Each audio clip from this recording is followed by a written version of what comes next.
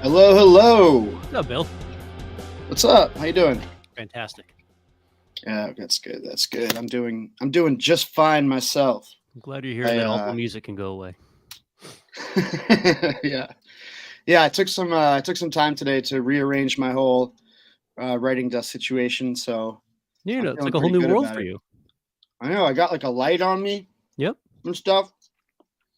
I have a desk. I'm not sitting on my couch and like hunching over onto a coffee table. It'll be better for your back that way. I'm like all grown up, you know. It's very impressive. You almost look like you shaved a little bit too. Or are you moisturizing? Something's new about your face. I can't put a finger on it. I think the light is obscuring the parts that make me look gross. Okay. Frankly, I think that's what's going on. Right. Nothing new on the self-care front to report. But yeah, it's this little like white light. I don't know what you call it. Fucking. Oh, do you have one of those LED? LED? I've got one of those LED panels too. That's the only thing that keeps me from hanging myself in the tree that I'm looking at in my backyard during the winter. Yeah. It's just a little one that you use for sheet music if you're like a classical musician. Had one for a long time, and I was like, wait, what if I use this like a sort of ring light type situation? Yep. Yeah. And it's working. It's working. It's hiding ring light, the TikTok thing. Yeah. That's why TikTok stars and OnlyFans personalities always seem so happy, is because they're the same lights that are sold for depression. Yeah, right. That's why they're not faking it to like propagate a perceived version of themselves that's totally different from reality or anything like that. Mm-hmm. That wouldn't be it. Nope. So we got a city council meeting that might have been productive if it weren't going to be entirely bogged down by this Plantation Street issue. I will do a TikTok dance for $100. You kidding me? Mm-hmm. I'll try for like 5 minutes to actually learn it. So if you want to send me $100, I'll do it on the stream tonight. I'll have Travis throw my Venmo in there. But yeah, so in order from Che Anderson, who I actually saw last night, I'll tell that story a little later. He works at UMass now, and yeah, Che at UMass Chan wants to see Plantation Street changed to Love Street. Naturally, this has caused quite a stir in the various townie communities, who see another encroachment of the fascism of the cultural Marxist left. And it's going to turn into a whole thing. I have early word that this is going to be held, like everything is held. So we'll get to hear a bunch of public comments about it tonight. I'm sure. What's his face there? Our little conservative guy. What's his name? The little guy. who Oh, always talks, r- and adjacent, racist Adela grandpa. Hazard. Racist grandpa, yeah. Yep. That is This his is this is an government name. issue. This is an issue that's basically tailor made for a racist grandpa. Yes. You couldn't think of a better thing for a racist grandpa to talk about. I'm sure that he will have plenty to say about this, as will everyone else that's like him, and we will all be tortured by that Hmm. because that's what city council meetings are about. First and foremost, it's to torture you out of caring. Right. Um, it's the city council as an institution exists to disincentivize caring, to punish you for caring, Hmm. and to make sure that your efforts to channel your caring into productive reforms or anything that makes the city better are squashed in the stupidest way possible. Right. But you can't So that you, simultaneously care and work a menial job that sucks the soul from your life. Those two things just can't exist in the same human form. yeah, It's one or the other. yeah, yeah, right. Sorry, I'm out of a cold today, so I'm gonna be doing that a lot. I'll try to remember to mute myself. Um, so uh, we're probably looking at about like an hour and a half of public comment on that. Hmm. So buckle up. That's Yep. going to be awful. I really think that no one should speak positively of this change until this goes to subcommittee. If I were the authoritarian ruler of good people in the city, I'd say just like, leave this, don't make it a thing. Because the big thing tonight is the city manager search. And they should take some action on that either way tonight. But I think that they're just going to keep trying to delay that as much as they can, so that they have more and more of an excuse to say, look, we don't have time to do a search. We got to fill this position by, February or March, and we just don't have time for a search process. Right. I think that's the move here. So we'll see if Petty's going to pull any dirty tricks to that effect. Entirely possible, but we'll just have to wait and see on that. There's a couple other interesting things though. On the orders front, Kate Toomey wants to give the cops even more things. 11D, she wants police precincts spread throughout the community. Can't just have a police station. Got to have more precincts because the cops might want that. I don't know why she put it on. Someone probably asked her to put that on. We've done this in the past too, which is why I find it doubly annoying. And because they just people just lost interest in. I can think of two of them. One used to be downtown when we still had a mall. There was a substation down below where the registry is now. That was used for like 6 months, and then it just kind of became a place for like cops to hang out and hide. They'd leave the lights off and like the door locked, and they would just disappear in there. And then there was the one that they had more recently down in Maine South that I don't even know what's going on down there now. It was really a city facility, but the police were in there as well too. Oh yeah, the like mini town hall or whatever. Exactly. Yeah. But I mean, the mini city hall that's like literally like maybe half a mile from the actual city hall. City hall. Yeah. Like, yeah. That's cool. That's a storefront that could be a business. I mean, in reality, everything on tonight that's worth paying attention to and then is going to make us laugh is shit we've done before, right? Like the Plantation Street thing. I noticed somebody saying like they can't wait to see how crazy Sarai goes on this. Like there was no conversation in the city when we changed Kilby Street to Boys and Girls Club Way a couple of years ago, right? Like we just did it. Nobody asked for it. It just made some people uncomfortable and because of history. And so we changed it. Yeah. And then there were no more gangs. I know all crime just ended because of that. Yeah. It ended crime. Which is just like there'll be no more plantations after we get rid of Plantation Street. Well, I think we did pass a law on that one. We may have passed a law at one point in time, but I remember there being a certain violent struggle regarding that issue. The Plantation Street one I kind of find interesting though for the same sort of reason is like locals will look at it and say like, yeah, we didn't have any plantations here, but like it was from what I understand, it was students at UMass Med are like, yeah, it's kind of a weird look. And when viewed through the lens of people who aren't from here, like, yeah, some of the stuff we do is weird. Like being the only place that hasn't gotten rid of its Columbus statue. Kind of a weird look. Yeah. We can internally joke about just calling it the Gary Vecchio Memorial Statue, but it's still kind of a weird look for external folks who are coming to Worcester and saying, huh, that's Oh, what big they're all time. about up here, huh? Yep. It's not good advertising for the city, but it's accurate, right? So there's something to be said for that. Different kind of factory town, but yes, it's on brand. Yeah. So right after we're going to talk about police precincts, we're going to get into the other. I'm sorry to interrupt. Jack Murray's back. I just wanted to let you know that. Jack Murray. Welcome back, Jack. It's good to see you. Welcome back, Jack. Abby Hoffman statue. Sure. Yeah, I don't know. That's fine. Just put a bunch of curly hair on the Columbus statue, and we're pretty much good on that. Just get a bunch of different wigs, and it can be everybody. It can be a one-size-fits-all statue. It's on Gary Vecchio's birthday. We'll put some New Balance sneakers on it. Abby Hoffman's birthday. We'll put a wig on it. It's perfect. Yeah. I don't know. Whatever. But after we talk about police precincts, guess what we're going to talk about after that? Rodents. Donna Colorio filed an order that's about as useless as a city council order can be.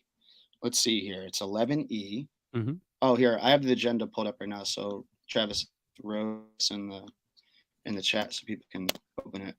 I got the good kind where the attachments are linked out. There's no attachments for this, though, because there's no idea provided. Donna Colorio wants the city manager to provide the city council with an update relative to rodent problem within the city. Sick. Okay. Relative to rodent problem within the city. That's going to be a rousing conversation. They're going to say that, yeah, there's rats and there's mice. Mm-hmm. And it's a new thing. And, you know, it's unique to Worcester, and it's also solvable. You know, it's a very solvable situation. It isn't just a mundane reality of city life. So we're going to try to fix that tonight. The Worcester City Council is going to fix rats tonight. Yep. That's going to be great. Can't wait for that. Oh, yeah. We're having Jenny Pasillo on tonight. Is that correct? I had no idea. That's exciting news. She might join us. She might not. She's Jenny. Yes, no, maybe so. She's being a tease. Yeah. Tickling us on that CPA stuff. Oh, yeah. I've been meaning to write about the CPI. I will before the election. It'd be really cool if we could get that passed as a ballot measure. It makes too much sense for the Worcester City Council to have done that themselves. So if we could get that passed by way of the ballot measure in November, that would be great. Because we're literally just like we're leaving money on the table that would go towards things that would make the city better for everyone. And it's been a frustrating situation since, when was that first? Like 2014, 2013, 2014. Yeah. Every couple of years, we well-meaning people try to get something happening with the CPA, and every couple of years, it dies on the hill of it might raise taxes by like $10 for somebody who owns a house here, so we can't do it. That's so I don't know. That's not on the agenda tonight, but it'd be nice to talk about that if Jenny joins us. Mm-hmm. Oh, a very interesting order. I don't know if you saw this, Brendan, but 11I is an order relative to pickleball. I did. It's an anonymous order. There was no name attached. It's an anonymous order, which is great.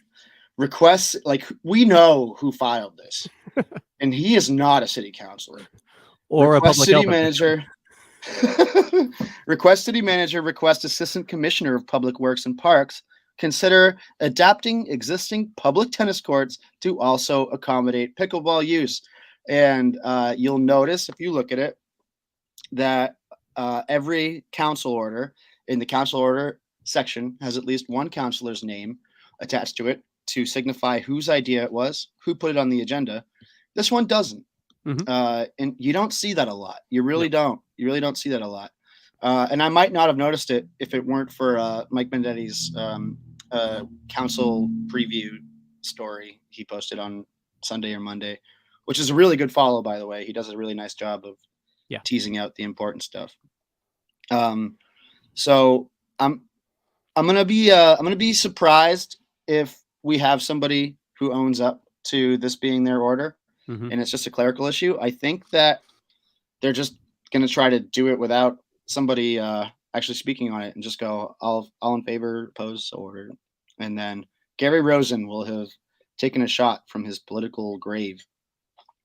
Yeah, it's a weird one, man. I'm actually starting to get anxious making fun of pickleball. There's way too many people playing this activity.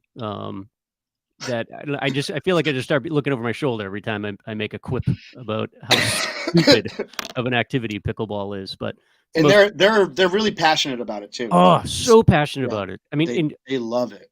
Every little bit of traveling I did over the summer, like there's legit pickleball scenes in like cities all over America, and I've never seen such a pedestrian activity in my life. It's it's incredible. But I mean, it's really like the adult equivalent of the most boring thing you can do as a child, which is just go to like the garage and throw a tennis ball against the wall and catch it. Yeah. Like you do that when you're a kid and your brain is shut off and you have no idea what you're doing with your life. And you're like, I don't want to do my homework. I tried playing tennis exactly once, right? And as soon as I hit the ball and it just rocketed off into the horizon and disappeared forever, I realized that, okay, this is a game of skill and I don't have skill. So like, I never played tennis again. I feel like pickleball solves all that problem. It's just like, you can just be present and that's all that matters. Yeah. Yeah. It's like playing butts up or whatever that game is called. Foursquare. I was told pickleball's tennis for people with bad hips. There you go. But young people are into it now too. And those rackets you don't want to get hit with. Yeah, right. Well, that's great. I can't wait till we talk about that. And then, as has been the case for like pretty much since like June or whatever, the contentious stuff comes at the end, at stuff that was held the last week, because you can't talk about something when it's initially on the agenda. And here we're going to dive into one of my favorite topics, one of the great political topics of the year. And that is Phil Palmieri being so mad at Anthony Petroni that he's trying to sabotage a Little League field project off of Shrewsbury Street by way of city council orders. And in doing this, he has made Candy Merrill Carlson so angry, the most angry I have ever seen her in my life. And if Phil Palmieri shows up and talks about it, this is just going to be fucking great, because I wrote about this a couple of weeks ago and I figured out the whole extent of the situation. I know exactly what's going on here. And is Anthony Petroni trying to get a new parking lot for one of his rental properties with city funds? I'm not going to say yes or no on that. Is it a legitimate question? Absolutely. Is it the contention between Anthony Petroni, Kenny Merrill Carlson, and on the other side, Phil Palmieri? Absolutely. Absolutely. That's it. And I don't think I'm going out on a limb by saying that. So there's actually, Phil Palmieri has 3 petitions on this one tonight. He's got the old one, which was held, along with the state funding of $500,000 to do this project was also held. But then if you go up to the top of the agenda, we have 2 more acts of violence against Kenny Merrill Carlson and Anthony Petroni.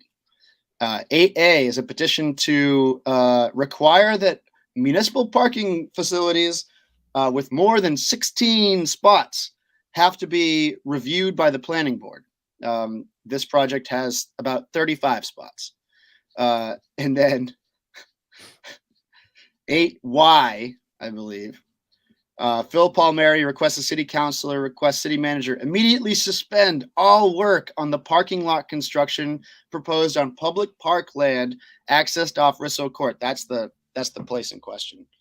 So he's going hard in the paint to stop this parking lot / Little League field project that may well be a low-level grift by a politically connected police sergeant who somehow winds up as one of the most well-paid people in city government.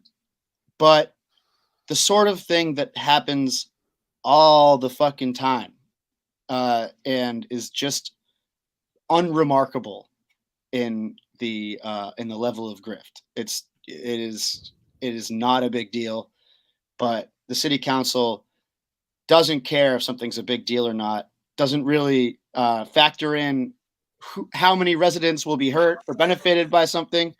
That's not really a concern. Steering the ship of the city towards a direction in the mind's eye of their political vision, that's not a concern. Mm-mm. What is a concern is hashing out your interpersonal beefs, your weird beefs that go way back. And if there was a weird beef that goes way back, Phil Palmieri, Kenny Merrill Carlson, they got that kind of sauce going. I'm just excited because I feel like there's a lot of people that are paying attention to this that may not have been paying attention to the council when Phil was still on it. And I mean, he is essentially a human sideshow act. And I just think it should be a really exciting night for people. If Phil is on point, like, you're going to get a show. There rarely have we had an elected official in Worcester who has the combination of smarmy and weird, awkward charm that Phil is able to pull off in public, sometimes with a low ponytail. So I don't know. We could all be in luck tonight. Phil Palmieri read my story and couldn't figure out how to subscribe to the newsletter, so he asked me for my address to send me a check. It's beautiful. I haven't got it yet. I tried telling him that you don't actually have to pay to read the articles. It's more of like a suggested donation sort of vibe. You can just read it. So I think that might have stopped him from sending a check. But if he sends me a physical check in the mail, I'm gonna be stoked. And now we know where I live. Your house at 2:00 in the morning with that check. Yeah. Demanding a conversation. Just demanding a conversation. Yeah. It is gonna be fucking. That's gonna be fun. That's gonna be the real fun of the meeting tonight. The city manager thing is the only thing that's actually important as far as I was able to see on this. But the fun is gonna happen with the fireworks of Phil Palmieri versus Kenny Merrill Carlson. You know, I saw it just kind of scroll by quickly because there's a lot of commenting going on, but somebody in the comments earlier made mention of going down the rabbit hole of interim city manager Batista's. Oh, it's Troubler 50. I was digging into some of Batista's friends, and one legit says shit like Disney is a trans agenda. I just thought that was beautiful, and I wished Bryan was here to actually capture that to highlight for everybody. But yeah, part of me wants it to go this way because I feel like we need more of that around City Hall. Yeah, and you know what? I think that Petty's trying to do this whole thing without any sort of public interviews, because the risk posed by Eric Batista being asked about evolution is just too great. We cannot put this guy in a position where he has to honestly answer to his personal beliefs on the concept of evolution. We cannot have that because it's long been rumored, and I believe confirmed true, that he doesn't believe in dinosaurs, that the earth is 5,000 years old. And he's about to have a fucking SUV paid for by the city of Worcester for him to drive around, as well as a number of other very cushy things in a $40,000 outside of salary sort of benefit package that the city manager gets, making the job $260,000 a year, all said, which is ridiculous. It's one of the highest paid municipal employees in the state, and we're not even going to fucking see who else might want it. We're not even going to try to do that. We're not even going to check Spencer. Yeah. We're just going to fucking, give her this guy. He's been around. he knows the players. That's what Joe Petty likes to say. He knows the players. You know, the developers like him. So I mean, that's it, right? That's all you have to Lucky do us. to be a city manager. Well, of course. I mean, it's 90% of the job. Yeah, you just have to say yes to stuff, Get us to and then yes. Bill. also know who to say no to and how to say no to them. Like residents. Petty might, residents and anybody who wants the city to do better by residents. You got to learn how to say no to them. That's who we call the community, and they're to be allowed to speak their minds, but you don't act on what they say. No, that's not how it goes. I think that Joe Petty will not be running for mayor. It's too early for that sort of thing to be all the way confirmed. We really won't know probably until early next year, maybe like February or March. Mm-hmm. But yeah, I would really prefer a city manager who doesn't know the players and who like cares about like good, smart municipal policy and like wants to prove that he can get things done, that they can get things done, and like actually have a career in the role of city administration and not just a career in Worcester. You know, I mean, you could conceivably have both, right? Like, it wouldn't be a bad thing to have somebody that actually knew who developers were and, people investing in the community to be able to say, hey, yeah, that guy got a ton of money full of fucking shit, right? Like, that would be a nice skill set to bring to the table, too. Like, just having somebody that was totally on point policy wise and completely naive to the landscape of development and whatnot in the city could also be a terrible have a bunch of terrible outcomes too. Like, we must have people available who both have a good nose for bullshit as well as have their heart in the right place. Right, like Peter Dunn. But that's not happening. Or maybe Nicole Valentine. The story of how Batista came to be the chosen boy is never going to be told publicly or otherwise. I really don't think so. I don't think we're ever going to get a reason. We're never going to get a reason for that. And you know what? Fucking who cares?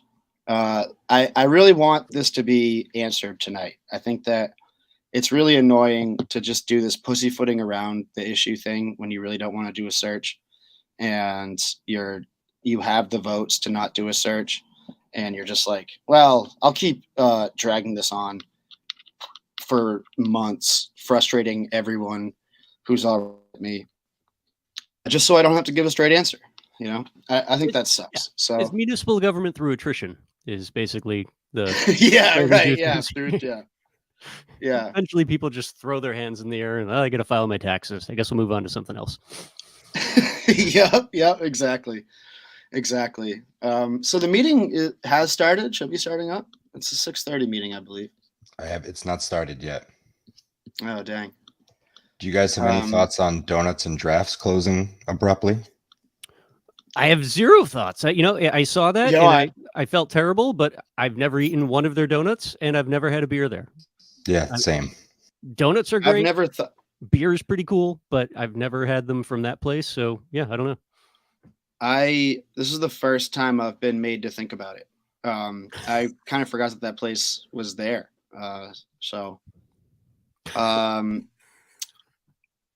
Whatever. Probably speaks to why they closed. That's true. Yeah. I'm saying, you know what? Nice try. I don't know. Yeah. Fucking shot. Open a different stupid business. Oh, I got an idea. Open up a ramen restaurant that does stuff like chicken parm ramen and call it something unrelated to ramen. Like maybe like what happens after you drink the morning after you go out drinking. Call it that. And sink all your money into that enterprise. Yeah. How about that? Oh wait, no, wait. Oh fuck, I fucked up. Somebody did that. Broth is what I was trying to say. I Yeah, understand. I know people. There were people who were really passionate about that place, but yeah, that always struck me as an odd angle of approach for marketing. Is like, yeah, we're going to name our restaurant after the worst headache in your life. With That's Lou, Yeah. I have been constantly having conversations with other people. I want to just acknowledge that Bryan, he's Oh, here as well as former so this is still CEO. going. We've You know, built a I very didn't look good at the agenda relationship. for this meeting. Please Let me go fix back that. and tell the staff, don't quit yet, right? Don't give up yet. Give us an opportunity to come to hold Wow. people accountable. What a thing to We walk will in on. hold people accountable. We have been holding people accountable. Mr. Brady could tell you we have been holding certain things accountable. Please We're don't here, quit. They're here. They're coming forth. This wasn't adversarial. We had a conversation. This order was coming. It wasn't an aha. It was like, this is a need. We want you to know. So please go back and send that message to the staff. We're going to do all we can to kind of like not only survive, but thrive and come out even stronger, for you all to come out even stronger. So I just wanted to make sure that that message comes out very clearly. I know that What Fran, are they wanted talking to say about? something. You could do it really quick because I we got have the agenda council, right here. and then we'll go. We'll let in. That'll be definitely the last speaker, and then we'll close with the commitment that we're going to come back within the next 2 weeks. And it's important for you all to stay at the table. Oh, They it's the can family come health in. center I stuff. appreciate them being at the table, and I appreciate you all. This is not easy. I'm not in your shoes. I explains can't why be Mo's there. eating Tums But I like know that you all, popcorn. this is easy. We're gonna stay at this table until we figure this out and get. And like one of the speakers said, we're looking for All right, Mo, action steps. tell me you This isn't don't just give a about shit without conversation. telling So me in you the don't give a next shit. meeting, we'll be talking about what are the next steps and wanting your input as you see what those next steps are. This is the most coherent I've Thank heard you, Madam Sarai. Chair. I really appreciate the forum tonight. And Yeah, I it's appreciate the better than opportunity to usual. speak. The I'll only be thing right that I back. would add to it, and I say this as someone who's been a patient at Family Health since I think 1974, and CEO at Family Health for many years. The only thing that I would say to this is that the commitment to the patients in this room is overwhelming. That comes from the city administrators. It comes from the administrators of Family Health. It comes from the providers and the other staff who've been here tonight. And I think that that's the important thing that we have to take away. I feel like When we Nico's honor just what lost the control chair of the just room. He's asked trying to us get people kind of to stay in the give their game for the name, and next they're 2 just talking weeks, right over him. the thing that can bring us forward is that commitment to the patients. So I thank you all for that. I want to just acknowledge that there's about 100 people on the phone that wanted to speak. 100 people. Confirmed by the clerk. That shows that we have a city committed. So you have our commitment that we will be coming back to this table. We want to hear the plan. What is the next steps? What do we need to do? And we want to make sure that patients, families, providers, workers, everyone has input. If you see something, that sounds good on paper, but that's not really what we're facing. You all are there in the trenches. It's going to be crucial to have you all here at this table. The administration, we appreciate your saying this transparency. We want to make sure that we continue that and that we collectively, these are not going to be easy conversations, and that's okay. It's a good question. So we can heal and we can grow, right? We can learn, heal, and grow. It's kind of a model that I usually Brendan, have. why is that So place I doing so apologize badly? again profusely for the people that are on the line. I promise that we will give you all level of priority. When we come back, we will start with the phone calls to make sure that we have those that are on the line. Mo's excited. And be able to come back and hear a presentation Adele about looked next steps. visibly What are we doing? It's troubled. a little time as well, and come back, and hopefully we're going to be stronger as of this. So with that being said, motion is to adjourn.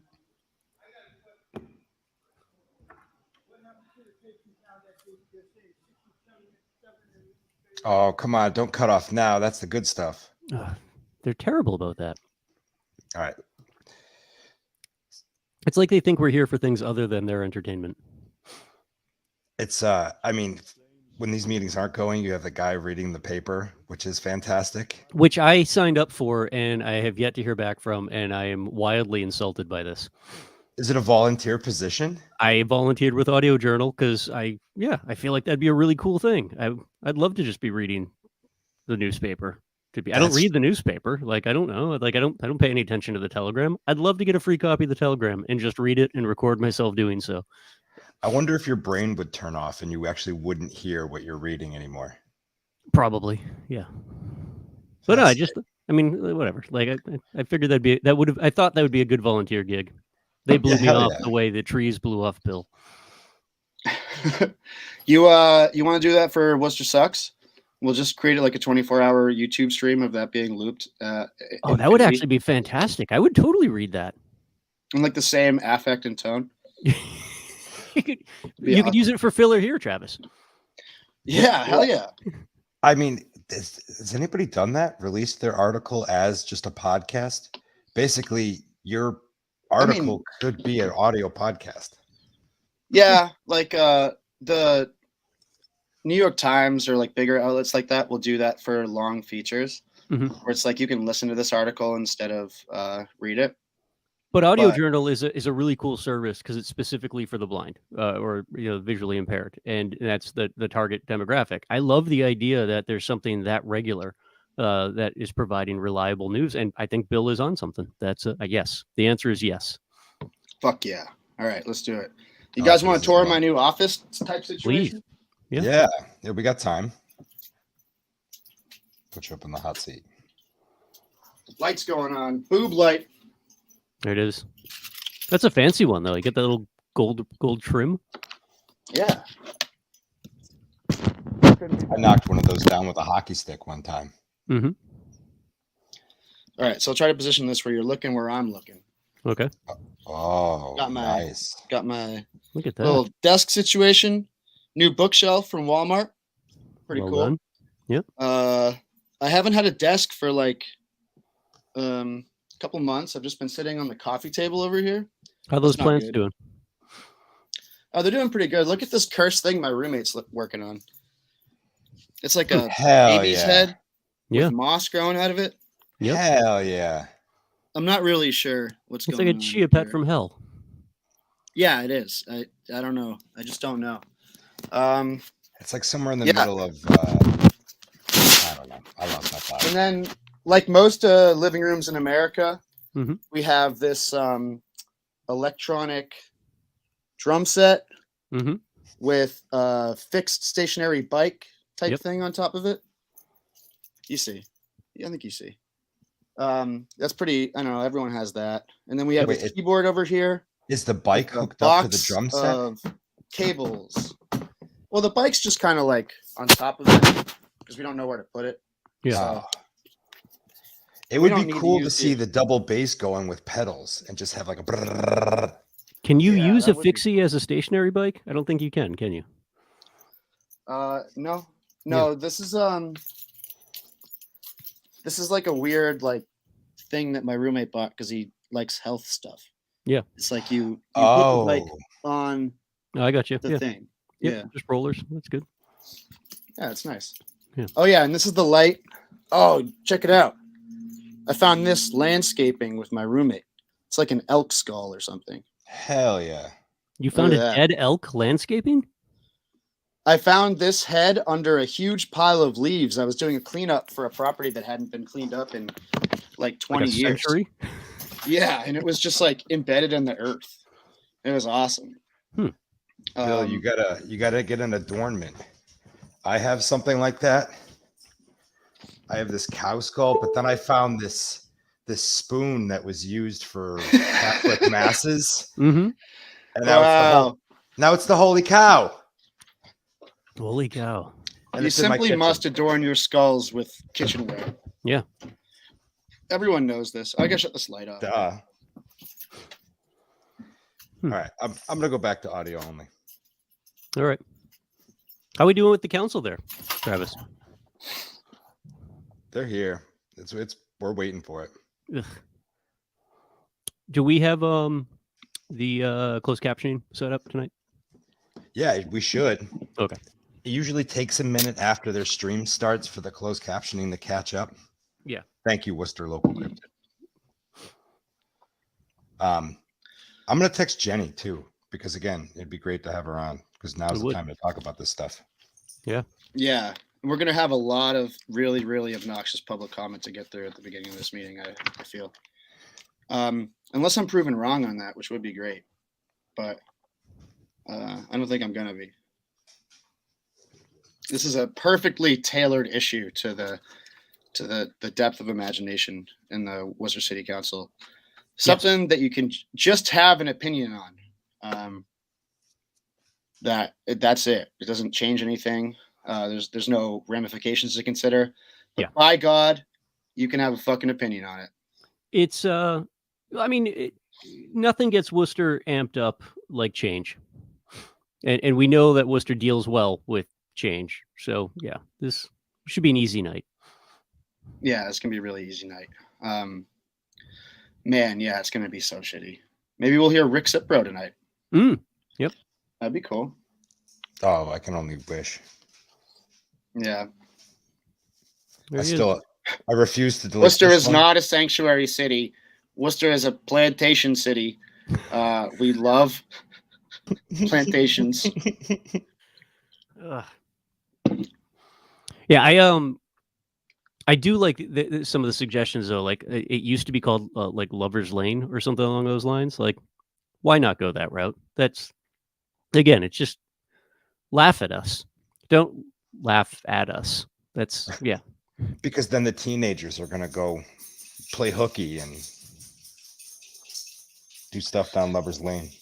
Lover's Lane, what's sexier than a hospital? Am I right? Man, I just love being in those waiting rooms.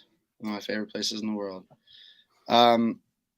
Yeah, we're gonna hear a lot of really bad stories and prognostications of why it was originally named Plantation Street. Mm-hmm.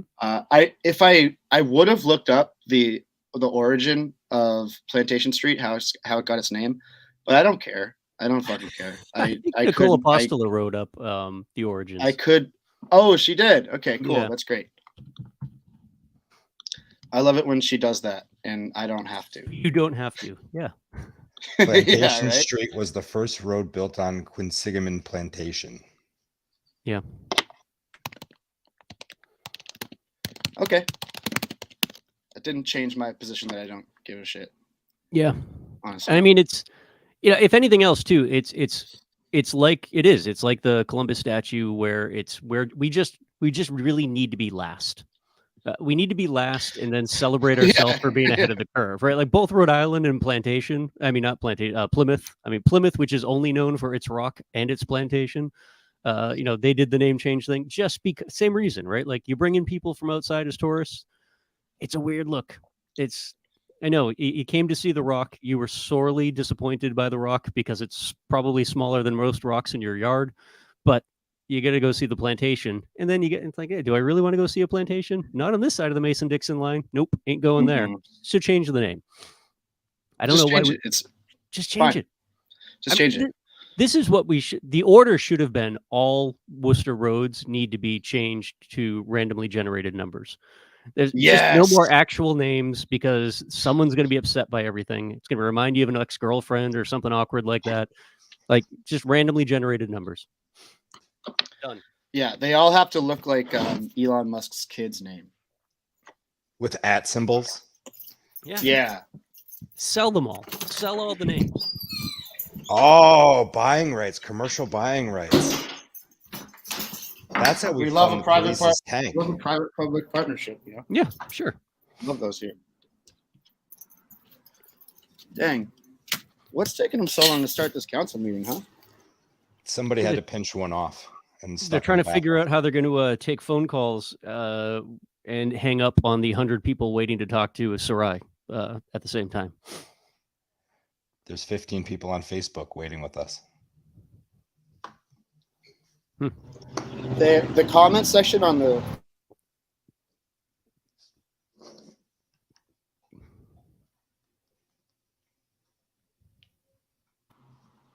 I wish I lived on a quieter street because it'd be really nice to just sit out here. What did you have? I was hoping to hear what was annoying you.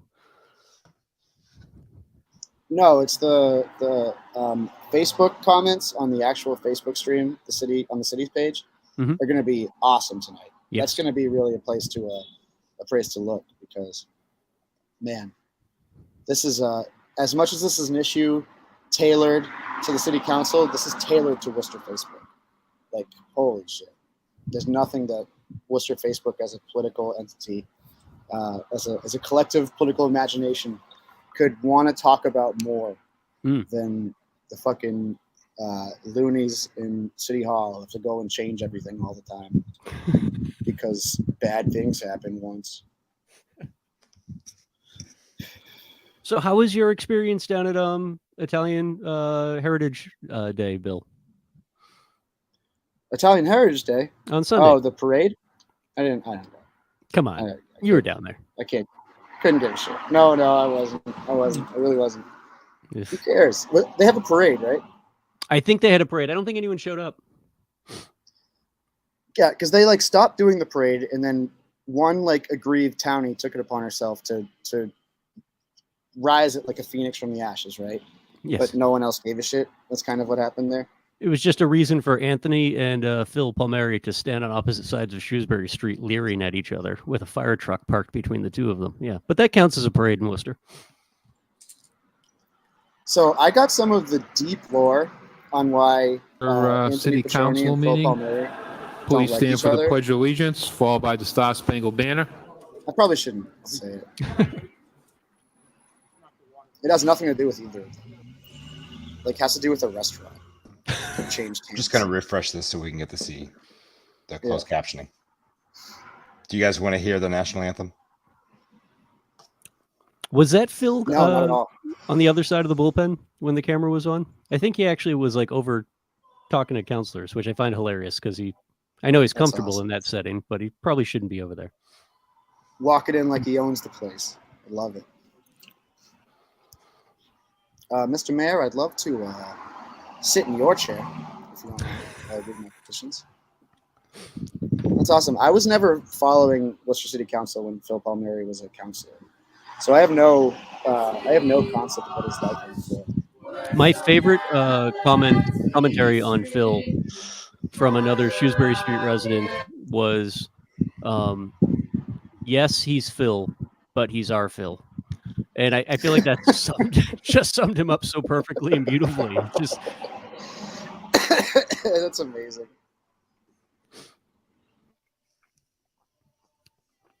yeah, the question 5 signs are going up hard around the city. I'm hoping the folks in favor of the CPI have a marketing plan because the folks opposed are hitting the streets pretty hard. Yeah, there's a very powerful little anti-new tax coalition in Worcester. Yeah. I can't remember the woman's name that spearheads it, but she is aggressive. Ooh, is that Every Anthony time. Petroni down there too? Oh, that's great. I I think hope we they have get in a both. fist fight. I think we have both Phil and Anthony in the house. Wow, this is amazing. Travis, can you turn the volume up? You can do a roll call. Councilor Bergman? Yeah. Councilor Caloria? Councilor King? Here. Councilor Merrill Carlson? Councilor Yen? Here. Councilor Rivera? Here. Councilor Rose? Councilor Russell? Here. How's that Councilor sound? Toomey, Here. Mayor Lovely. Petty. Sounds great to me. Here. Okay, No- there's some no Rose items. tonight? Council Rose is on the privilege is asked to hold items 10G, grant the search of the city manager, 10G, 13F, and 15C, and also 15E, which will need a vote of the council. Could you repeat those? Holy 10, shit. anything relating to the search of the city manager, 10G,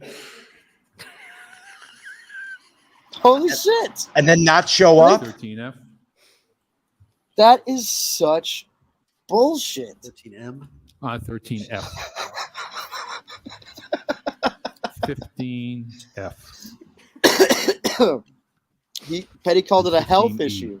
A health issue. Listen, Sean, meeting. you're going to have to call in sick today. That And when was you call in held on sick, September 20th, 22, and it was also held on September 29th. Well, we need a vote, yeah. No, we need 6 votes. Put the table that. Yeah. Say So- that again, please. So we need, since it was held twice already, we need to table the item to be held again. Then we can take it off the table when we come back to the next meeting. holy shit. So, Mr. This Chairman, I is think 15E has to do with, sorry to interrupt, has to do with the finance of the park. I think Oh, I get the wrong number. 15A. No, I get you. I get the, I'm 15A. sorry. Hang on. 15 what? 15A. I got 15A, 15D. God, I love these fucking guys. And there was another one? Oh, that's it, right? It's just Oh, every. ease of motion to adopt. Yeah. Never mind. Yeah, I get that wrong. So it's 15A and 15F. Yep, So So- those are not held. correct. The only thing that's held is 10G, 13F, and 15F needs a vote, right? Correct. Yeah. Yep. Yep. 10G, Okay, Fucking so 3 unbelievable. items, okay? 10G. Okay. Procedural, go ahead, Council King. 10G, 13F, 15E, correct? No, 15F, I'm sorry, I was wrong. So I'll just go over them. So 10G came out of the Municipal Operations Committee, 13F What the hell is going on here? also from the Operations I Committee. made sure they knew we were And then we annoyed. have 15F. Thanks, Travis.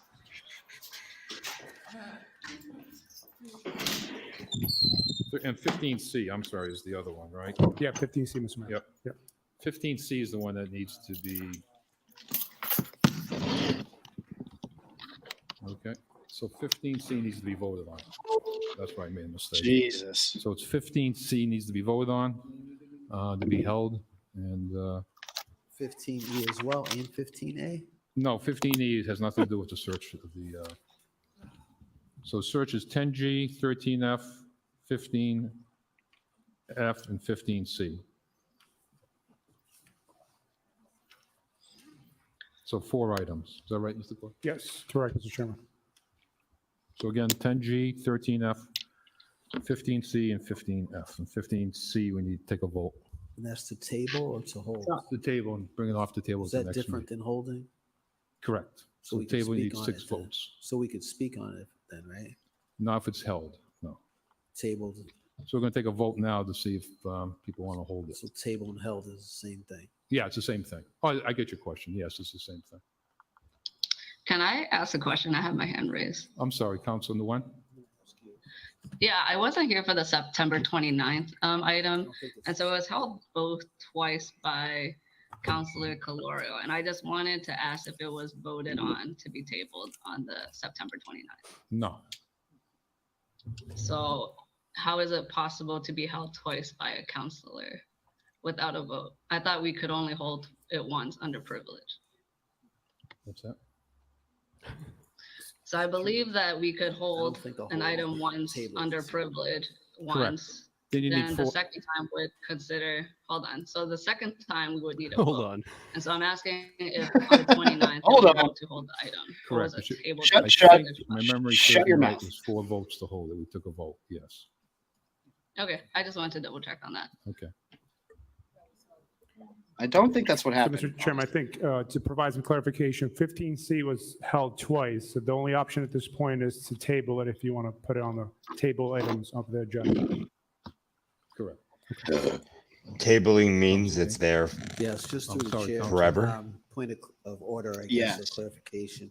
Until Just it's through the actively chair to taken the off. Clerk, if you can, I know on a held item, we can only speak with the permission of the chair. A tabled item is a tabled item, so through the chair to the clerk, I'm just wondering. are Seem those two to different remember things something like for this those that need happening to speak? at the last meeting.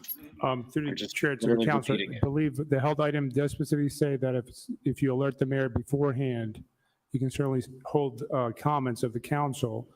Tabled item, I don't believe there's anything in it, but I know. We're going to have to get out the lawyer with his trapper If, keeper of laws If you got again. a different opinion, but it's at the discretion of the chair, I believe, at this point. So, No, I think on that one you can speak. yeah, Is that any right? table items, my understanding is you can speak on. Laws he Except for the held knows item. so well. Okay. Councilor Rivera?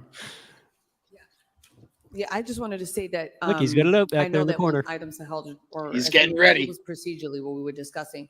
But I would say that I would request the chair to please allow at least Councilor King to speak as chair of municipal operations, because I think that this situation has been dragged the way that it has, and the situation, it's not a good one, and there's a lot of division, and I think it's important to put some clarification just procedurally and to be able to just put some things out there for community. I think when we're here, we understand procedure, and but I think it's a little bit more complex if people are not listening. And I think we really want to be able to have that transparent type of government with our community. So I would definitely agree not to speak, or I can't speak for anybody else. They but I are would literally definitely just making shit request up as at they least be go. able to give Yes. the That's chair why. of That's municipal why they operations to seem speak like on this that. item. 'Cause Well, that's you can what's speak happening. on, it was the same thing, 15, what number? Mr. Chairman, 15C. Yeah, is that the was an one unusual that, move, was Sarai, gonna coming be in tabled. to Okay. support the good thing against the will of Okay. the mayor. You don't always see that. So can we do, let's listen to people, maybe we'll do public participation first, and we'll go from there. Okay. Unfucking. Oh, there he is. So public participation. So you can speak. Well, first do the approval of the minutes. Do a roll call. Council Joe's Bergen. lost Yes. control. Council Calorio. He's got no Council fucking Ajay. idea. Council Shank. Anti-racist Council grandmother was in Carlson. the background of that, Council telling Nian. them, "Hey, you haven't even taken roll Council call yet." Rivera. Council Rose. Yeah, Council Russell. and they also didn't Council vote on Toomey. Yes. the holds that Yes. need voting on. And so Someone public Someone give participation her no the more than 2 minutes. Legal What's your trapper name, keeper. see your residence and item number. Fred Nathan Worcester. So I'm going to start off with number 8D, the renaming of Plantation Street. What did I say? What did I say? So down in the south, the plantations was, what it was down here, but up here, up north, the plantation means a farm. There's nothing racist about a farm, I don't think. I could be wrong. 8A. That's his whole the, point. issue about the park. That's and so the good. parking over there. Keep it fucking brief, man. I love it. I listened to the person who has a petition here, and I would love to see the gears inside of his head The spinning park if you over tried there to explain to does him that need slavery for the existed in kids. Massachusetts as since a they colony. closed up the park over by Mount Carmel. Wrong. And since the city Never, acquired, never, ever. or whoever Wrong. got the money for the selling of the property in the park there. All right. The kids Over under on the do, Irish were slaves deserve talking this, and point. they shouldn't have to travel up to Green Hill Park. We're hearing that tonight. And We're as getting for that the city one. manager item, 15F, I will say this. The man that is the acting city manager here has been in his job now for 4.5 months. Am I incorrect, Yeah, that's a Mayor shit Petty, show. that it Has is City a Hall blown up? 9-month period of time? No, you can keep talking. We don't go back and forth. So at some point, if this keeps on going back and forth like a ping pong ball, the city manager might say, you know what? I don't like you people. I'm just going to leave. And if he ever does that to you, you're screwed. Thank you. Again, next speaker. Senator Wow. Dalhousie. 1-2 punch, baby. Idella Hazard, City of Worcester. I am appalled that you would even attempt Wow. That was a pregnant to pause. file That was a after 9-month all pregnant this pause. time, the audit, all the complaints, and the The findings. guy in the hoodie with the mask of the on looks audit terrified right now. that you attempt to file Shit, she reminds me the of my grandma. results of racism in the city of Worcester. Try to sweep it under the rug. Give Which one's she me talking a about? break. What needs to be done here is to put it out in the open, deal with it, and fix it. This is a civil rights matter. You put positions in the newspaper, and on the bottom you write, equal opportunity employer. You should be Wrong. ashamed of yourselves.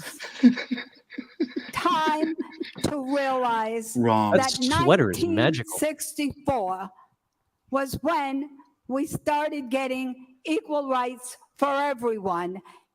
And that was in the 20th century. We are now in the 21st century. Please, Thank you.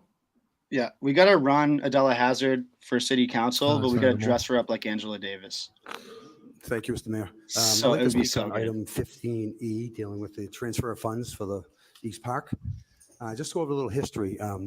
Who's this guy? First, when Mike we all Moore. know when Mount Carmel The Church Senator was Moore. closing, there was Oh, loss to yeah, the yeah, city yeah, of right. Worcester, and the residents of that area. But one benefit that the church did enjoy from the state was passage of legislation that allowed it to have tax exemption from city and state taxes for the use of religious, education, and recreational purposes. One of the recreational purposes that was, and excuse me, I've had a cold, so I'm sorry. One of the recreational purposes was the baseball field that was there that primarily served disadvantaged youth. And I want to commend the city council and your administration for over the last several years restoring or improving or upgrading other recreational facilities or baseball fields throughout the city of Worcester. So with the loss of Mount Carmel Church and the selling of it was coming the loss of this recreational facility. So Councilor Carlson, Councilor Toomey, and other individuals from the community reached out to me concerned that this one facility that, again, serves so many disadvantaged youth was going to be lost to the city and to these kids. So upon that time, reached out to DCAM, Department of Capital Management and Asset, and we determined the sale of the property and what money was coming back to the state and what they would keep. We were able to work out with the state, and I think it was one of the budgets, to have $500,000 of those proceeds of the sale of that property come back to the city of Worcester specifically for the improvement of a baseball field or park for disadvantaged youth. Now, just to give some, when I say disadvantaged youth, this is a little league that consists Mike Moore and of Anthony Petroni go way back. between 16 and 12 years old, boys and girls. 71% are minority children, and 63% come from single parent homes. They have a registration fee of only $50 or per 75, more than one.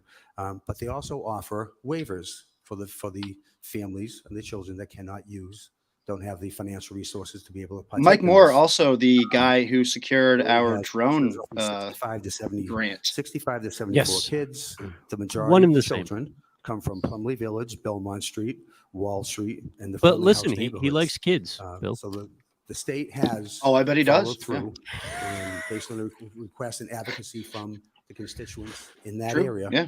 we've got $500,000 Tracks. waiting to go to the city for He the did, yes, restoration work or for the the sheriff's improvement or the office. moving of this park. Thank you. So I'm just strong. I'm here advocating that the city, as you've done with the other baseball fields, that you utilize this money and that it go to the restoration or the moving of the park to East Park, the baseball field to East Park. Okay, thank you. Thank you.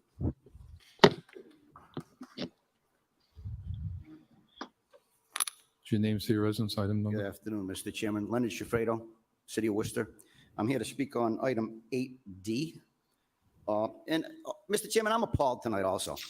I'm appalled that Chancellor Collins and the deep thinkers down at UMass Chan would have the audacity to put forward to this council to change the name of Plantation Street before any outreach to any constituents, any neighbors, any local businesses. I think it's an insult to all of us, first of all.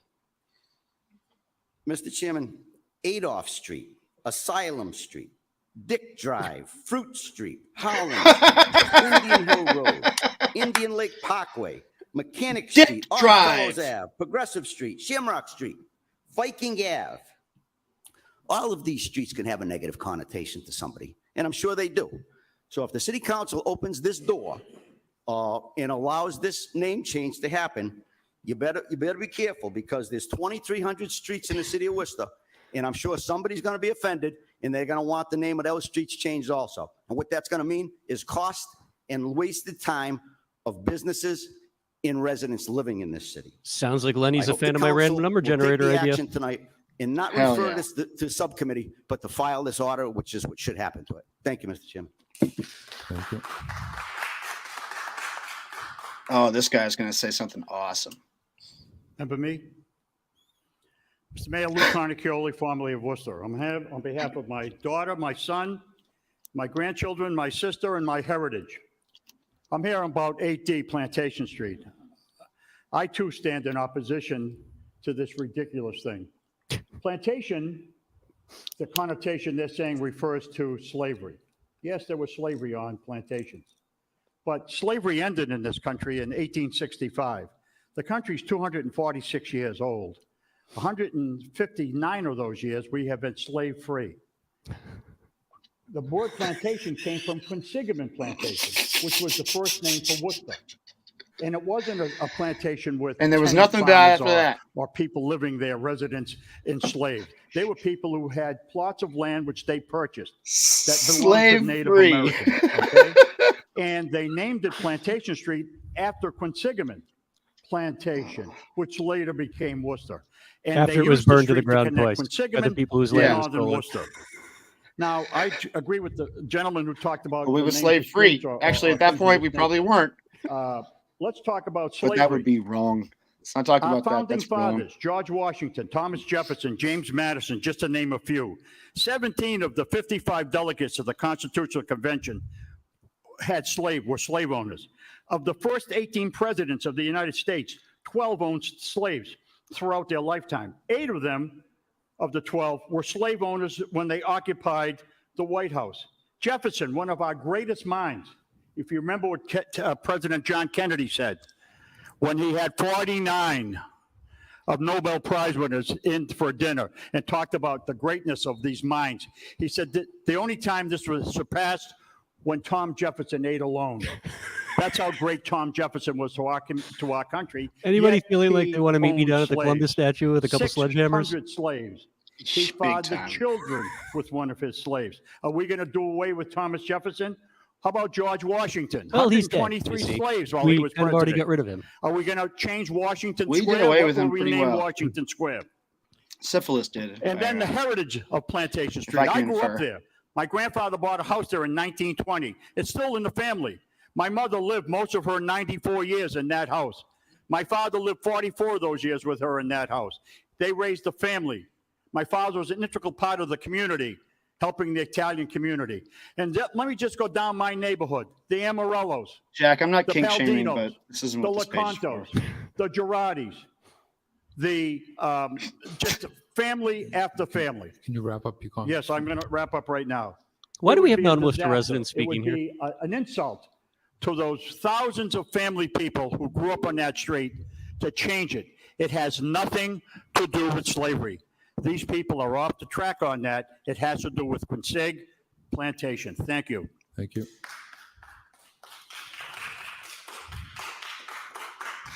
Oh, I love it. John Piccolo, Worcester resident, Oh, this is gonna be longtime great. Shrewsbury Street merchants president, property and business owner on Shrewsbury Street. I'd like to speak about the Little League field. A lot of hard work was done. Councilor Carlson, Senator Moore. and God, the this is Wood shaping Partners up to be one of the were best gracious city enough to council donate meetings that ever. money, So good. put that field up, Yeah. to construct that field. And again, my opinion. Like, about it's the most kids representative of and the what opportunity we for the are kids here. to play ball. Thank you. I was expecting a little bit more fire in the belly there. That's okay. Names here. Here's Phil. Here he is.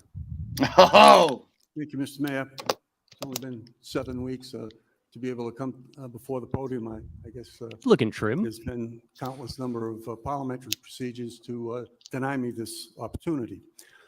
So my name is Philip Palmieri. I'm a Worcester resident.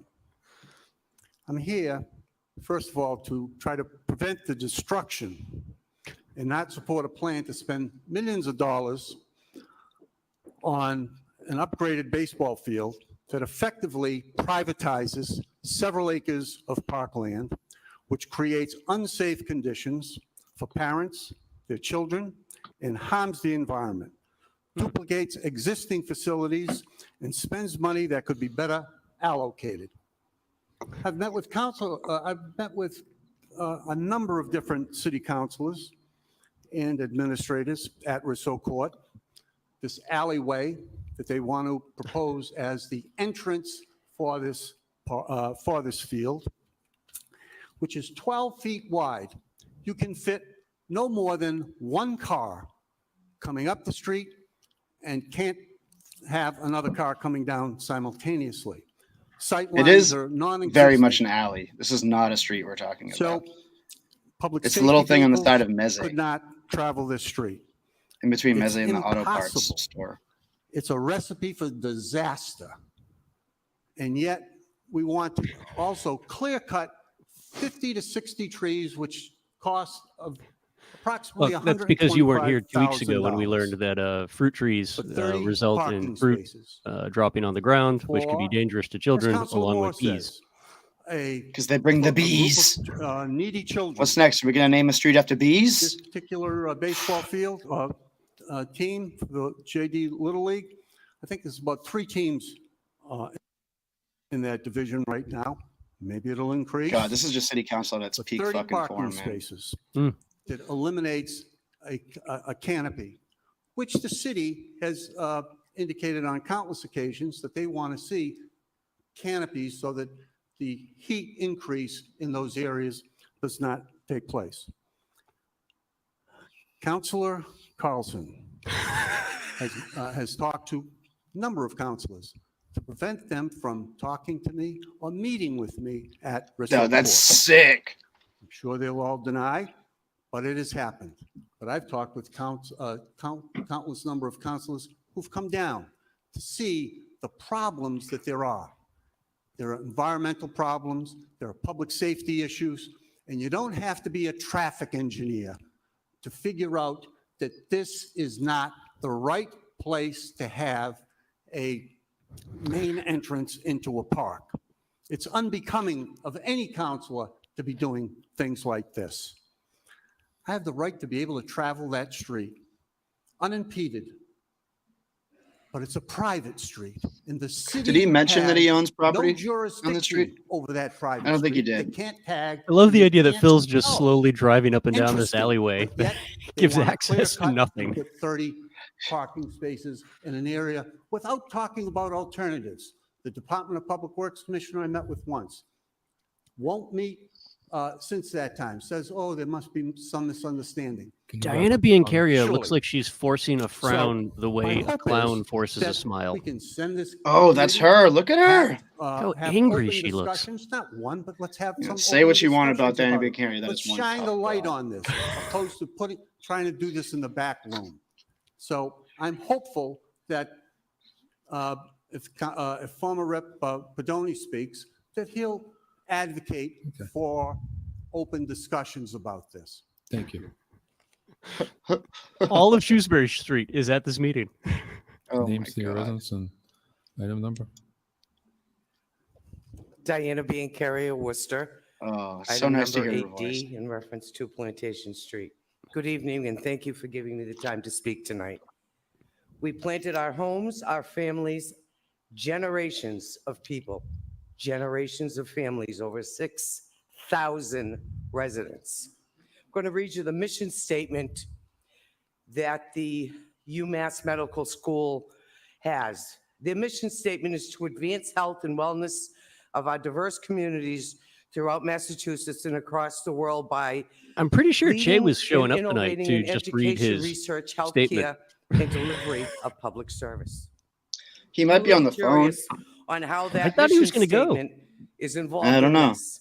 Because when I called the school today, I went to Let's the Play Secret Hide and Walls Seek event in is what Boston. I He was received. emceeing it I last night. spoke with Mr. Anderson, who put the He was item like, tomorrow's on going the to be a agenda. doozy, huh? He works for the chancellor yeah. at UMass Can you Medical just drop School, it? and he was instructed to get this done, get this name changed, put the item on the agenda. However, no research was completed. No survey was completed. The lack of communication is amazing. Well, if you Did read the UMass statement they put Medical out, School get the whole tired point of actually putting doing the item on the or calendar was to have a performing community according to their conversation mission about the name. statement? Yeah, this is Apparently being so. referred to a subcommittee Yeah. where Their there's going to be public a hearing. service is questionable. It's almost like all these Their people are too research stupid to is actually read. questionable. They just What meet is at the not coffee shop and yell at each questionable are other. the generations, Oh, yeah. the diversity, the roots that were planted by our great community. The seeds of Having a dissent will be sowed positive in idea coffee. does not make you and does not give you the right to get something done. What you need to do is back it up. What you need to do is get our community involved. That never took place. Let me Because you be showed up clear. tonight to yell at everybody, Zero crazy lady. neighborhood meetings. Zero speaking to seniors. Zero communication with hard-working city residents. Zero. Is What an UMass order. Medical School held to a high standard? Of course it is. Can you wrap up your comments? Certainly. Can they write a check for Joe many Petty things said that exceptionally that we cannot? sheepishly. Sure. He is scared to fucking Does death. that give them the power or the right to I am too. hide She could beat the and shit out of watch as they instill Imagine being fear so passionate with about a no street name. communication to over 6,000 residents? Again, the letter I have from the state, Zero. and they denied it, reads, "We demand." What a disappointment. Thank you. What a disappointment. On behalf of our community residents, Annie B. and I Carrie are request very the content counselors to file this item let this the evening. backdoor Thank machinations you. of the school committee kill sex ed proposal.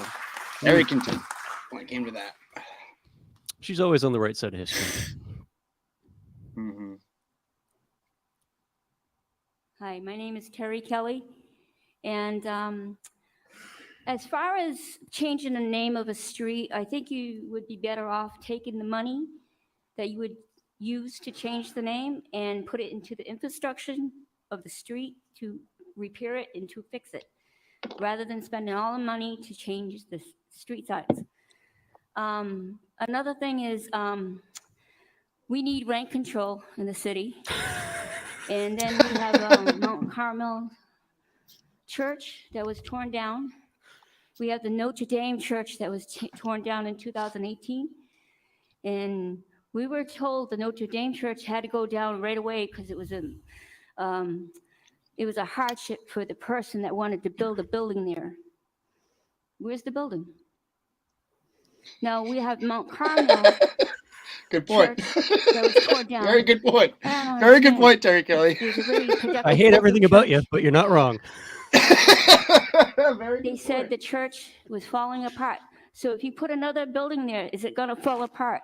Are we going to fix the infrastructure problem in that area? Then Another you good have the point, park Terry for the Kelly. children. Now, the park for Will the this children. apartment complex I be more heard structurally sound than the church? church got the property, and there were some things that had to go along with that. And one of them was that that property stays a sports entity stays on that property. And I think something about a church too. The church was supposed to stay there. And if it's a breach of a contract, it goes back to the family that donated it. This is what I heard. So I think the baseball park needs to be there. I need to be improved and do whatever you need to do, but just don't build a parking lot on top of people that are already there. Oh, you Don't definitely don't close build a people parking in. lot. Do not park on people. And yes, No. you Your need rent insurance company control. will hate that. You got people are freezing outside. Seem to remember there was a paradise. Yeah, once you had got two paved people in the garage of St. John's repeat Church that freeze to mistake. death a few years back, Okay. where you have Thank a you. heated church and a heated rectory. Why? Thank you. Thank you. Well, excellent questions. Very good questions. I'm Names surprised for Joe Petty residents. didn't cite I'm agenda Jonathan relevance. Silverman, this guy. City of Worcester, Lincoln Street, and I'm talking on 15E there.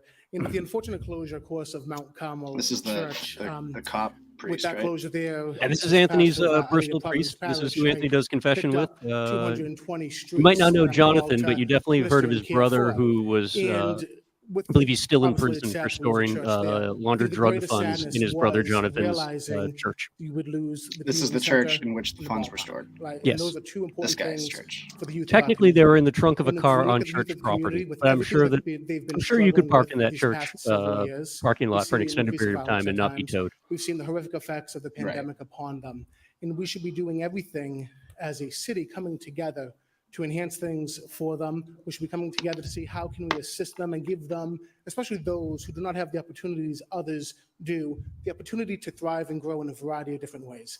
I've listened to a lot of people talk on the ballpark there, and everyone's going to have their personal opinions, And at the end of the day, this has got to be about the youth and what we are doing to come together to promote the youth within our city and just to show that we support them. Whether it's 30 people who are playing on the ballpark or 300 kids there. At the end of the day, they need to know that there's a community. And what we're not considering here is that my good friend Eddie Petroni, he's got a rental property over there. And that triple decker, it doesn't have a parking lot. Thank you. It's just, it wasn't built with a parking lot. So where are people supposed to park at his rental property? Names here. Residence, item number. Love Vincent Pedoni. Good evening. Vincent Pedoni, 18 East Park Terrace. I'm Love here, some Vincent Pedoni. in two capacities. One, as the new appointed president of the Shrewsbury Street Neighborhood Association. So first and foremost, I want to thank this council. I want to thank the administration for recognizing Gary Vecchio and honoring him the way you did a few weeks ago. Meant a lot to him, meant a lot to his family, meant a lot to the community, and it meant a lot to the Shrewsbury Street Neighborhood Association. So we want to thank you for that. And this council actually lost a member, a former member, just a couple of weeks past Gary, Barbara Haller, two absolute awesome community activists, both of them living by the model that we need to leave this earth a little bit better than when we first got here.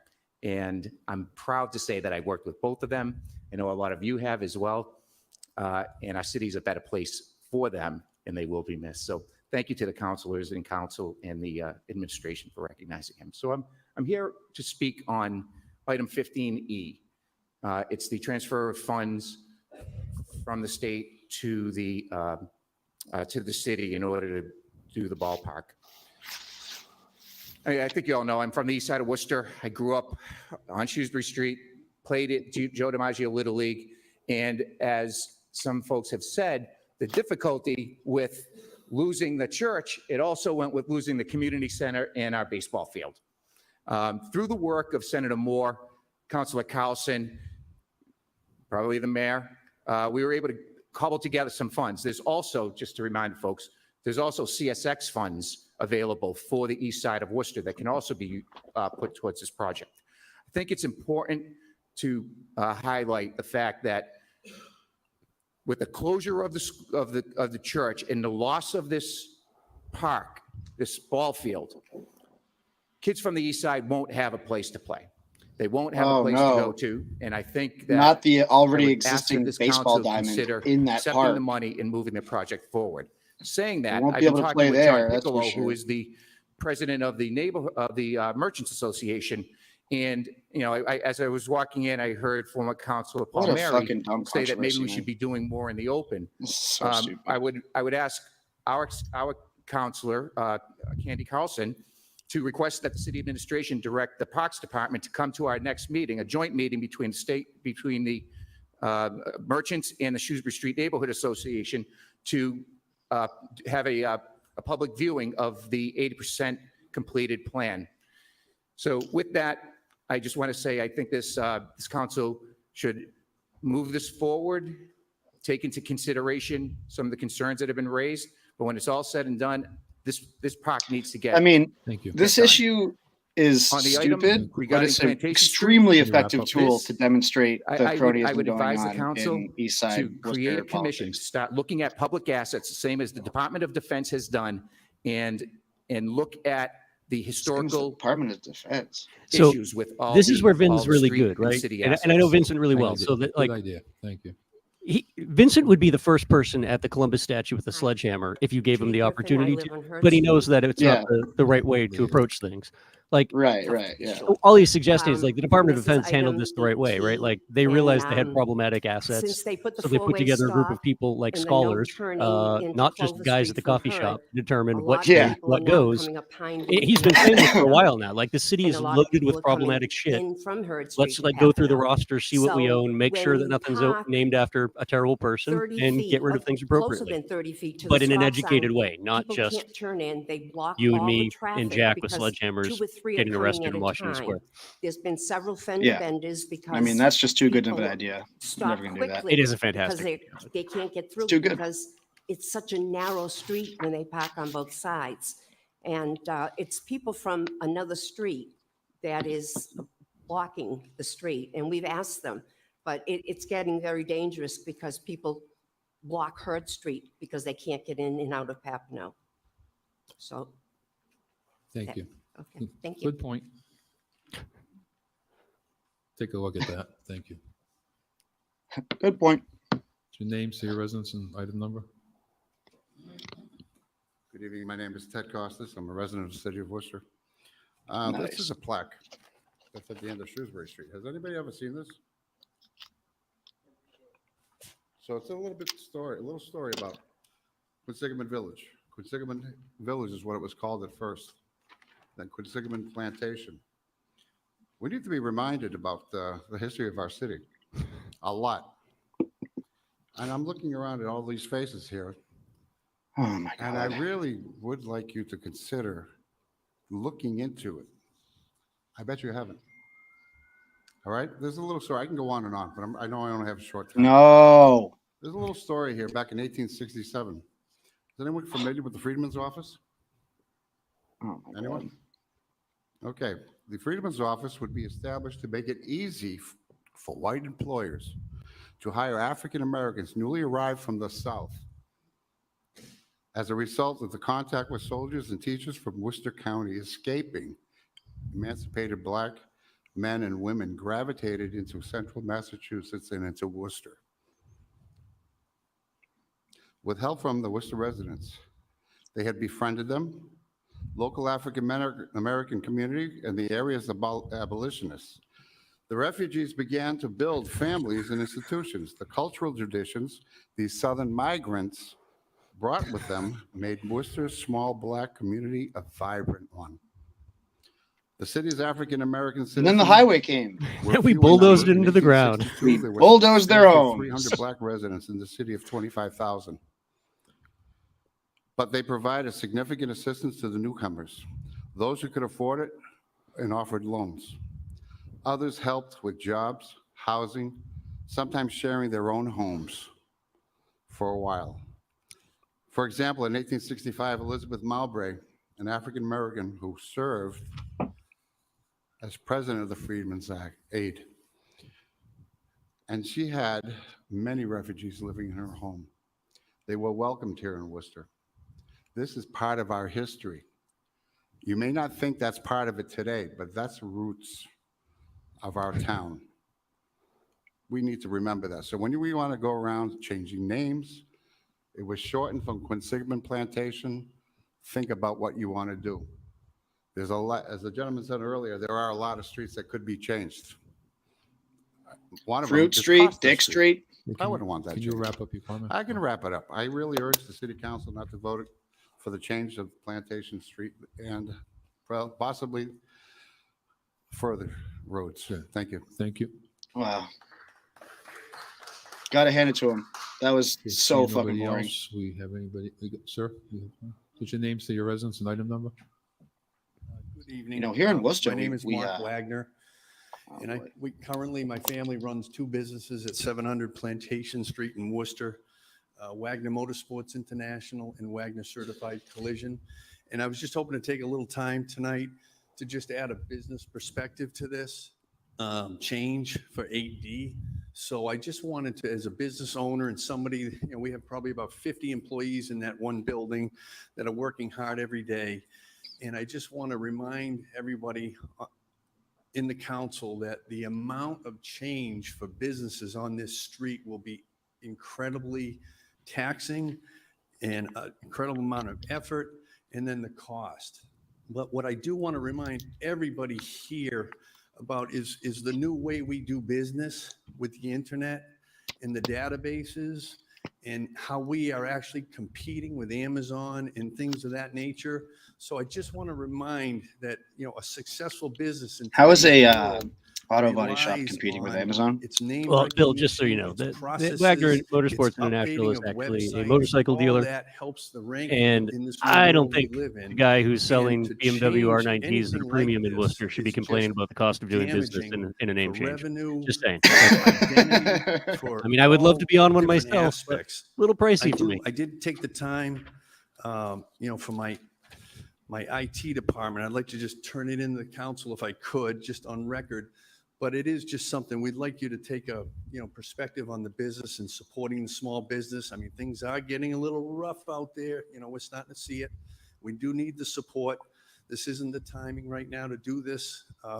And just the cost. I do want to remind everyone, I used to go to Fallon Clinic as a You just had young 3 little, years where my you couldn't buy a pediatrician new was there. motorcycle in this And I just country noticed coming up because they were here, selling the before Housing they had Authority them in just put a stock. beautiful new I love that we're sign starting to hear on business people Plantation complaining right at about the how end of tough that it is out exit. And I there can now that only we're a imagine month what that's into going to an cost the official Housing recession. Authority in the city to change. And that's just one business there.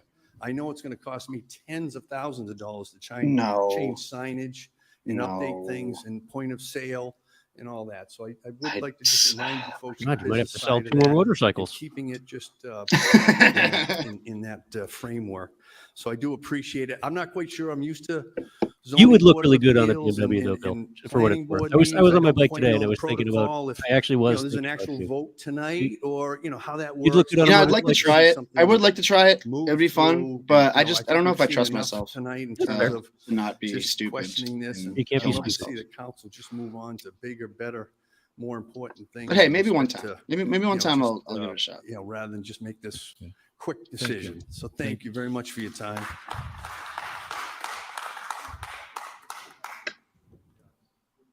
The names to your Is it going to residence, end? number? Yes, Jay. No. Woo! Hey, Jay. Che Anderson, Worcester. A question: as the person who petitioned, do I speak now or do I wait? We can do it now. We'll give you the 3 minutes now. Okay, so yeah, that's fine. Okay, awesome. So thank you for letting me speak really quickly. For those that may not have seen the full petition, I petitioned on behalf of UMass Chan Medical School to look at Plantation Street, Plantation Terrace, and Plantation Parkway, as there are 3 streets that have a name that may connote some things that involve oppression in our city and our country's history. I appreciate all the lessons on history today. I found some of those on the city site. That was great that you folks have a history of street names, how they came to be, why they are what they are. And I firmly understand a lot of the concerns that have been brought up today. One of them being having to look at other streets like Asylum and Dick were 2 that were mentioned. And I would hope that if the city was to do some sort of audit looking at different street names, that it wouldn't compare a name like Asylum or Dick to one of a Plantation, which does have a certain connotation. There's been a lot of conversation around history in our city, folks who have lived on that street for a while, for generations upon generations. And there's also the history of our country, which as much as we may not want to discuss that in 2022, because it is 2022, it doesn't mean that we can erase what has happened in our country. And so while I'm sure there are many other important things for the council to work on, I know that there is because I used to work here. I also just want to mention that to say that the history of a family is important on a street, to say that the history of the street comes from, based on the history lesson, Love Lane, if that was correct, we were talking in the hallway, over to Plantation Street to represent the constituent plantation, and then to say, but the history of other parts don't affect us. Can we get a fact check on I don't whether want or to not slip there were by. slaves on Just the that constituent quickly, plantation? I think that it would be important for us to looked at understand there that are some pretty good census records the on connotation behind that street and I can couldn't be feel harmful like- for folks. I think That's the why most I Plymouth found changed were its name in from Worcester. Plymouth Plantation. Yeah. That's why And it the was state later. of Rhode Island took the word plantation out of its state name and is now just Rhode Island, right? That's not as though we're being the first to look at that. That there's a precedent set in different places around our country saying that name, that word means something to people. And so what we're asking as UMass Chan is that the council look at that and have a conversation about it. The very last line of it is that we look forward to having conversation with our community. There's a public process for bringing things forward in the city of Worcester, and that is to petition the council to look at it. And so my apologies. Diana And then shaking I her head believe like it she goes has to any idea what she's talking subcommittees. There's discussion. There are other meetings, things to be had. We just wanted to ensure that we also did that and brought it to the council floor for the public to hear what's going on. And so thank you for listening. Thank you for even having the opportunity to have this conversation. And the council will do whatever the council will do. So Thank you, Mr. Anderson. Why did the guy clapped that was opposed to changing the name? I think he felt a little jammed up when he Mr. Mayor, realized we that do have the a state few of members Rhode of Island the changed public on its the Zoom name. platform, so we'll Worcester start with can't the tackle a Zoom street. platform now. If you're online, please raise your State hand. managed If to you're change its name. electronically, if you are calling in, please press *9. Without any so I can bees. identify you. No bees showed up in Rhode First, Island. calling user I can identify is Valley Brennan. So I'm just trying to unmute the I'm going to resident have to now. step away for a second. I'll be back to you guys in a second. God, now we got to do the calls. This is great. This is so Hello, refreshing. can you hear me? We can, go ahead. Just your name, say your Okay, I'm calling Can- with the City of Leominster Office of Emergency Management, and this is in regards to 11F, Oh, the emergency fund. And I just want to let you know that we use a similar system here in the city. It's completely funded by the residents and used for the residents. It's been very helpful over the years in assisting residents that are going through disasters with taking those crucial steps to regaining their lives back. Okay. Okay. Okay. And You done, Valerie? that's weird. We lose you. The next one. Okay. Mr. Mayor, the next speaker I can identify. That item is is just Mary doing a Beth payment in Campbell. lieu of I'm trying taxes, to essentially, unmute but Mary just Beth for the now. cops and firefighters. Can you please state your full name and Which city of is- residence? So mute. Can you unmute her? Mary Beth, can you unmute yourself? Or? Oh, this is going to go on forever. Okay. We'll come back. Not hearing from Mary Beth. The next calling user is Nicole Apostol. This I'm trying to Plantation unmute Street the issue is resident definitely now. going to bring out the demographics of people who are not very Hi, good. my with name's Nicole technology. Apostola, and I live in the city of Oh, Worcester. weird. I wanted to talk about item Hi, 915A, which is 45 Green Street, which is currently called Rockland Trust Plaza. In February of 2020, the city sold this parcel, which was then a parking lot, to the WRA. And the WRA had a Mass Works grant and redeveloped the land. The plan that they had presented to the council involved retail space, which was not put on the parcel, and it's unclear why. In addition, the WRA in the past few months has an agreement with the Woo Sox, and the team negotiated the naming to Rockland Trust Plaza, which is a naming for 3 years, $80,000, a little less than half of which goes to the WRA. And so what I'd like the city council to do before voting on this is to figure out what happens to the name of this parcel after 3 years. Does the city then have an agreement with the team to name it? Does the city get the proceeds or part of the proceeds? Because of course the team will get most of it, and the naming. And I think as well, the plan for this parcel was really presented as having a little bit more activity in it, really having space for retail, and that didn't happen. And so I don't know what your expectations were when you sold this land to the WRA, but the WRA did not actually complete what they said they were going to. So I would just urge you Oh, shocker. to find out a little bit more before you vote to take this land back. Because again, for me, it's concerning that we are now going to have public land Oh, God. named after a for-profit Anyone else have a company, nice and we're not even early getting fall half of cold the going? profits from that naming. Thank you. Thank you. Mr. Mayor, the next calling user can identify as a phone number. The last four numbers are 2276. I'm going to try to unmute you now. Please press *6.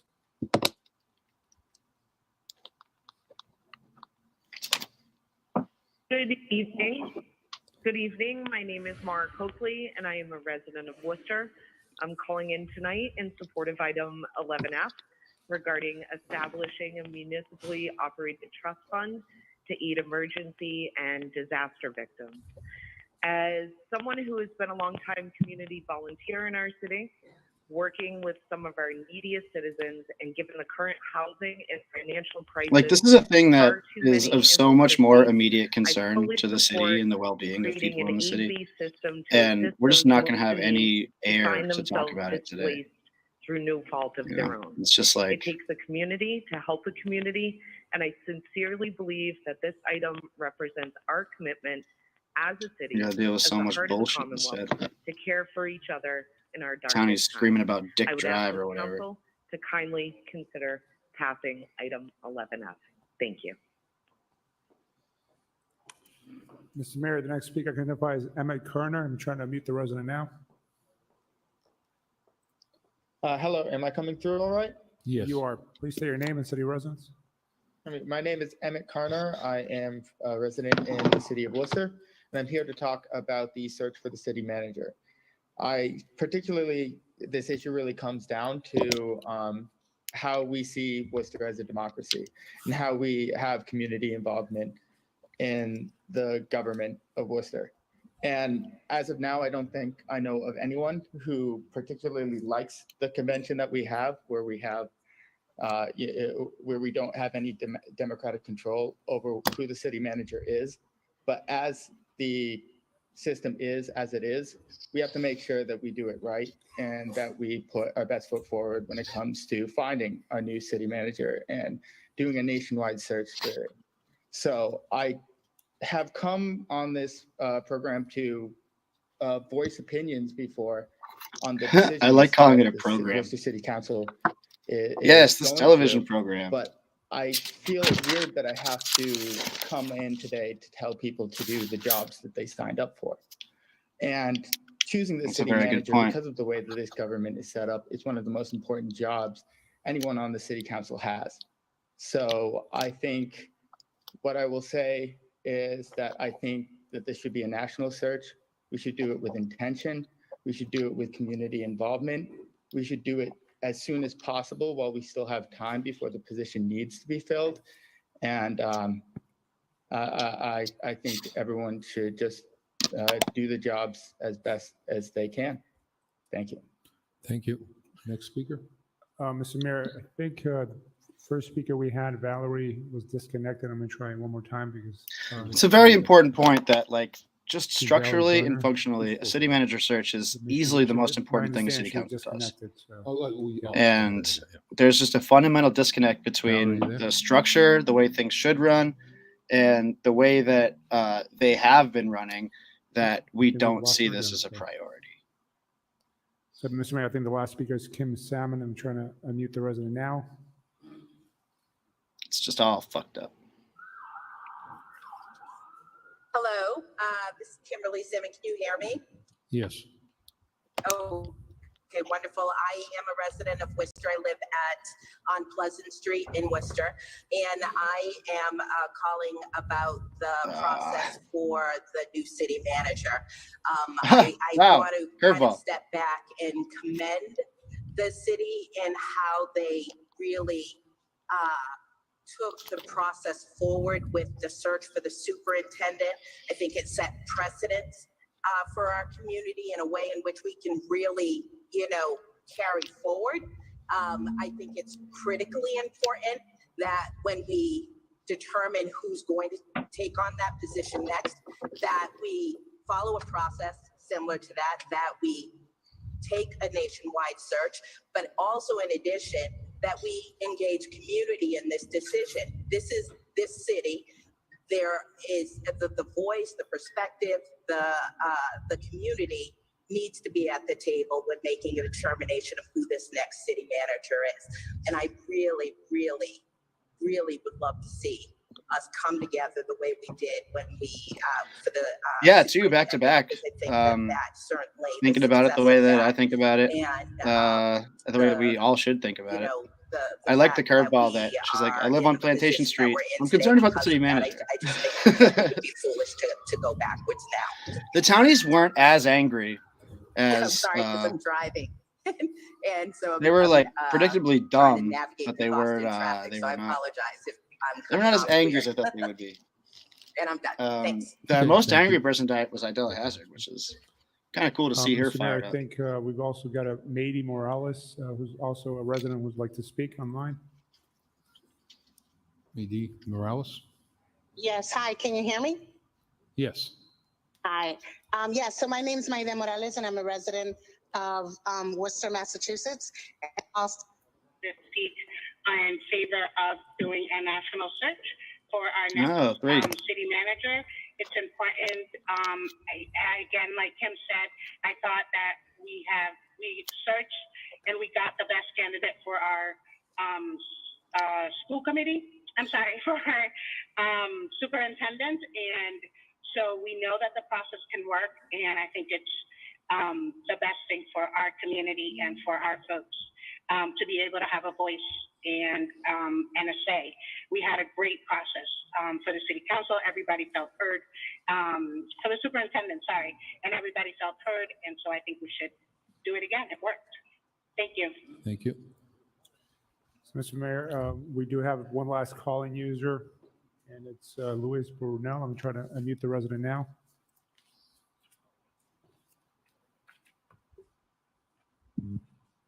Hello, thank you so much. I'm here to speak on 11F. As a fire victim myself, I think it's going to have to merge the Reef Trust Fund and as we know, here in our great city, a lot of our residents here can't afford insurance, especially renters insurance, especially the rent that's going on here now. And Yeah, nobody knows like this being in place will greatly or help particularly likes Eric Um, Batista outside of the small circle around City Hall. Vote for this. This is a yes. And he's never made to talk about Thank you so much. his vision for the job, which is something you'd have to do in an interview. It's really fucked up. It's like it's exceptionally fucked up what they're trying to do with Batista. Anybody else see that? Wait, Phil's back? So, Mr. Mayor, that concludes public participation. Thank you. Mr. Palmer, What's Phil doing here again? Second time you spoke already, so. we're going No, to- I know, it was, because I had two other petitions on, I You was only- hoping under suspension I could speak for You a only- couple of minutes. You're only allowed to speak 3 minutes on, that's the rules of the council. So, Okay.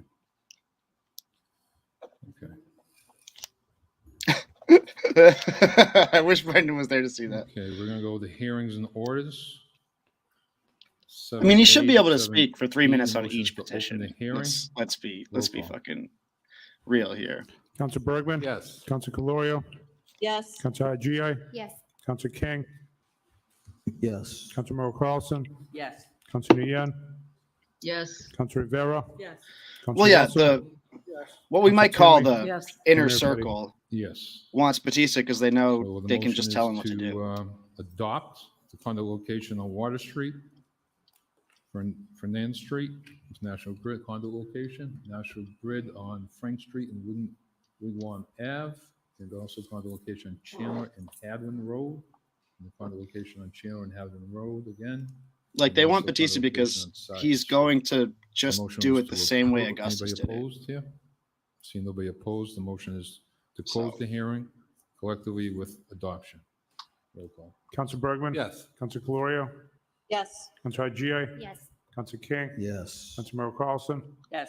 Council Nguyen? And Yes. Walter Council Bird Rivera? and Gerardo Schiano, Council Russell? frankly, are just like Council Toomey? Yes. And Mayor Petty? weirdly Yes. like cucked by Petitions. We the have powers 8A. that be in City Hall. I don't know. It's very strange to see. We have. How are you you wanna personally speak on benefiting? 8A? And Walter 8, doesn't even work for the there's city. several of them. There's, So on 8A, Mr. Chairman, my motion would be to file 8A. okay. We have 8. Yeah, Okay, I we'll take one at a time. exactly. 8A, Please. They Council King. even just to dispense with the illusion You wanna of take them one at a time? One at a time. wait, what's going on? Hold on. Okay. I'm not speaking on this one. Thank you. Are you all set? I think there's an element of that. Emit. Okay, so the motion is to file on 8A. Roll call. Council Bergman? Yes. Council Calorio? Yes. Council Agia? No. Council King? No. Council Merrill Carlson? Yes. Council Nguyen? No. Council Rivera? No. Council Russell? Yes. Counselor Toomey, and Mayor Petty. Yes. So we have 8B to 8C, we're referring to the planning board. A roll call. Counselor Bergman, Point of procedure, Mr. Chairman, you're on 8B and 8C, is that where you're at? Yes. Okay, I didn't, thought you jumped ahead. So 8B to 8C, the motion is to send to the planning board. Roll call. Counselor Bergman. Yes. Counselor Calorio, Yes. Counselor Haji, Yes. Counselor King, Yes. Yeah, Councilor Gerardo Carlson? can't be Yes. the Counselor candidate. Nguyen? And I also wouldn't consider Gerardo Counselor our Vera? candidate. Counselor Russell, it's just our candidate. Counselor Toomey, Yes. and Mayor Petty. Yes. But somebody will step up to Spank Okay. Rick's bro. I'm not really 8D, worried about that. this is the Plantation I Street. don't know. Counselor Russell, Maybe that's followed by Counselor Carlson. Plantation Street time. Mr. Chairman, when this item was on the agenda, as I do with many items, I try to do my homework on them and, try to look at both sides. Main South In fact, County, I you're exactly right remember about that. A couple of weeks ago, I got a phone That's call. like It was every the single cars, reporter my wife, and the way the cars local work today with the journalist. radio go on, and a reporter said to me, They "I think follow they're you part on of the these things, team, I never you know know. how you're going to vote." And I kind of got a kick out of that. It's because I try to look at each item individually. I try to look at each item with an open mind. I try to look at it clearly, and I try to do my homework, as most, if not all, of my colleagues do on every item. Mr. Chairman, on this, I went to Google, and first of all, I looked up the Webster Dictionary, because nobody has an actual dictionary now, so you go to the Webster Dictionary website, and, and I Teachers everywhere are screaming, Googling something is not doing your homework. nowhere in that definition that's on that Webster website. George there's Russell's any reference never to done slavery. homework. I went to Just Google don't search. even say that. I searched slavery, Worcester, Mass. I started getting things like Crompton. And then I like what I saw. The slave picked cotton that was produced in this city. And here we are. Gee, I think in a couple of weeks, we're going to name a skate park, Crompton State Park. When that comes up, there are so many different things in the Worcester Art Museum. In front of some of the paintings I saw online, that there is notations about families hundreds of years ago in Worcester, some of whom major arteries are named after the family names, who there are notations next to pictures at the Art Museum about families that had slaves because they were left as part of wills. We should walk through the building here in City Hall and look at all the photos that are on the walls and start looking at each one of them and each one of those folks and what happened, so many years ago to each one of those people. Mr. Chairman. No way, Main South, Mom. In my 11 years of George Googled it. being on this council, I don't think I've ever had an item that I've ever I called Googled inconsiderate, slavery. except this. Good. This item, I have to call it being inconsiderate. Slavery bad. When I got a call, a courtesy call. from God Mr. fucking Anderson, damn it. They're all going to saying talk that on he- this, he huh? and The folks at UMass had discussed it and they were going to put this item on.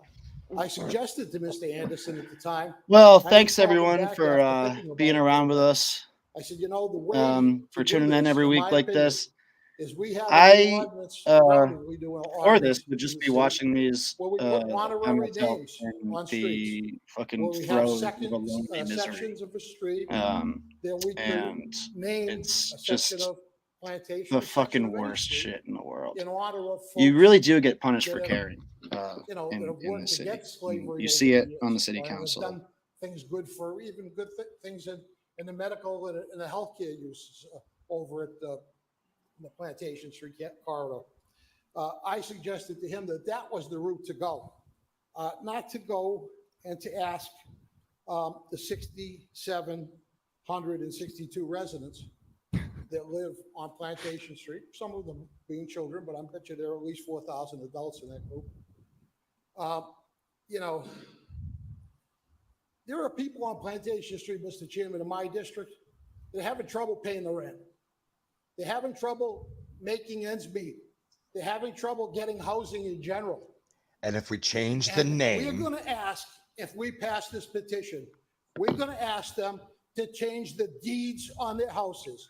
We're going to ask them to Brendan, change they're the all going to mortgages talk about on their Plantation Street houses. at We're length. going to ask them to change their So- licenses that are in their wallets. yeah, We're going to I ask mean- them to change their passports. I was that are kind in of holding out their- hope that they they wouldn't, use to go travel. Yeah. but that was a We're gonna naive go hope. ask them to go to It their was a nice credit thought, though, report Bill. and to go to each one of wherever they have a credit card or anything else and change that address. And on those credit reports, it's going to look like they moved if we change the name of that street.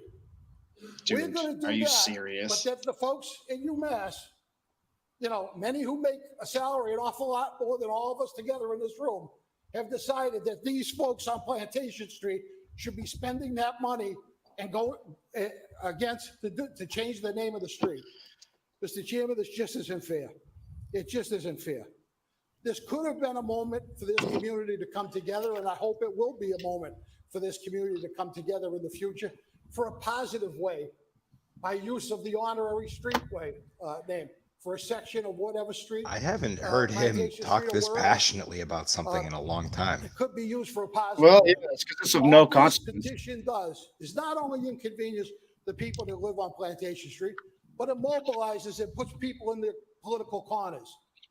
So that they have something to. I like to watching him try to discuss stretch in while that jacket. The business of this city council and the business of this city is put on the back burner.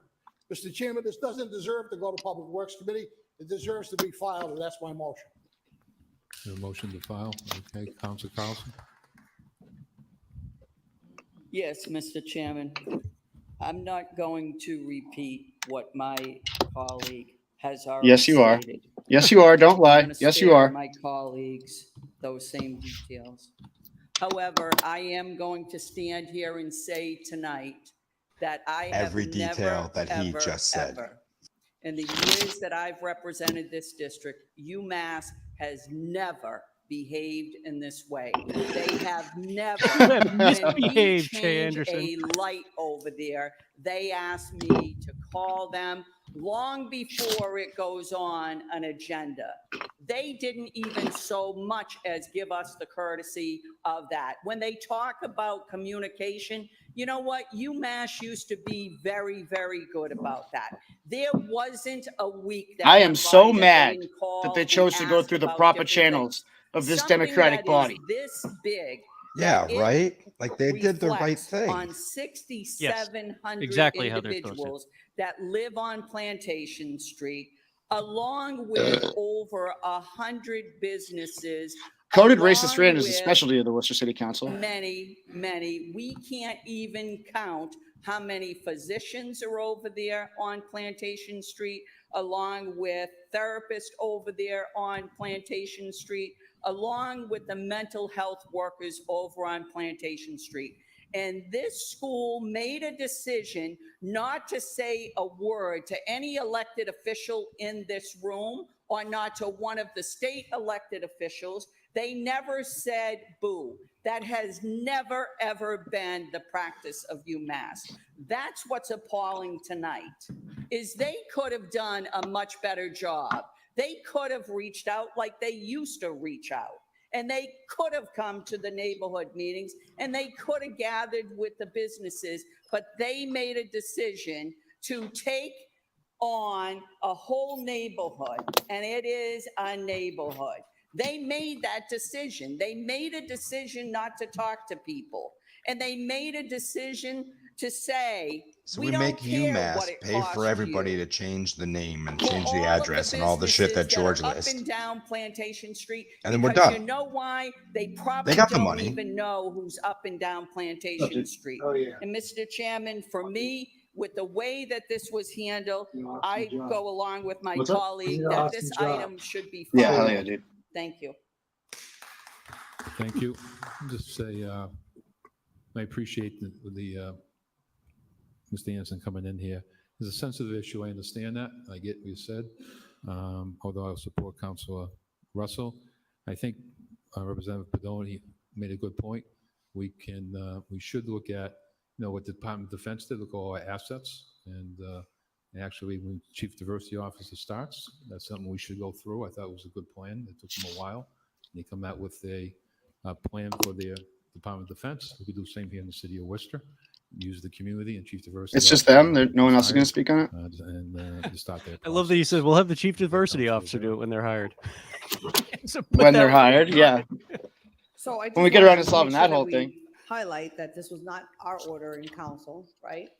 So, that's something, and for some whatever reason, this comes back to us, but, and before people begin to misinterpret, misunderstand, or put forward and make comments simply because I'm a woman of color and unapologetic about it, please listen very carefully to what I'm going to say, because this isn't so much because I have an opinion on whether the street should be changed or not. I just didn't want to have a missed opportunity to be able to kind of talk about some things.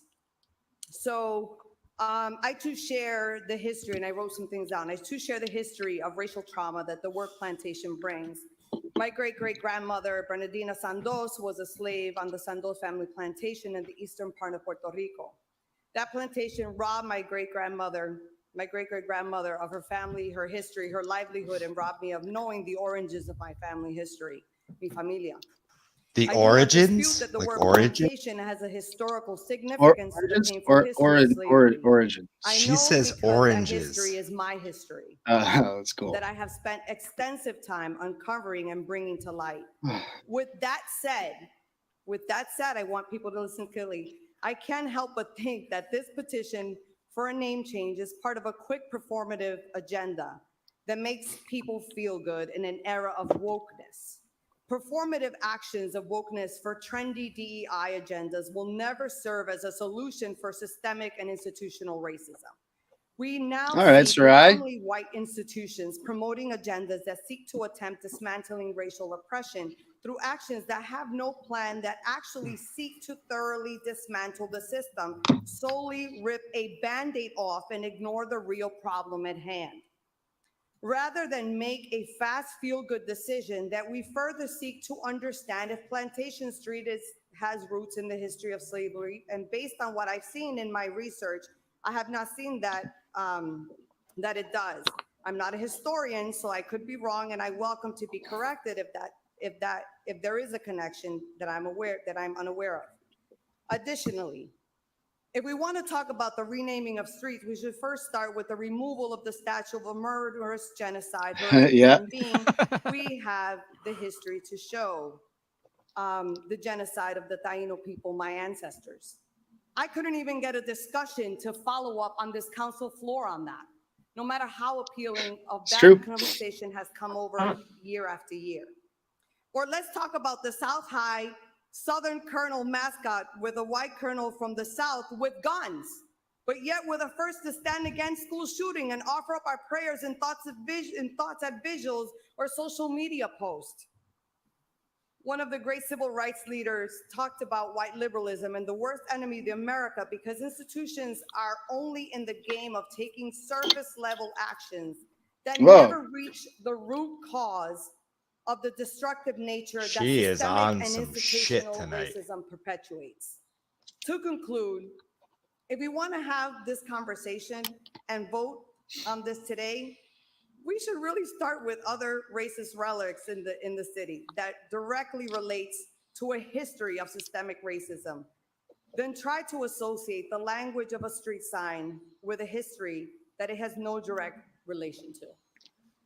Thank you. Hi. Councilor Toomey. What's up? Berman, and King. Oh, my baby boys. It's so nice to see you. Chairman, he had his first. Nice to see you too. How you doing? Bergman. I'm such a sweepy Thank you, boy. Mr. Chairman. I think I have a good sense of where this is heading. You but seem cozy. I'll try to be brief, but I just got home from work.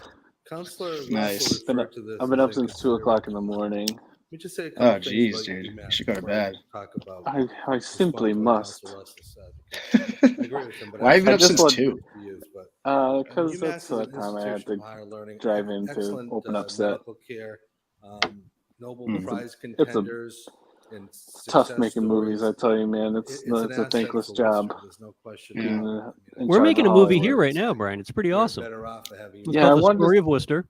I wanted to check in and see if certainly what they do and Sarai how they Rivera do was it, accusing jobs they anyone of being provide, fake woke. the care they give. Yeah, is actually, very, very kinda. much appreciated. A little bit. Accused an entire hospital of being fake woke. Thank goodness. Yeah. The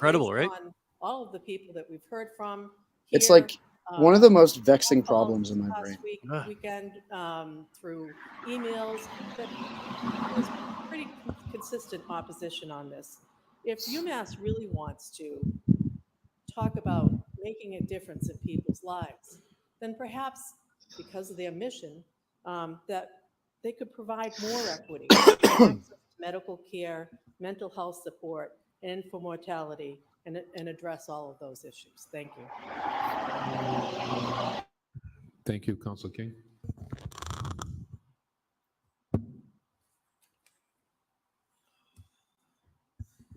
Thank you, Mr. Chairman. I want to just begin by saying, when I think of Worcester, for me, I think that we are primarily a city of acceptance and tolerance. We've had a number of trying and difficult conversations over the last couple of years as it pertains to race and equity and inclusion. We just had a completed equity audits of 2 departments of the city that's currently in my committee, where we'll have further discussion around racial and gender-related inequities.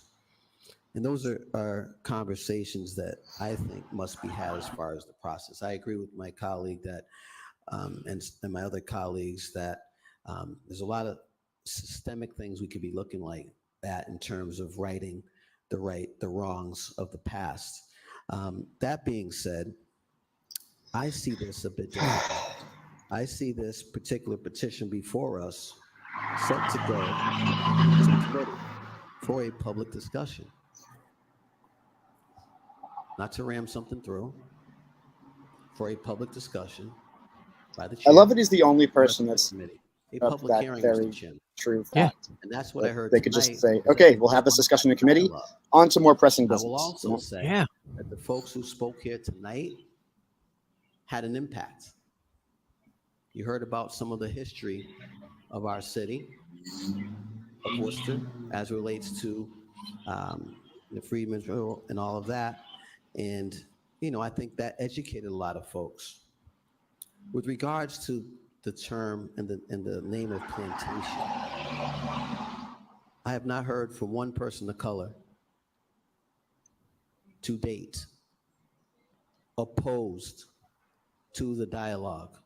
Not one person of color to date opposed to having a dialogue. Not one. For Black folks, the term connotes resentment because of its historic meaning. Doesn't necessarily mean that the name's racist. No, not saying that. Please don't misconstrue. But it is problematic. That's an excellent point, Just Nobody Worcester. The know Crompton that Collective an was institution actually, decided the to take on a Crompton neighborhood. building exists to process I'd love to see an open cotton discussion from the on South it. for our burgeoning textile industry. At a neighborhood meeting where only the folks from that district will be present versus a public hearing in front of a standing committee of the city council. That's democracy. That's participation. That's inclusivity. Shutting this down right now, I'm very concerned about the message that sends. I'm really concerned for the well-being of that, people who are so married to the name of a I have a street. question to the chair. Yeah. To the administration. I mean, obviously that's not. Has the city administration Like, had there's any some serious dialogue issues at prior play to there. Like, today we should be spending our ARPA money to get together from a bunch of UMass buses pertaining to this matter? just to get some folks out of the neighborhood. Just take them on nice long rides, see some new shit. Like, No, we have not. You've not had any who knows? You might conversation. inspire them to go get a passport or something cool like that. But there's some folks speaking tonight who really just need to don't get out of know the neighborhood. How we move Just forward. maybe go to Providence. With filing this matter. Nice city. Um, Have a nice dinner. Go to support Federal Hill. Continued dialogue. I know a lot of the names that were mentioned: Girardi, Palladino. I went to Holy Name. I went to school with a lot of these folks. One of the gentlemen that was here earlier, I played ball with back in the day. All very good people who are very concerned about changing the name of Plantation Street. Again, this was an educational dialogue for me. I didn't take it as an affront. And I think that continued conversation with a diverse representation of the city is certainly in order. I'll oppose this. I may be the only person opposing it. And lastly, Mr. Chairman, as a Black male and an elected official, some of the comparisons between the words were off-putting. Comparing these words, the word plantation, should actually be compared with words such as master bedroom, if you know what those connotations are. And folks like to Google, go ahead and Google it. Sexist, and it's racist. We talked about some of our founding fathers who fathered children with slaves. That's called rape. R-A-P-E, rape. Oh, he's looking right at him. Damn. Did they do good for the country? Clearly, we know where we are. We're in a democracy where we can have this dialogue without taking personal affronts to it. All I'm saying is, I'm not saying that we change the name. I'm saying we should have this dialogue, and I certainly appreciate the head of the neighborhood, Shrewsbury Street Neighborhood Association suggestion we do exactly that on multiple fronts. But this doesn't send the right message here. This was an ask to go to committee and have a public comment outside of the district. I'm an at-large representative, at large. And I represent folks throughout the city that vote for me, that don't vote for me, that are not eligible to vote, who come in and out of the city. And I think it's a worthwhile. Why? Because I think it sets a tone of inclusivity again, of who we are as a city in terms of an accepting and tolerant city. And it shows we can have those big person conversations. We'll be voting for a motion to move that to committee for that dialogue. And as elected officials in this city, with the level of diversity that we have here, of thought, of opinion, of people, of religion, and creed, if we can't have these conversations, we should really look in the mirror and say, how are we going to be able to continue to represent the people in totality? Thank you, Mr. Chairman. Thank you. Nice to hear someone acknowledge that he represents people. Yeah. Like, Thank just you, in Mr. general. Chairman. Wow, that was really powerful. Thank you, Councillor King. And I really thank you, Councillor Rivera, for sharing your deep history as well. I think we really need to pause and really, for me as a Vietnamese counselor, to really honor the lineages of people's experiences. And that's what showed up here today. I intend on voting yes to move this forward, to have a discussion. And I also think that, what UMass and what Shay Anderson did was proper procedure. They did a citizen petition, and now it's on the council floor. And I agree that we don't want to discourage that.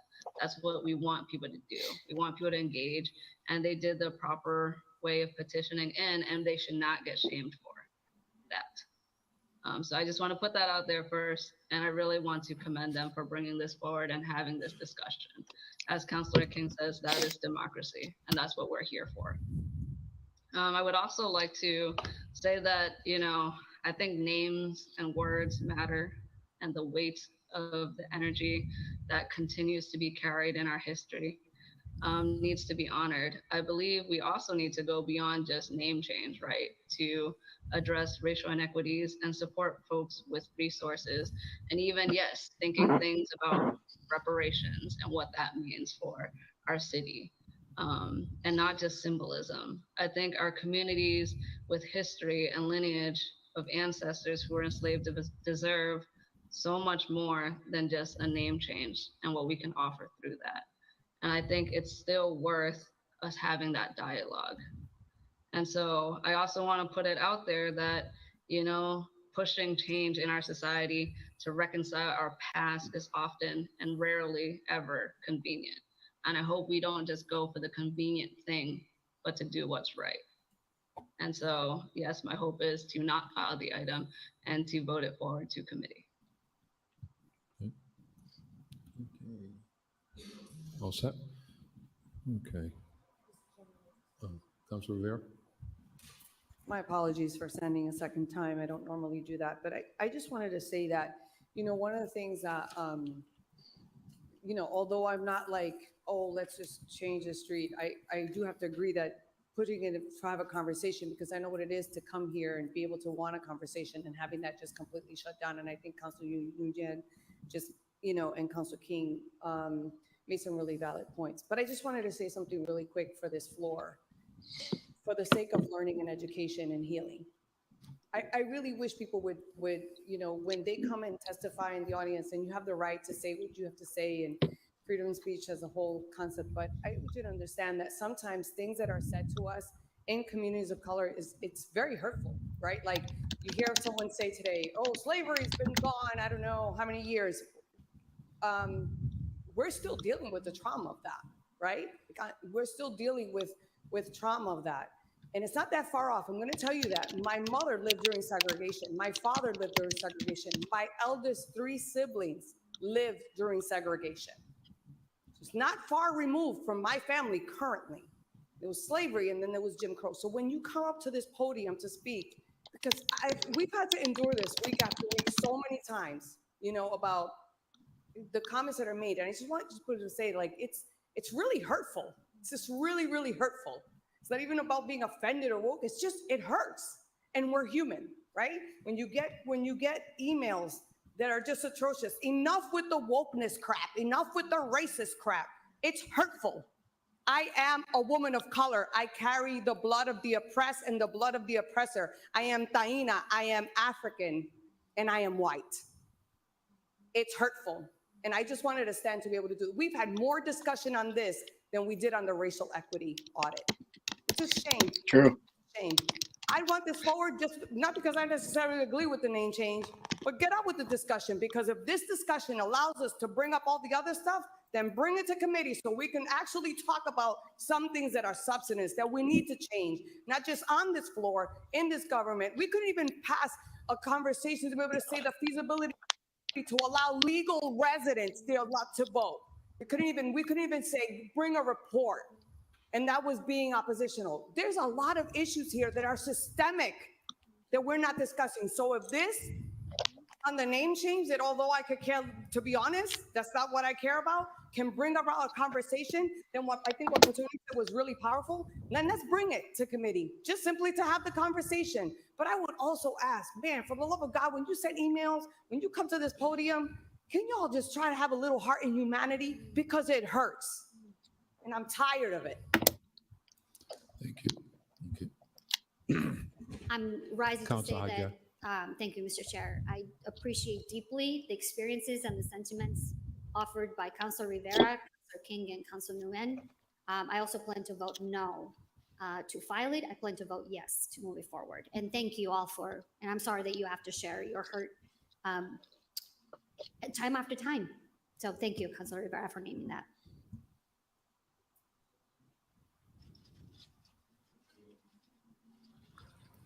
We have a motion to file. Councilor Russell? Mr. Chairman, I just want to say, I am. Is everyone going to go back around and apologize now? I am not racist. For anything that brings a positive message, but I am completely against, and it will be a sham for me as chairman of that Public Works Committee to have a hearing and to say that I'm considering asking the 6,700 residents and well over 100 businesses to change all their information and go through that expense. This conversation is a conversation that yeah, like I said to you when we were warming up, Bill, I mean, nobody had these concerns when it was Kilby Street. I agree. It wasn't even a conversation changing the name of Kilby Street. Yeah. And the way George is framing that, like one person's going to have to sit down and change addresses for 6,700 people. No, each individual does it individually, and it doesn't matter if there's 6,700 people living on a street or 10. It's still a burden, but you know what? It's over and done with. Councilor Caloia? Yes. Councilor Hagia? No. Councilor King? No. Councilor Carlson? Yes. Councilor Nian, No. Councilor Rivera, No. Councilor Russell, Yes. Councilor Toomey, Yes. and Mayor Petty. Yes. So the motion passes. Mr. Chairman, Council you King. can reconsider that. Motion is to reconsider. Sure. Councilor Rivera, do you want to come? Oh, man. Be right back. Motion to reconsider. Councilor Bergman, No. Councilor Calorio, No. Councilor G.A., No. Councilor King, No. Councilor Carlson, No. Councilor Nian, No. Councilor Rivera, No. Councilor Russell, No. Councilor Toomey, No. and Mayor Petty. No. Okay, we have items 8E to 8F. We're going to refer to Public Works. Roll call. Mr. Chairman. Councilor Bergman? Oh, hang on. Mr. Chairman. Hold on. It's 8D. I think I want to speak on that. That's what I think it is. 8E? Oh, 8E. 8D we already we're just good. did. Yeah. We're good. Never mind. Okay, 8E to 8F, we're going to refer to Public Works. Roll call. Councilor Bergman, Yes. Councilor Calorio, Yes. Councilor G.A., Yes. Councilor King, Yes. Councilor Carlson, Yes. Councilor Nian, Yes. Councilor Rivera, Councilor Russell, Yes. Councilor Toomey, and Mayor Petty. Yes, we have 8G to 8U, we're going to refer to Traffic and Parking. Councilor Bergman, Yes. Councilor Calorio, Yes. Councilor G.A., Yes. Councilor King, Yes. Councilor Carlson, Yes. Councilor Nian, Yes. Councilor Rivera, Yes. Councilor Russell, Yes. Councilor Toomey, Yes. and Mayor Petty. Yes. Okay, we have 8V to 8X. So Mr. the- Chairman, I just want to hold 8Y. Thank you. You going to hold Y? Okay. Okay. So we have 8V to 8X. There's a set of hearing for October 25th with condo locations. Roll call. Councilor Bergman, Yes. Councilor Calorio, Yes. Councilor G.A., Yes. Councilor King, Yes. Councilor Carlson, Yes. Councilor Nian, Yes. Councilor Rivera, Yes. Councilor Russell, Yes. Councilor Toomey, and Mayor Yes. Petty. Yes. Okay, 8Y is held under privilege. 8Z is Michael Grandone, requests the city manager consider to discuss the feasibility and legality of billing, changing of all colleges nonprofit on the hourly basis. They use the fire department and police department when they are called to services needed for all mentioned. Clear money should be deposited into the city of Worcester General Fund. This one sent out to the manager if you'd like. Councilor Bergman. Much as I wish that was something we could look at. This is in that category of what we can do and what we can't do. You can send it wherever you want, but I think we're going to find out it's illegal, and I just don't like misleading people. I'm all for pilots, but I'm all for doing it in a way that it actually can happen, not just sending it out for further study. But I think we all know it's not going to happen this way. So The motion to file? Petition? yeah, the motion to file. Councilor King? It's a petition, right? This is a, yeah. Yeah, I'd certainly welcome this in my committee. Which one? Some matters pending, actually, we're having. It was a suggestion for a pilot, like a pilot-esque sort of program where the fire department and police department could bill Oh, an yeah, hourly it's, rate. On the 19th. And we'll be discussing pilots. Whether or not we have jurisdiction on this, I'd certainly like a report on that. I think Councilor Bergman is probably accurate. But this can certainly inform our discussion as relates to pilot, where we're going to be looking at what pilot agreements have elapsed and which ones have not. We just got past Plantation Street, We've been having, and it we just have on the ballot, died. making sure that folks are paying their fair share. We're asking our constituency and our folks who own homes and businesses to pay their fair share. We're asking for, Oh, it's wild. in the fair Yeah. share. Public comment was awesome. A lot of townies. It was Folks really who are good. making over millions of dollars and some dollars to pay their fair share. I think it's certainly part of a larger discussion as it relates to making sure our nonprofits and our colleges pay their fair share as well, Mr. Chairman. I don't know if if Councilor Bergman would be willing to withdraw his motion to file. But I would certainly. It was filed. Grandon No coming further into, discussion on changing Plantation Street. regarding his The vote thoughts was on 7-4, I think, those or colleges 6-4. and nonprofits doing their fair share, Mr. Chairman. Yeah, because Sean Rose isn't Yeah, here. we'll send that to committee. Take care. Councilor Toomey? Thank you, Mr. Chair. I certainly understand and the intent here. Could we hear from the city solicitor on the legality of doing this? We've certainly had these discussions for the past several years about pilot, which I've been part of that. And if I recall, all of that is dictated by the state regulations and the law there. So could the city solicitor? No. Mr. Solicitor, I guess the question is Mr. Grandon's petition legal? Yeah, Sarai Rivera said, Can we do something like this? you know, we couldn't have this conversation about the fucking statue, so what are we doing here? Yeah, Through the chair, which is true. my initial reaction would be no. Would be a fee, not it's a tax, not a fee. It's probably governed by the case from the city of Boston involving Tufts University. I think we'd be foreclosed from doing this without doing formal research. That's my initial. No one allegedly vandalized the statue this year, as far as I know. That being said, I unfortunately. certainly do think that there Allegedly, is room, unfortunately. to have discussion about, and perhaps with the state delegation, again, about this particular issue with the pilot discussion. So, but I think moving forward with this, it's certainly nothing that we can actually do anything about legally. So for that reason, I would support filing this particular one. Thank you. Okay, Councilor King. Thank you, Mr. Chairman. After listening to my colleagues, Councilor Toomey, Councilor Bergman, I certainly think it makes sense to file. I would like to make a separate order asking for a report back, and I'd like to have it in time for our committee meeting a week from tomorrow, I believe.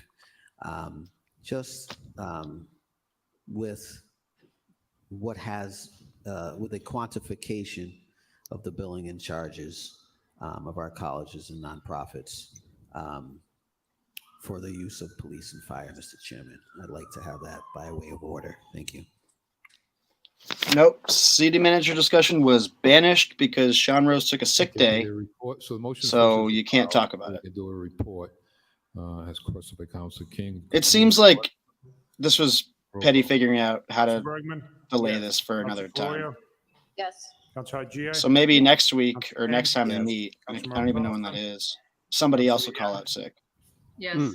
Councilor Rivera? Yes. Councilor Russell? And they'll just sick hold this. Yes. And Mayor Petty. Yes. Okay, we are on 9.1. So 9.3 is advertise proposed ordinance is. We have 9.3A and B. Those salary ordinance amendments. We can take those collectively on a roll call. Roll call. Councilor Bergman? Yes. Councilor Calorio? Yes. Councilor Gia? Councilor Yes. King? Yes. Councilor Merrill Carlson? Councilor Nguyen? Not too many things terribly Rivera? interesting in this portion of the meeting. Councilor Russell? Yes. Councilor Toomey? Yes. And Mayor Petty. Yes. 9.6A, we refer that to Public Works, was the flooding of Beaver Brook, which has always been a major issue from the time I used to coach Little League there. So, and we put $1 million into the place to fix it. So, Public Works are a hearing and discussion. Roll call. Councilor Bergman? Yes. Councilor Calorio? Yes. Councilor Gia? Yes. See how easily they're just throwing shit to committee right now? Councilor Nguyen? But they couldn't just throw Plantation Street to committee? This happens though every time they do something contentious. Like everybody in the room is so anxious right now because Sarai dressed them all down. Yes. Yeah. B, transmitting information. They're just like, communication nah, I don't want to talk. Amendments, including predetermined assessment for Winnipeg Street and St. Louis Street. We'll send that to Public Works. Roll call. I actually didn't see Bergman, Anthony in there. There's the Gloria? person who I thought was Anthony was not Councilor Anthony. Gia? Yes. Councilor King? Yes. Councilor Merrill Carlson? Councilor Nguyen? Yes. Councilor Rivera. Yes. My story might have been the only thing that connects Toomey? Anthony Yes. Petrone to this Everybody. issue in the public discourse. Yes. It, like, the 2022 it's in his fall best leaf interest to be collection quiet program. on this one, I think. Good luck, Mr. Fink. And it's like you got 5 weeks to do it, and I know you changed your plan a little bit this year, so good luck. So I guess we can want that in public works. I'm gonna file it. Mr. Chairman, by the time we have our next, we've just set the agenda for this upcoming one. I think Mr. Fink will have cleaned up every street in town before we're able to do it. So maybe we should file this. Okay, Council Bergman. Mr. Chairman, I appreciate the report and always getting that information out. I think our constituents appreciate that. I just have a question through the chair to our commissioner, and apologize.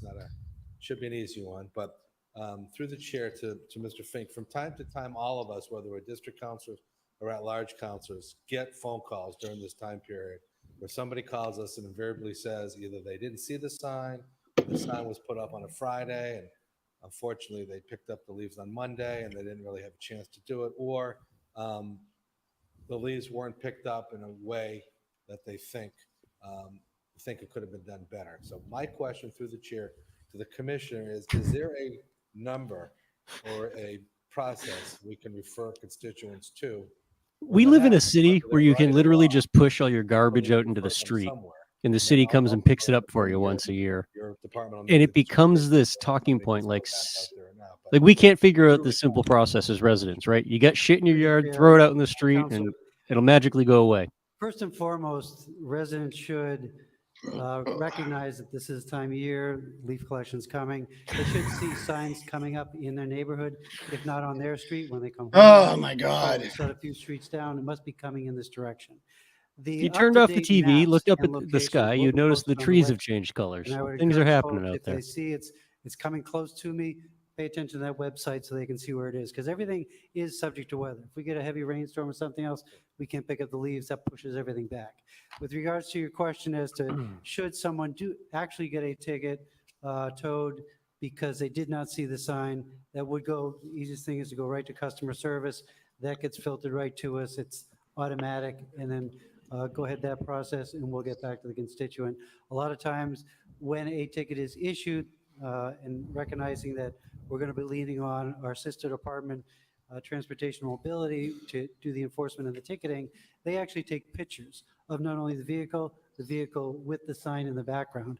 We've seen that in the past. So again, pass it through customer service. We'll discuss it internally where it has to go and get back to the constituent on that. If I may, Mr. Chairman, I'll make it a two-part question because that answered a question that I wasn't as focused on. The other, through the chair to Commissioner Fink, if somebody feels that their leaves were not picked up or not picked up properly, do we call customer service or do we have a different number to contact? Bring it into customer service. We've got a direct line of communication. That initiates a work order. That'll get This is amazing. the inspector out to look at it and get a result back to the Through the chair, constituent. thank you, Commissioner. Thank you, Mr. Chairman. Okay, so we. What was the can point of that? File that. Roll call. Councilor Bergman. Yes. Councilor Calorio. Yes. Councilor Agia. Councilor King. Yes. City council's in rare fucking form tonight, I tell you Councilor what. Yan. Wild. Yes. Councilor Rivera. Yes. Councilor Russell. Yes. Councilor Toomey. Yes. And Mayor Petty. Yes. Next is transfer information communication over the 149 West Burleson Drive Master Plan. Is that the Parks? Councilor Bergman. Yes. Councilor Calorio. Yes. Councilor Agia. Yes. Councilor King. Yes. Councilor Mark Carlson. Councilor Yan. You know, Bill, the thing that I think really stood out from Councilor Russell. the Plantation Street petition Mayor Petty. is more than one counselor articulated that they felt it was disrespectful that what essentially is a citizen petition, even though it came from an entity, wasn't cleared by them first. 9.9B. Yeah, Candy said that. Yeah. I feel like that's another sort of like maybe they showed their hand a little bit in a way that they probably shouldn't have. That Yes. to hear Candy say it that way, like, and Diana kind of indicated the same from the Yes. back in the stands. She was shaking her head when Che was articulating why and how they pushed forward the petition the way they did. Next is recommended motion. Yeah, I don't know. Authorize It's kind of gross, but I listed feel like, development authorities again, Candy conveyance did a really good 45 job of Green Street. saying the Roll quiet call. part out loud. Council Bergman? It is Try to roll call. Council very Bergman. indicative. Thank you, Mr. Chairman. Just a very quick comment on this. We a few meetings ago, I made a motion, asked for a report on sort of our process for naming public spaces, and some of this conversation with Plantation Street, some of the conversations I've had with my constituents on the boardwalk. So just sort of a reminder to all of us, the body, and hopefully the activity manager can give us a report soon. It'd be good for us to have a process in place that's driven by community. I think a lot of the conversations we heard today were about this. So that's part of what I'm just wanting to remind us, that we need to have a process in place, and a lot of these conversations wouldn't happen if we have a streamlined process, much like, for example, other communities like Somerville have. Thank you. Okay, thank you. Mr. Chairman. Council King?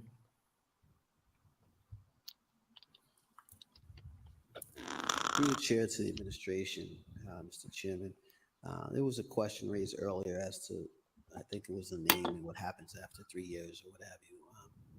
What is the answer to that question through the chair? Mr. Trainer?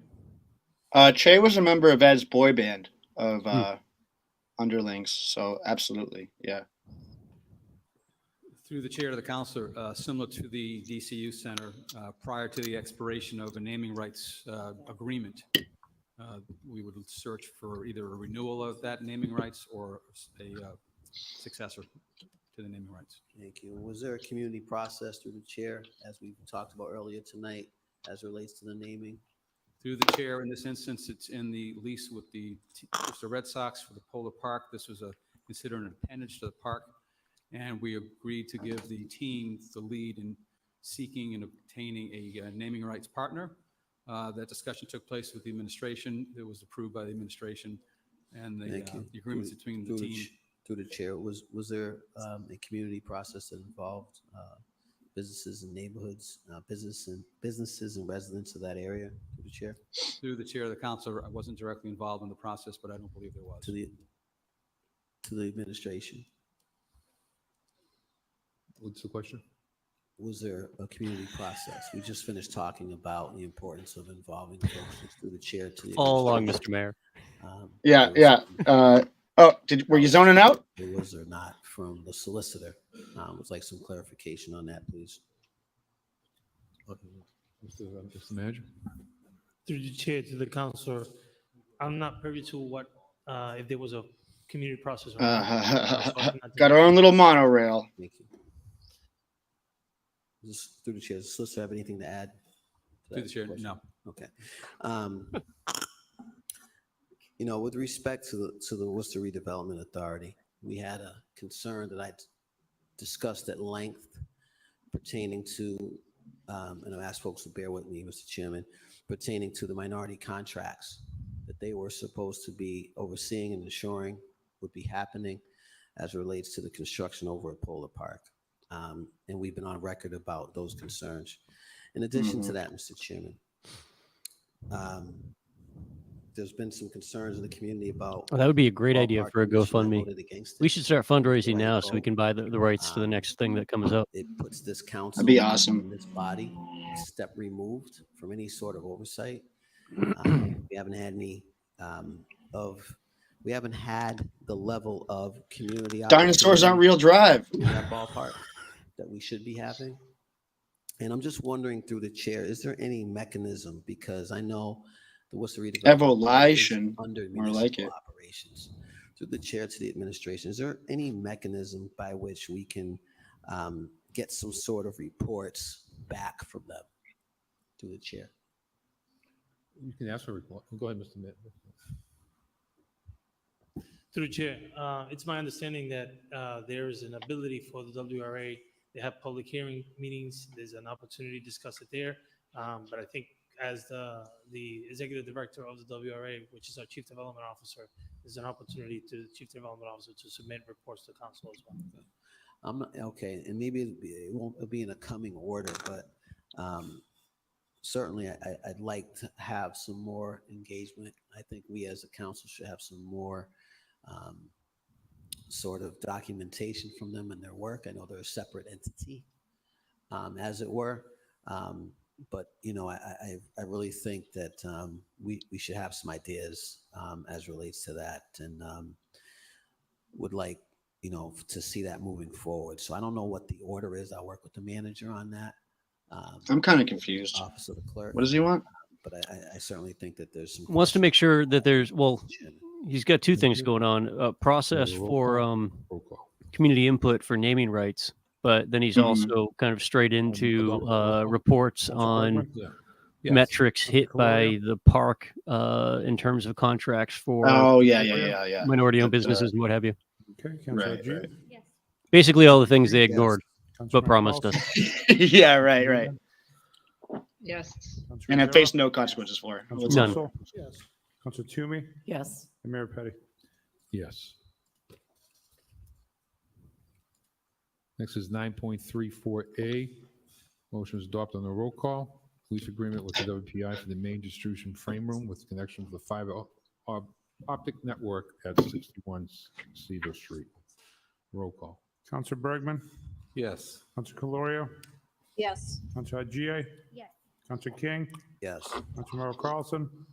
Councilor Nguyen? Oh my God, the Charles Steinberg Councilor FAFSA Rivera? video was so funny. Councilor Russell? Yes. And remember, it's that time of year. Mayor Petty? Fill out your student 9.37 federal A student and aid B funds. collectively, unless anybody wants to pull any finance items out. 9.37 A and B, 9.38 A through C, 9.39 A through C, 9.40 A. We can take collectively on the roll call. Roll call. Councilor Bergman? Yes. Oh my God, I Councilor cannot Calorio? wait till we get back to East Park. Councilor Gia? Yes. It's gonna be so Councilor fun. King? Yes. Councilor Merrill Carlson? Candy is gonna have an Leanne? absolute fit. Yes. Councilor Rivera? Yes. Councilor Russell? Yes. Councilor Toomey? Yes. And Mayor Petty? Yes. 10.A to 10.F, motions to adopt. Probably doing so, Council King. Yes, Mr. Chairman. I'd just like to speak on 10B, D, and E, if possible, just very briefly. Mr. Chairman, I don't know if that's a suspension of the rules or what. No, it's not. These are three orders, separate orders from municipal operations that I chair and municipal and legislative operations. And I just wanted to highlight these because some of the comments made earlier pertaining to the audit that was done, the report, and concerns about how and to what cadence the administration and this council is working towards addressing and assessing institutional racism. These particular items, 10B, D, and E, request updates. We just had a hearing last month in municipal operations that I chair. Councilor Russell's the vice chair, and Councilor Rose serves on that committee. And we went over the past reports, which was over a year old, for I think a second time in some of instances, pertaining to actions taken regarding the executive order of former city manager Augustus to address and assess institutional racism. Also ask for an updated report concerning the city's executive order to address these issues and how it's impacted departments, and also asking for an additional update, a new update regarding the city's usage of their diversity recruitment initiatives. So I just wanted to let folks know that's not being ignored, and I know there was a lack of dialogue on this council floor after the racial audit of HHS and HR was held. I purposely did not speak on that, and was hoping that others would. And I look forward to having that discussion in committee. Sounds like some folks would like to have that discussion on the floor. I wish they had that the last two times it was on the floor. But for the folks who are questioning what we're doing, we continue to work on my committee level. And I know I've had conversations. It was really wild they didn't talk about that one at all. He's working as well. It's a good report. I would suggest everybody read it. Maybe you can't really send links to reports in the chat. I've tried before, but the open comment segment of that where people talk about their experiences in City Hall was pretty wild. Councilor Bergman? Yes. Councilor Calorio? Yes. Councilor Haji? Yes. Councilor King? Yes. Councilor Merrill Carlson? Councilor Nguyen, Yes. Councilor Rivera, Yes. Councilor Russell, Yes. Councilor Toomey. Yes. Mayor Petty. Yes. 10G was held under privilege. Councilor King. Yes, I'd like to speak on this one, Mr. Chairman. This is held for is it the third time? Second time? Third time. First time. How many times has it been held? So through the chair to the council, this is the first time that this item has come forward in the council. The last item that came forward last meeting was a suspension of the rules based on those rules to bring out the committee report. Where's that? But that action was held. Which one was that? That's under tabled under privilege. So That we item is have 15F. Why are they doing this, I'll man? wait till then. That's yeah, 15F and 15C. okay. I can wait for that. Yeah. Okay, orders. It's related to 10G. Do you want to take me to the name? That's fine. Okay, I'll just speak on it then. Okay. Orders, request the mayor identify the necessary funding to utilize the lot adjacent to the Roosevelt Elementary School for parking and pickup line overflow in the effort to alleviate traffic problem on Grafton Street occurs from 1 p.m. to 3 p.m. from the school to the South Plaza. For request manager complete. Oh, the traffic is so immediately, bad, even if the parking lot needs to be built. As someone who has to Regardless drive Grafton Street all the time, it's basis, fucking funding brutal. is available to fully Take complete you like 20 minutes to get the down here. project, as the city purchased the location for $600,000 prior to the COVID-19 pandemic and has yet to utilize it. Council Russell? Mr. Chairman, this is an this really is an embarrassment. If you come down Grafton Street on any given weekday afternoon, in the vicinity of when school gets out, this city council authorized the purchase of it, and I appreciate the previous city manager going for that, and purchasing the extra land next to Roosevelt School, but nothing seems to be happening with it.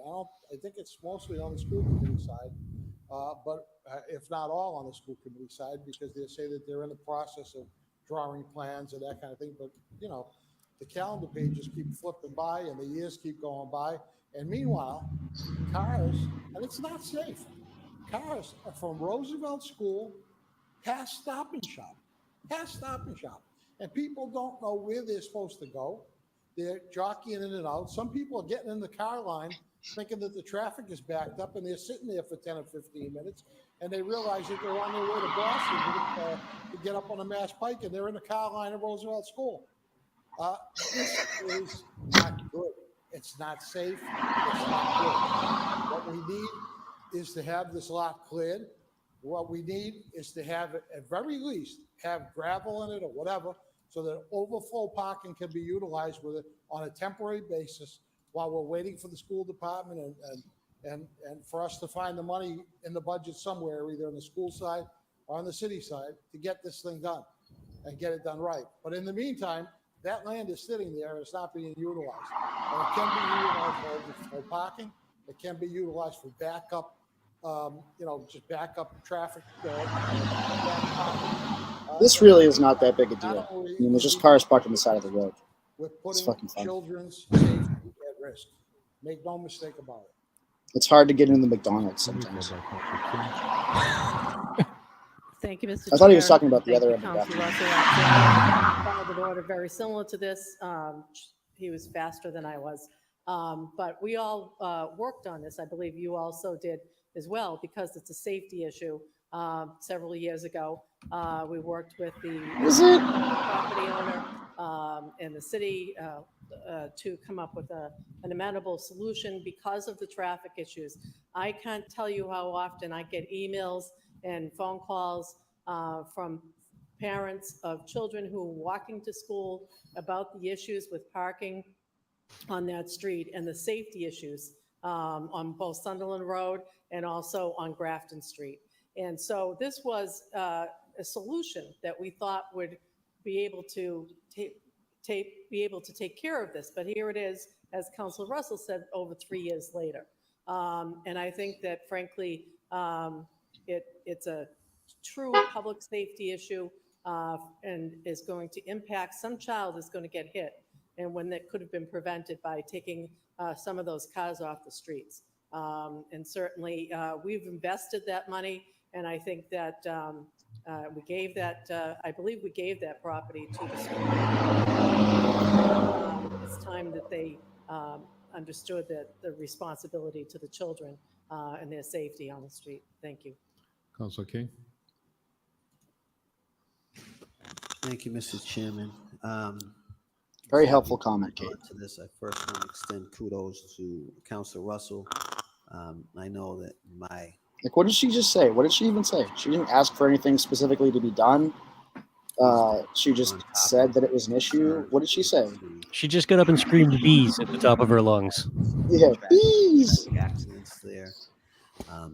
And this is important. I rise to suggest a possible friendly amendment that we not just identify the funding, but also what the barriers are and what additional steps need to occur in this process outside of funding.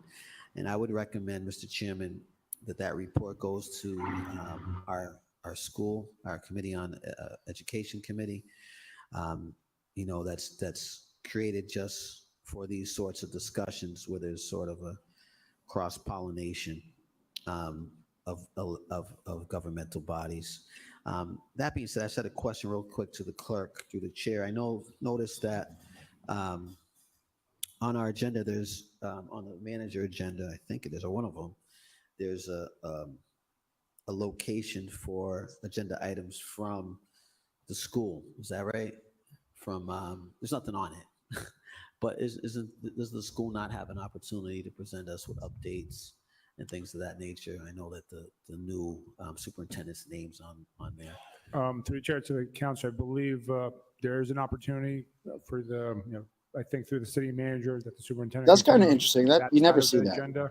Yeah. I think the names listed on the agenda are based on your past order from municipal operations. I think maybe 6 months ago that they want us to list. I think there was a petition from a resident that wanted you to list every department head in the city under those items of the city manager. So that's why there's a section on there. Perfect. Thank you. That would be my friendly amendment if my colleagues open to it, Mr. Chairman. If not, that's fine too. As amended, roll call. Councilor Bergman? Yes. Councilor Caloria? Yes. Councilor Haji? Yes. Councilor King? Yes. Councilor Carlson? Councilor Nguyen? Yes. Councilor Rivera? Yes. Councilor Russell? Yes. Councilor Toomey? Yes. And Mayor Petty? Yes. I request the manager work with the appropriate persons of the Commonwealth of Massachusetts to reopen, utilize the Blackstone Heritage Corridor Visitor Center. Councilor Russell. Mr. Chairman, through you to the administration, do we have any new information on this, Mr. Manager? Mr. Manager. Through the chair to the council, no, we're still waiting to hear if DCR has taken full custody of the property from MassDOT. What a shame. This building, we had so many different events there and so many different, patting each other on the back about federal government, state government, city government, all working together. The neighbors were so excited about it. And then the pandemic hit and the door got locked and it never got opened. And it's time for us to start talking about it as a community. I don't know what we have to do, but I'm counting on you, Mr. Manager, Chairman, to make this a priority because it's a shame. It is kind of. I don't really know the whole story there. Like, why isn't that open? State doesn't utilize it, and if they don't utilize it, it's a shame that they don't allow us, the city of Worcester, to utilize it. It's too bad. There has been so much money in such a beautiful building. The Blackstone Heritage Corridor, the weird building across from the Walmart. Remained locked. The gentleman That's like lit up right on 146. I think Yeah. his first name. I forget his last name off the top of my head, but he does a great job trying to do what he can. I mean, the poor guy was out there pulling weeds the last time I was at that location. So it's no fault of his. I know he makes sure it's open for voting locations, and when the city uses it, he's there himself, making sure it's open for most of the day. But I think that we have to up this, maybe Mr. Chairman, maybe with your leadership, with the delegation, maybe that's the way to go, but I really don't know. It's kind of above my pay grade, but I really want to bring it to the attention and want to get some action on it. So to the manager, Mr. Chairman. Sure, no, you're correct. A lot of time and effort that went into this. Jim McGovern put money, he probably got 20 years ago, it took him to spend it and kept that money. So, so we'll send that to the manager. Should the congressman really be holding on for You to money sign for on 20 if you years want. like that? Well, if you look at his campaign finance war chest, That's he the manager. loves to We'll hold on say to money. delegation, and we can do it too. And roll call. Councilor Bergman, Yes. Councilor Calorio, Yes. Councilor GI, Yes. Councilor King, It's such a weird just aspect of America Councilor that people Nguyen, like Jim McGovern just Yes. Councilor Rivera, stay Councilor Russell. there Yes. for their entire Jimmy? lives, Yes. right? And then they just pick a new one that also First stays there demand for their entire lives. report concerning the possibility of creating police precincts in various locations throughout the city, as well as other municipal Oh, I services. can't wait to hear what Kate has to say provided about in those this. areas, Councilor Oh Jimmy. boy, yeah. Thank you, Mr. Did I skip Chair. one? In all honesty, I'm sorry, what? No, I skipped over, but go ahead. You go. I'll Oh. go back to George. Sorry. Oh, no, go ahead. No, go ahead. Go ahead. Sure, all right. So in all honesty, there's nothing more important than having a connection with the community and decentralizing our police department and being able to get them out in the community, in addition with adding other municipal services. Where they're just going to stay in their car. I mean, what are you would talking about? benefit everyone. I think that when we take a look at what's happening now, I mean, everything is downtown. Sometimes people have difficulty getting down here. And I think that having that presence out there enables people. No to, one goes to the police station because they really want to. engage, What to do you get like? services in a much easier manner. And I think that we already have some examples down in Maine South. I know that there's we've had a. Why don't we just have police officers stay at our houses? That wouldn't be a violation of the Third Amendment, would it? So maybe we could get Yeah, a I mean, report on that as you'd be well. so safe. But I think this makes You know? sense to have a discussion about this and talk about the benefits that this will bring to our communities. Thank you. Thank you. So send that to the manager. Mr. Chairman? I'm sorry, Councilor Rivera. Yeah, and I'm all open to have the discussion, but my concern is, there's certain things I think I know in my district, people have been asking for example, foot patrols, really enhancing community policing and foot patrols. And I really would love to be able to see finances geared that way. And part of the reason, we haven't gotten is because people say, oh, it's not in the budget or we don't have the money for it or, so I would, I think that if we have these precincts, you have more people on the inside than outside. And, we really want to enhance community policing and we really want to be looking at foot patrols. I know for certain areas in my district, foot patrols is what really works really well in collaboration with connecting with community and community officers. Community officers on foot patrol. It's hilarious that like foot patrols were like the big like political statement of The Wire, that would be like really effective thing to do and like actually helps solve a lot of problems with policing. And that was what, like 20 years ago. And like still we don't do that. If there's going to be finances for this, I'd rather be able to see community policing and foot patrols. Okay. Councilor King. Thank you, Mr. Chairman. I stand before you. What is that noise? Does he have a maraca? Orders asking for substations and things of that nature some years ago, when there was even more of an emphasis on community policing from all different directions. That being said, I just had a David question. Simon's very annoying on The Twitter. administration can answer this unless there's someone from the police department on the line, which I doubt. I'm just trying to understand what this means, creating police precincts. I know what a substation is. I've pushed for those. My understanding is the police. Good point, Christian. Is perhaps an area or a building. I don't know. Through the chair to the administration, what are we referring to here when it says create a police precinct? Through the chair, my interpretation of precinct and substation probably be the same thing. There probably is a legal term between both, the distinction of both of them. But my interpretation, based on what the council order, based on my reflection here, it seems like it's the same thing. Okay, I know that police precincts are generally geographical areas. And I know that the police department just recently kind of reorganized with regards to their sectors. So I just want to make sure I understand this correctly. Before Basically, I just want to make sure everyone understands that Kate's dumb. Is Dumb. very stupid. She doesn't have an article, but she doesn't have a dictionary. Sectors. So I don't know. I'll sit down maybe if Kathleen would like to help us all here. Of this particular order has some sort of explanations. I'd certainly be willing to not hold. We haven't done pickleball yet, have we? That information. No, we're getting there though. Pretty close. So I can get some questions answered before the next meeting, Mr. Chairman. Okay, so I'm going to hold on to privilege. Council Toomey. Excuse me, Mr. Chairman. I had my hand raised. Oh, Councilor Nguyen, I'm sorry. Councilor Nguyen is next. Hasn't been heard. Kathleen is fuming. Did not see She's that. so mad. Yeah, I just wanted to share that, we know that well-resourced communities do not need high levels of policing. And, I believe that we need to focus our resources on the most marginalized folks and center equity in our decisions regarding to funding allocations. I have asked many times, I'm going to repeat this again, for warming and cooling centers during the winter where our unhoused folks, never did it. Die buried under snow and frostbitten, and this summer of a 3-week-long heat wave.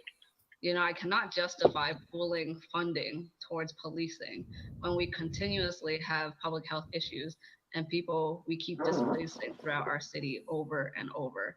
And so, I urge us to find solutions for people who need it most and to keep allocating and advocating for funding for that type of work. I understand that it's being held and I would have held it as well. Okay, Councilor Toomey. Through you, Mr. Chair, I did. I'd like to cry. In my mind. Through you, Mr. Chair, can I cry?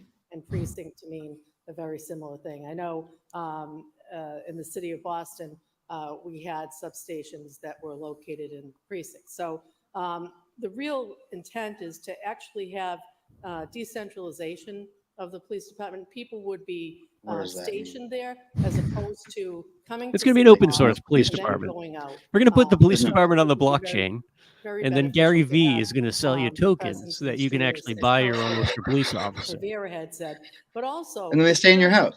What could go wrong? Providing other city services in that same building is similar to what's been happening down at Main South. So I think that's really important, and certainly you wouldn't necessarily have to change what's been done now, but looking toward the future, I think it's really important that we take a look at, do we need that station the way that it's set up? It's at Lincoln Square. I don't think that it's effective. And I'm just asking that we take a look at this. And I think that's a reasonable thing to do. And it's not just about It's police, definitely also not providing effective, and bringing other but types of building them a whole services shitload down of new to the buildings is public probably out in not the going to community increase their where effectiveness. It's really important that they feel that they're connected. In Boston, they also had little city halls that were very effective. Yeah, and Boston doesn't have any that problem with same their police thing. department. So I think, as others have asked to have discussions. Nothing bad going on That's there. what I'm asking for. There's no hidden agenda. Just have a discussion about possibly bringing No one services accused to- you of having a hidden agenda. They accused you of being dumb, saying the wrong word. Mr. Chairman, I just wanted to say from the perspective of a district councilor, I've been super happy with the model that we have now. We have, I think when we got elected in January, we had a meeting at the police department to explain the precinct model. And so I feel very, every time I have a call or my constituents have a need, the precinct captain responds, the police officers that go to the neighborhood meetings respond. I'm not sure what the financial implications are of this, but I do agree with Councilor Nguyen that we're at a time where we have precious resources, and I would just hate to see those wasted on a model that actually for a city of 200,000 people is working pretty well. A report just came out that we're one of the safest cities in the US, and so I don't understand what the need or what the impetus for putting actual precincts in neighborhoods is. Thank you. Councilor King? Thank you, Mr. Chairman. I'm certainly going to hold this. You know, when I look at this, it's the dollar amounts start jumping out to me in my mind in terms of some of the fiscal challenges we're going to be having in the coming years. And that being said, again, I certainly think that accessing, you know, and allowing the right officer, the right training to be in community can be helpful. What I will also say is that when you start thinking about the money associated with this, we're talking about municipal services. Who's providing those? How much is it going to cost? You know, are we talking? I thought we just increased. Could be wrong, but I thought we increased the number of staff, the number of officers in the police department recently, perhaps because we went to this new model of sectors or precincts. In addition to that, through the chair or to the chair, would this report be going back to committee or? Yeah, it usually goes to, yeah, we come back to public safety. Yep. Okay. You know, I certainly, you know, hope that at some point in time that committee starts focusing on accountability and oversight of this department. You know, we've recently had a lawsuit that we lost. We've had a number of other concerns. And I understand needing to have proper equipment for our officers, proper resources, proper support. But not everything that goes to that committee should be dealing with dollars, Mr. Chairman. You know, I really want to think on this. I'm inclined to make a motion to file, but I certainly will hold it. You know, in the past, when I talked about substations, I talked about and suggested to the administration, who was receptive, as was the chief, around housing them so it doesn't cost the city money. I talked about, at the time Becker was around, trying to work with our local colleges and universities, and perhaps having a location there, because it does make sense. You shouldn't have to come downtown to file a report, or talk to someone about filing a report rather than just, you can do it online, but folks want that sometimes interaction. So I understand the challenges getting around and doing that. And of course, the police can come to you. But, you know, that was sort of the spirit of it, to look at, you know, our nonprofits and our schools and see if they, you know, Quincy or whoever could have a night or outside of a neighborhood watch meeting where there was some folks available for the very thing that's being spoken. I'm pretty sure they have a substation at Union Station, I'm unless that got closed down. That was like 2018 or something like that. It will cost a lot of money as it's written, and certainly open to having the discussion and seeing a report and going to committee at some point. However, I really hope that committee gets up and running. Thank you, Mr. Chairman. Yeah, they have a they have a Zamboni that was purchased with civil asset or civil forfeiture asset funds, and or asset. Yeah, they use it to. Operate there's the emergency story there. relief trust fund for a one-time disbursement. What do they use it for? Emergency You know, smoothing ice. Recovery. So right. Normal public safety stuff. Yeah, right. Funds and how the trust funds are structured. Rodney Dangerfield said he got no respect. Oh, I did. I missed you. Okay, I'm sorry. And Hang you, on. you missed mine. You missed mine too, Mr. Manager. Oh, okay. What We're gonna the go back fuck one is I going missed. on Okay, here? it's two I missed.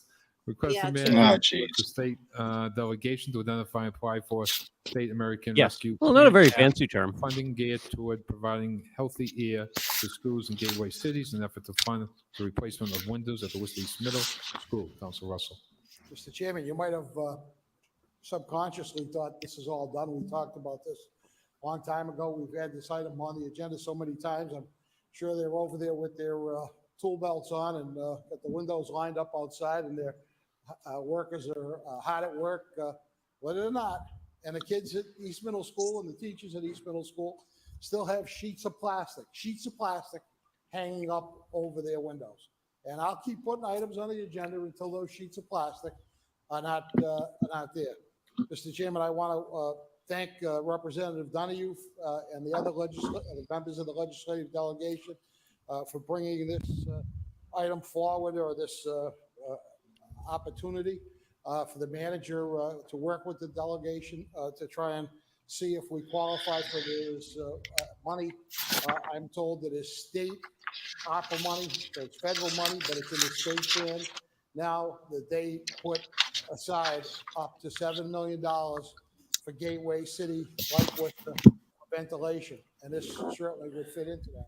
So this Well, is yeah, not when you have a a monopoly on building fund. This is legal not, violence, you can do a our lot of ARPA crimes money with that it. we're trying to send in various different directions. This is state ARPA money. Let's make a full court press to get this. Okay. And I would think maybe you maybe amended. Okay, we won't, but all right. For the MSBA funding too for these middle windows. Go down two paths. You can, of course. And I be honest with you, I thought we were already on that path. Well, yeah, I was disappointed to find out that the applicant, we're on that path supposedly, but the paper hasn't come off the filing cabinet that's been filled out yet. So we're talking about it. We're working on it. We're encouraging people to do it. This is just I was very incoherent. disappointed to hear from the administration just within the last couple of weeks that we don't have an active application on that. So this might be a faster path, but I agree. Let's keep both of us in the water. Okay. So separately, you just ask the school department to apply for MSBA funds regarding the Worcester East Middle Schools. Take those collectively and send them to the through the manager. Roll call. Council Bergman? Council Calorio? Yes. Council Hajia? Yes. Council King? Yes. Council Merrill Carlson? Council Nguyen? Yes. Council Rivera? Yes. Council Russell? Yes. Council Toomey? And Mayor Petty. Yes. 11E, request the manager provide council an update. Did Kate and Mo just leave because we were mean to cops again? Yes, thank you. I think so, yeah. Hopefully, as reads, once we You had to go calm each other down. have some discussion. But because I've done a lot of, outreach, I've been to certain areas in Worcester. I've talked about Oh the my rodent God. problem. I get a lot of emails relative to this issue. And I'm not sure if I'm just getting it because I brought it up so many times, or is it really the problem expanding? And I've heard, there's newer areas that have never had rodent problems up by, Chester Street and that area now, that they're having a rodent problem as well. Calorio So, wearing a day collar, I see. and then we can, That's interesting. I know I've talked to my colleagues about it too, and their experience in some of their districts. So I think this would be advantageous, and then we can discuss it on the floor. Thank you. Send that to the manager. Roll call. Please. Council Bergman? Yes. Council Calorio? Yes. Council Hajia? Yes. Council King? Yes. Council Merrill Carlson? Council Nguyen? Yes. Council Rivera? Oh, might be pickleball time. Yes. There we Council go. Toomey? And Mayor Petty. Yes. Oh, no, this is the tells order now. Council Hajia regarding the trust fund. Thank you, Mr. Chair. Hard to go from rodents to fire victims, but I'm going to try my best here. Obviously, this for me has had a really impact what happened with the families at 267 Mill Street. But also, I had the opportunity through my day job and through just conversations with constituents. That was so sick. Inclusionary zoning, who were victims of the Gage Street Fire in Councilor Merrill Carson's district. And in all these conversations and experiences and testimonies of people, what I've heard is that in those That was first few so days funny. after a disaster happens, whether it's a fire or a building collapses out of nowhere for no fault of anybody's other than the construction company, that folks are really traumatized. And yes, Red Cross does show up at times and they have a little bit of Mattel said, people. hard to go from What rodents we've to fire learned victims, from but I'm going to try my fire best. disasters in our city or emergency disasters like the one at Mill Street is that folks need a lot more support.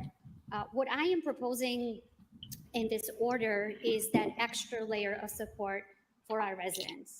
It's not enough that somebody gets a $300 gift from Red Cross, and that's only if they actually are eligible for it. As we know, the Mill Street survivors weren't eligible for renter insurance, for liability insurance, anything from the landlords. They even got taken to court. It was so very what I'm asking us unintelligible, but it as a seemed like it community was is to that. really spend a lot of time thinking Oh, about there's what other rats in, communities have done. you know, Cambridge, people's homes now, not just apartments. as we heard from one of the folks from Leominster who was a volunteer through the mayor's fund, and other cities like Fitchburg already have those funds.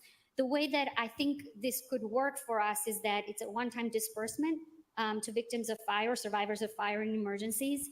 We have an excellent emergency communications department here that has responded. It's first on the scene, have done a tremendous job from what I've seen with both the fire victims as well as Mill Street.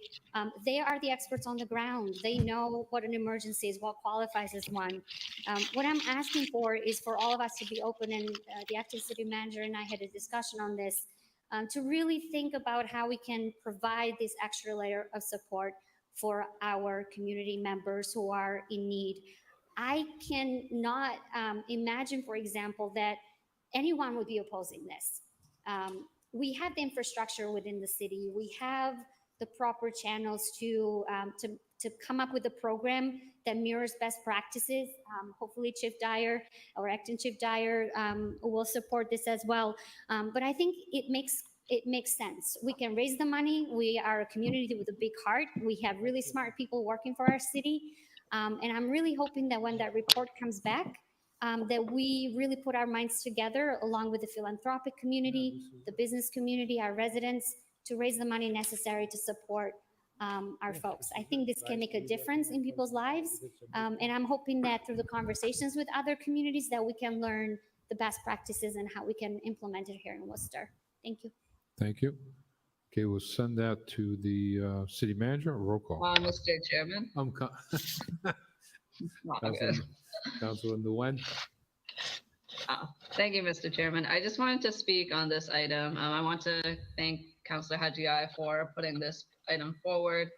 Honestly, as someone who spent months building out the Mutual Aid Worcester Fund during the pandemic, we on the ground know how important it is for folks to be able to access funding directly during desperate emergency situations, and with the agency to determine how they can recover on their own. Gene, we're so, on I am very grateful for the existence of 11F. Mutual Aid Worcester and the organizers who came together to make that happen. With that said, I wished Worcester had something like that. A city level impact would have drastically changed the hurt that we experienced during the pandemic in our communities. Just briefly, I remember, Mutual Aid Worcester, we were only able to give people $35.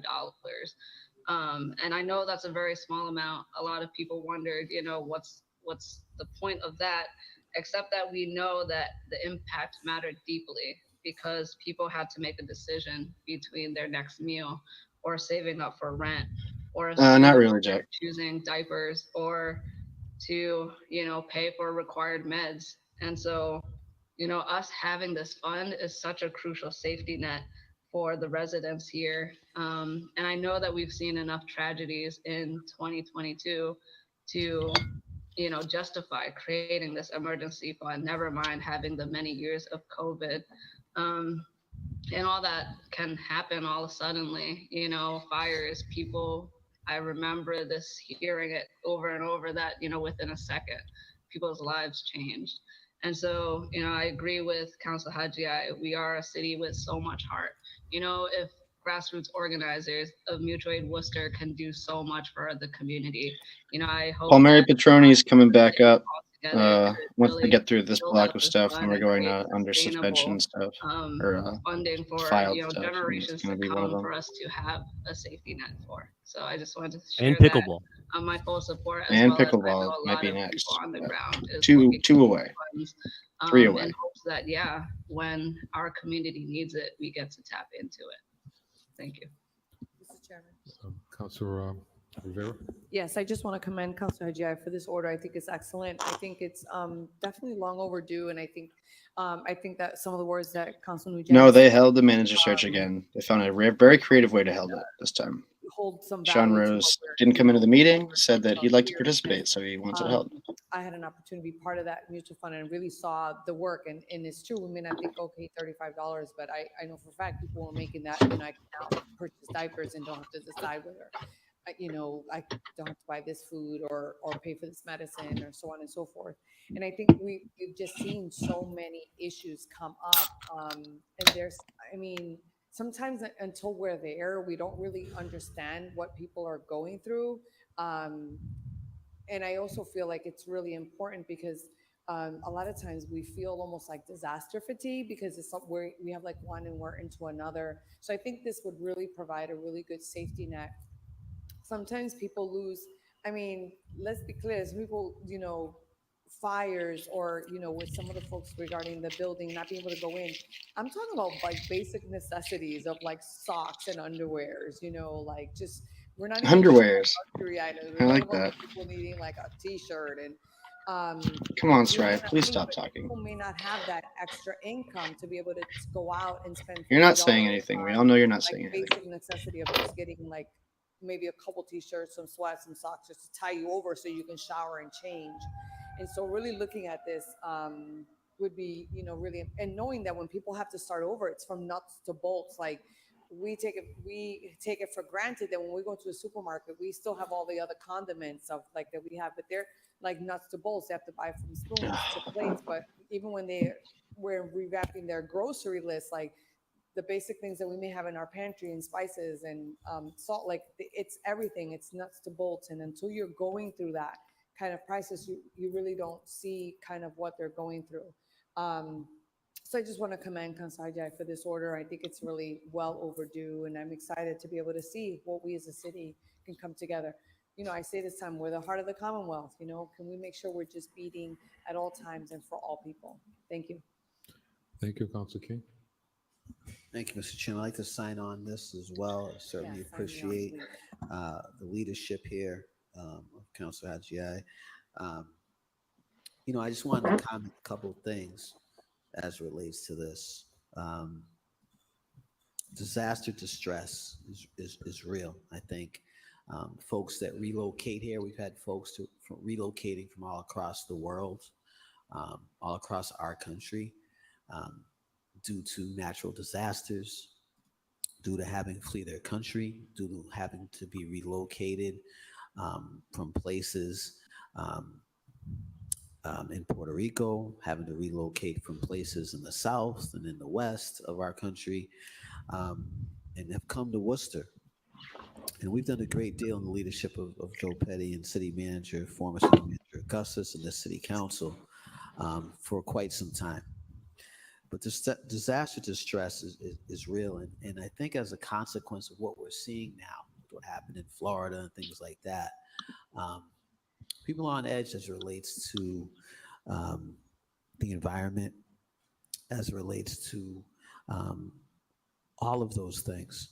And this will allow us, this sort of fund, to build resilience of our folks who are impacted. It will also provide a clear, tangible way that folks can identify that the city's doing more. And I hope that this administration can work with our private sector in terms of how we fund this. You know, we have the Housing Trust Fund. Soon we'll have perhaps the CPA, and we'll have this. And I think it's important that those public and private partnerships, working with entities such as Got the MB Lounge commenting on the Facebook here. but I think the important piece here, That's interesting, is that this is a municipally operated trust fund. And we usually get it pretty good. That's kind of wild. Relates to putting people in charge of that. I'd love to see this in municipal operations so we can figure out how to exactly do that. Thank you, Mr. Chairman. Okay. Council Russell? No, George, sit down. To support this item. And to offer a separate item that may be related. If He's my colleagues just don't mind. MB Lounge responded to somebody having an opinion about plantation and said, "Really?" But I think we also have to be pretty careful. So I'm kind of excited to see where that goes. How we go with it, because we might have unintended consequences. I can honestly say I've never seen a Facebook account for a gay bar get involved in a local political argument. I'm here for it, though. I can say that with a genuine certainty that that's never They might happened. say, "Oh, just go to the city; they'll take To me. care of it." And maybe it And I want to make sure, Mr. Chairman, that we're not, and that the city maybe looks at alternative ways to go after some of that money where their responsibility is. That the city sets up this fund, helps with the emergency money, that we're there on the spot, but we also don't let people off the hook, and work with the people that have had this misfortunate occurrence. And also, Mr. Chairman, separately, that I would request the city administration to do what they can to try to educate folks that are renters on renter insurance and the fact that they are not, that property owners' insurance doesn't cover them. And I think a lot of times folks forget that. And I think it behooves us as a city government, maybe when the clerk gets a new registration, a voter registration, maybe it might be something that we include in the welcome packet going to people, just reminding them of opportunities for rights. The welcome packet going to people who rent an apartment in Worcester? What the fuck are you talking about? Tenant insurance, I know some people might think it's out of reach, but it's really not that much. It's only people go on a payment plan. It could be as little as. Yeah, I got a guy working on a story about the Clark strike, but where folks will lose out of it. it's Sometimes folks that was pretty effective action. covered under their landlord's insurance. They got a So good those amount of couple money out of items, that. to Good the for them. administration, just to get some thoughts Okay. going. Thank you, Mr. Chairman. And take- And I congratulate my colleague for putting this item forward. This is a good order. I'm looking forward to see what the other municipalities actually do. So, Leominster, and would you say Cambridge? I'm sorry, Mr. Chair, I didn't hear I'm you. looking forward to what the municipalities actually do. Would you say Cambridge and Leominster? Yeah, Cambridge and Leominster have it run through their mayor's offices. Yeah. In Fitchburg, I think it's United Way that runs it in partnership with the city. With the city. Yeah, so there's a lot of different And ways we can look at this. Boston Yep. also has a similar through the mayor's office. So I'll put my name on there too. So we'll take those collectively. I'm sorry, Council Tui. Oh, shut up. She's going to be like, last week I said that renter's insurance, people should think about it. Can understand the need for this, especially over the past several years where we've had tragedy after tragedy after tragedy. And we've talked about this. I remember even when Paul Clancy was on the council, we talked about the need to ensure that there's emergency funding for folks. Again, it's all the devil's in the details. I think that we do have a number of agencies that could work collaboratively with us. But I do want to mention that I did file an order on the renter's insurance. See? To work. Do I know her or do I know her? Companies and the Landlords Association to come up with a plan on that. That's not what this order is, Kate.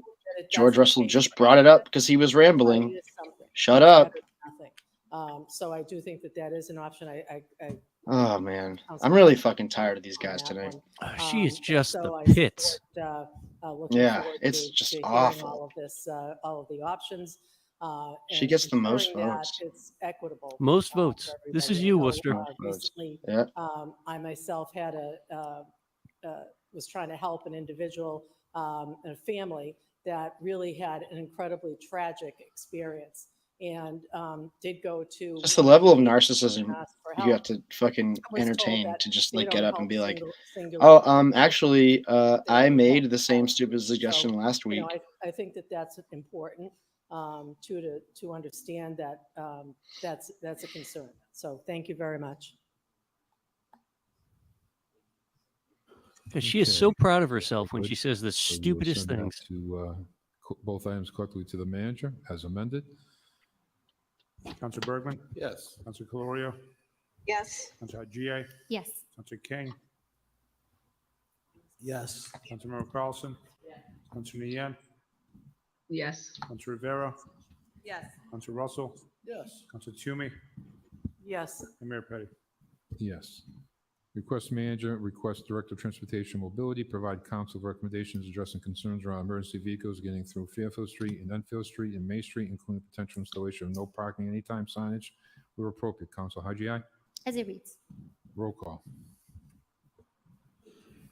Council Bergman. Yes. Council Caloria, Yes. Council Haji, Yes. Council King, Yes. Council Merrill Carlson, Council Nguyen, Yes. Council Rivera, Yes. Council Russell, Yes. Council Toomey, Yes. and Mayor Petty. Yes. Request manager work with WRTA administrator to provide council with the following information. If new fare-free boxes will accommodate a fare-free system, a copy of the contract with the WRTA as secured regarding fare-free boxes. Council Bergman. Thank you, Mr. Chairman. I was tempted to say as it reads, but I want to use the opportunity just to ask our city manager to use his influence so far as he can to get the WRTA to respond. And we've got outstanding questions from the subcommittee from months and months ago. And, you know, I mean, I don't want to be disrespectful, but I mean, we're not, that subcommittee, us as counselors, as representatives of our constituents, we're just not getting the answers we should be getting. I mean, I'm not trying to be disrespectful, but we're going to have another subcommittee meeting, and I'm going to be honest, if these answers aren't there, I'm going to be a lot less respectful the next time I stand up. And I hope city administration could, you know, in a good way intervene and let it be known that we're just not getting these answers. And these aren't, questions that can't be answered. I mean, these are simple questions. We've asked simple questions in the past, and anecdotally, I'm hearing from people that attend the WRTA meetings that ask that is, well, I wasn't told I need to answer those. Well, yeah, these are questions you're supposed to answer. And given plenty of time to answer them, and still there's no answer. So we'll try again. I'm going to schedule a subcommittee meeting, and again, I'm just putting it out there. If these questions, can't be answered, and there can't be a level of respect back to those of us that are asking for these answers, then there's going to be less level of respect the next time I ask. Thank you, Mr. Chairman. Myro Carlson, do you want to sign on? Okay. Oh, boy. Chairman, through you to the city manager, do we know when this individual's contract is up that is currently running the bus company, Mr. the Manager? WRTA? Through the chair, no, I do not know when the contract is up. Maybe if we could find that information out. So I don't know, Mr. Chairman, would that be in form of an order to find out when the current, is he the director, CEO of the WRTA? Because I just want to share, I have had numerous complaints about this bus company. And I mean, God, I used to think Kate was the worst, but Candy's easily the worst city quite councilor. honestly, prior to the last couple of years, I really, once in a while, but these are all complaints about people who are calling and they just don't get answers, whether they call on the phone or whether they go there for these meetings. I did have the opportunity to talk to a couple of board members, and I did ask them if the next time that we actually have a committee meeting, if they would be willing to go to the committee meeting.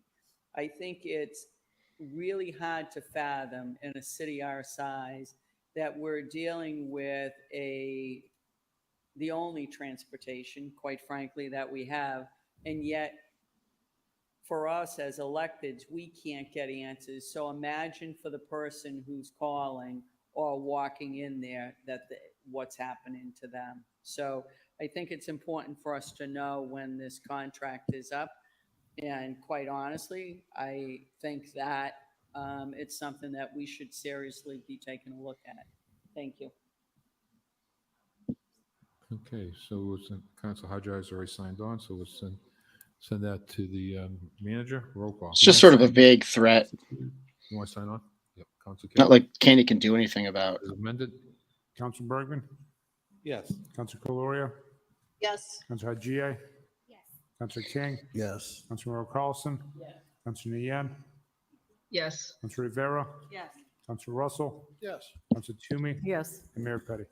Yes, request the manager, request Assistant Commissioner of Public Works and Parks consider adopting existing public tennis courts to accommodate pickleball use. Here we go. Councilor Bergman. Mr. Chairman, just very briefly, I haven't played pickleball, but I know it's popular. There's a I reason. played this weekend. Did you? How'd you do? Not good. Oh, so it was Mo? We didn't That would make put some sense. practice. So I'm hearing from a lot of folks that they have to go out of town. I understand. it's Gary very Rosen. difficult to repaint the courts. There's a cost involved, and we're trying to wait when we actually have to upgrade the tennis courts to actually maybe add some of these lines so that more pickleball could be played. There was an article, I think, over the last week on the Telegram and Gazette that indicated that there's more and more popularity towards this sport. So, and I've talked to Assistant Commissioner Anthony. You know what else is really popular, Bill? I hear But I skateboards. have had constituents ask me. Yeah. why Well, aren't there no, more but courts? don't try to do that. You'll Some you'll sort get of chased by the cops. or And perhaps some understanding as to what might be coming down the road. I think that would be helpful. You want to get ahead of the curve. Thank you. Thank you, Mr. Chairman. Just, I'd support a report. I'm not sure if that's what this is asking for.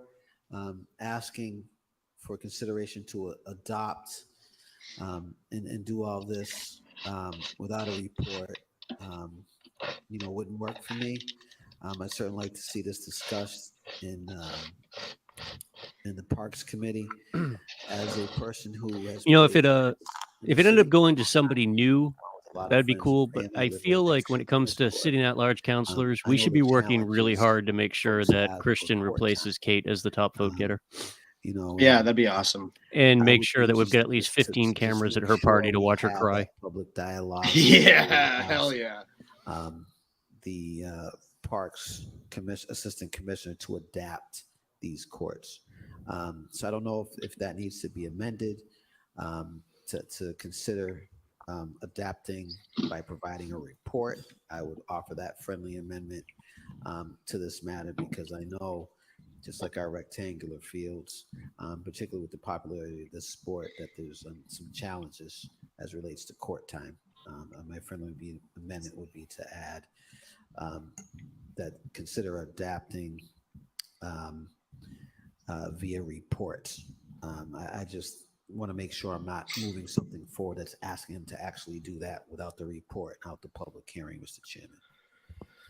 Councilor Bergen? Oh, yeah, it's fine. Thank you. I'd like to get also, man, just to get a whole master plan. My understanding is the parks, every time we do a park over, they're going to be putting pickleball courts as part of their plan. So we'll Oh, see how good that Lord. implemented. So it is very popular. It's great. That's just great. That's the city manager is amended. Councilor Bergman? Yes. Councilor Calorio? Yes. Councilor Haji? Yes. Councilor King? Councilor Carlson? Councilor Nguyen? Yes. Councilor Rivera? Yes. Councilor Russell? Yes. Councilor Toomey? Yes. And Mayor Petty. Yes, request the city All right, manager, we're almost to the juicy part. located at 455 Pleasant Street for being the oldest art supply and framing store, turning 170 years old on October 20th, 2022. Councilor Bergman? Thank you, Mr. Chairman. I intended to hold this tonight because I spoke to the folks at CC Lowell and I told them that I thought it would be better if they came in next week because it would be within a couple days of their event, not recalling or not remembering that we don't meet next week. So what I'd like to do is, if I might, Mr. Chairman, is just let everybody know that there's going to be an event there. It's online on their website. And perhaps we can talk offline about some sort of recognition that either you or one of your colleagues could provide them that night. And I certainly welcome all my colleagues. Perhaps we can invite the folks that own it for the following meeting and present them something in person. If that works for everyone.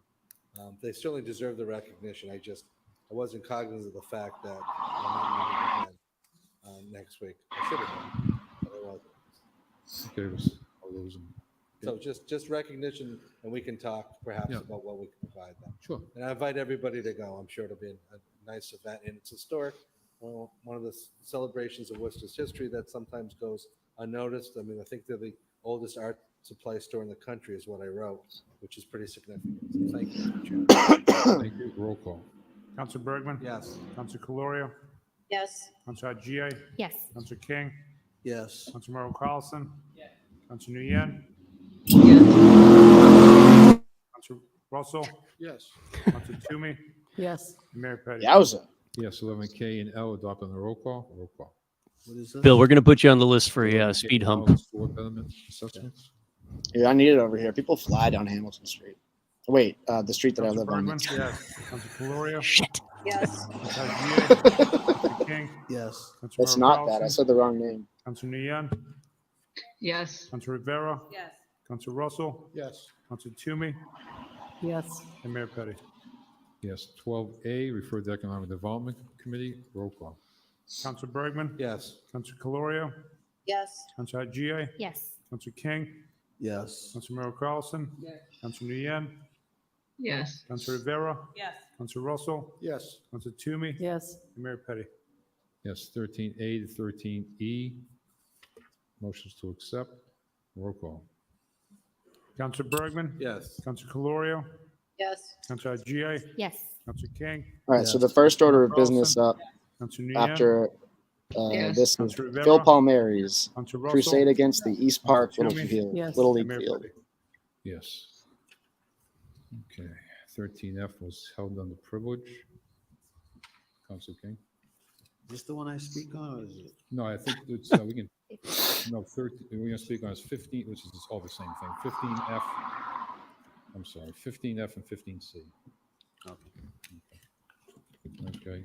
14A to Oh my K, God. advertising proposed ordinances. Council Bergman? Yes. Council Calorio? Yes. Council Agia? Yes. Council King? Yes. Council Merrill Carlson? Yes. Council Nguyen? Yes. Council Rivera? Yes. Council Russell? Yes. Council Toomey? Yes. And Mayor Petty? Hey, Jack, you want to see something 15A, funny? Take a little time out, buddy. Petition of, was held of Phil Palmieri regarding Joe DiMaggio Little League Field. All right, Phil Palmieri. Council Carlson. Mr. Chairman, I make a motion to file this item. We are not at this point at 20% on this Joe DiMaggio Little League. The information in here, quite honestly, is not accurate information. Okay. Motion to file, roll call. Council Bergman? Yes. Council Calorio? Yes. Council Agia? No. Council King? No. Council Merrill Carlson? Yes. Council Nguyen? No. Council Rivera? No. Council Russell? Yes. Council Toomey? Wow, they didn't even talk about it, huh? Okay, we're on 15B, which is request the city manager work with the appropriate parties to name the playground at Holmes Field after Gordon Hargrove, longtime director of the Finley House. Councilman Carlson. Yes, Mr. Chairman. I've held this a couple of times because Gordon had been in the hospital and had surgery. But I think that everyone in this room knows all of the work that Gordon Hargrove has done on behalf of this community, and especially in the Wall Street, Plantation Street, the east side, as well as obviously the rest of the city. So Gordon has always done a tremendous amount of work with the kids up at Holmes Field. And a few years back, we had redone the playground. I thought that it would be only fitting to name the playground after Gordon Hargrove. I know that we have the field up there, which is named after somebody else, but the playground is something that's new that we did not too long ago. And it's something that Gordon certainly was there and very proud of the work that was done. So I would just like for this to be on our agenda when probably at this point, I would say in the spring, it would be something that we could do for Just come on. Gordon, given his retirement in the Friendly House. Thank you, Mr. Chairman. Thank you. Oh, sign on? Okay. Yes. Sign on. Sign on. Councilor King. Thank you, Mr. Chairman. I do want to sign on. I want to just say that this is a beautiful gesture initiated by yourself and Councilor Merrill Carlson for Gordon.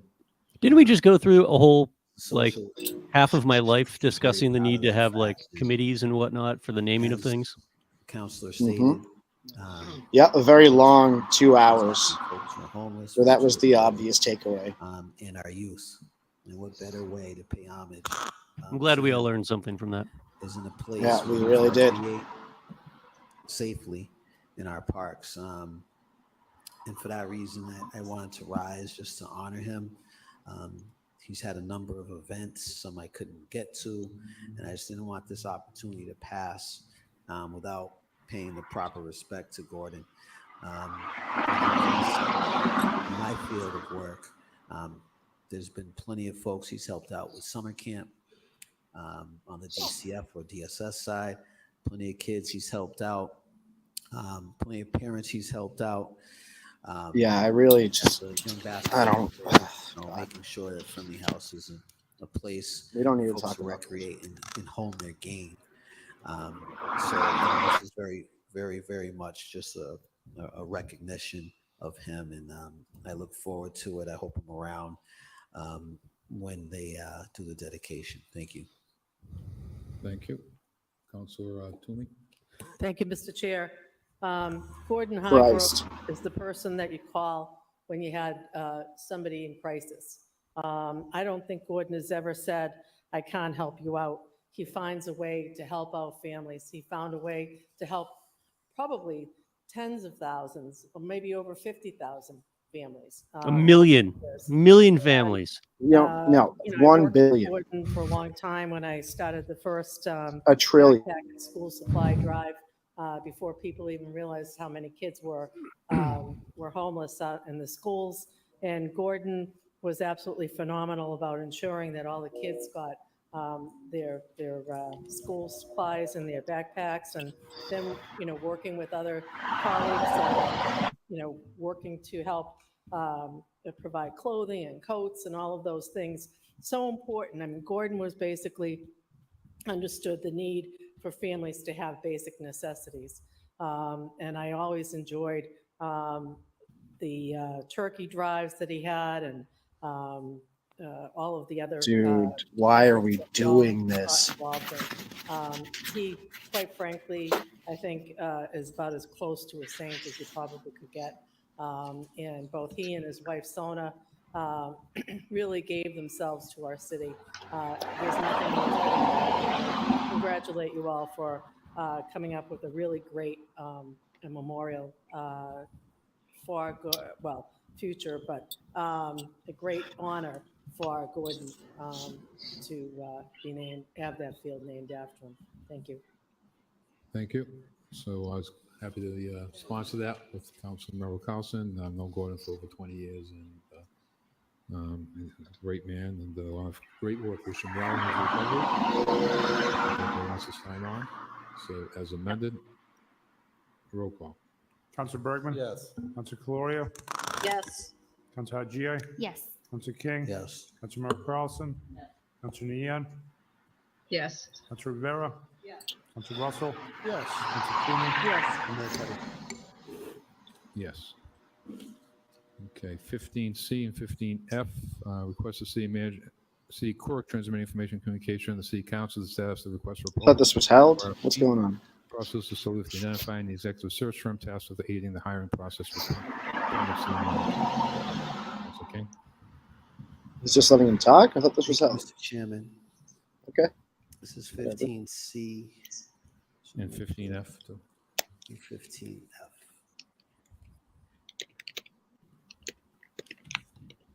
There we go. Thank you, Mr. Chairman. Just wanted to speak briefly on the importance of process, the importance of making sure we have an informed, transparent, and exhaustive city manager search. I wanted to point out there's been a lot of discussion in the community around whether or not my committee has done the work necessary to move this forward. I'd like to be very clear and reiterate that in committee we've met a number of times on this items. We didn't discharge items to make sure we can continue to talk on it. It had already been voted 10-1 on by the council. And there were a number of things outlined and that are addressed in this particular order as well that was to be done. And some of that was for the ad hoc committee to come up with steps to make sure that there's community involvement with the search process, that the ad hoc committee would do the request for proposals for the search firm and review those proposals. So Patty's just not going to acknowledge that Shaun Rose held these. What are we doing? To select the firm. Nobody has any idea what we're doing. For the permanent city manager search. All of those have been completed by Municipal Operations Committee and brought before this body. There's only 2 tasks left, Mr. Chairman, in that order. That is for an ad hoc committee to be identified, for that committee to review potential candidates for the permanent city manager position in conjunction with a search firm in executive session, and then a final referral of recommendation of finalists to be interviewed in open session by the entire council, followed by a vote, Mr. Chairman. We had 7 or 8 sessions going back months ago to make sure we remained on task. Part of that was making sure the RFP process went forward. We didn't want any delays. We also made sure that it was in the before this council was approved releasing that for rebid. I mean, as a consequence, we came up with the one agency. I would have spoke at length at committee. I would have spoke at length last week about the importance of moving forward on this, Mr. Chairman. On August 24th, when I had my subcommittee meeting, was the closing day for the second bid that went out. And we have in front of us a report from the clerk's office, an update. I think that's the 15. I don't know which one that is. Which one of these is maybe it's F? C. Where it outlines what we ask the clerk to do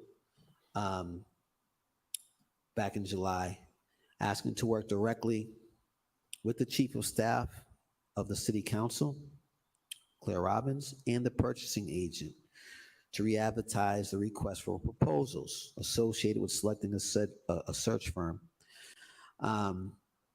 which initially was completed on July 21st, ended up with 1 response. And in that ask, as chair of municipal operations, I wanted to make sure that the clerk's office and our chief of staff, chief of council, would work directly with purchasing agent to ensure that the reposting of the RFP included targeted outreach, including to multiple firms identified as potential fits, rather than just advertising. And this absolutely occurred. And here we are. You will hear at some point or another folks talking about this particular bidder is not qualified to do this work on this level. As I mentioned before, it's a woman-owned business. They focus on diversity.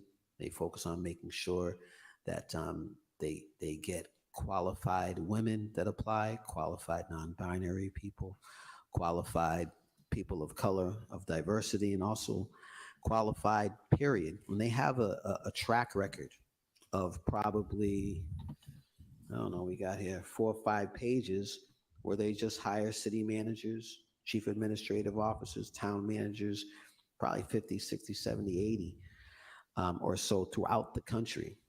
And you'll hear some of the naysayers talk about, whether or not, how big of a we're actually talking about the city manager search right now, which is surprising. County managers with populations of folks of 519,000, 519,000 people, 359,000 people, 321,000 people, 970,000 people, 703,000 people. These are executive officers of similar status of the city manager and city managers.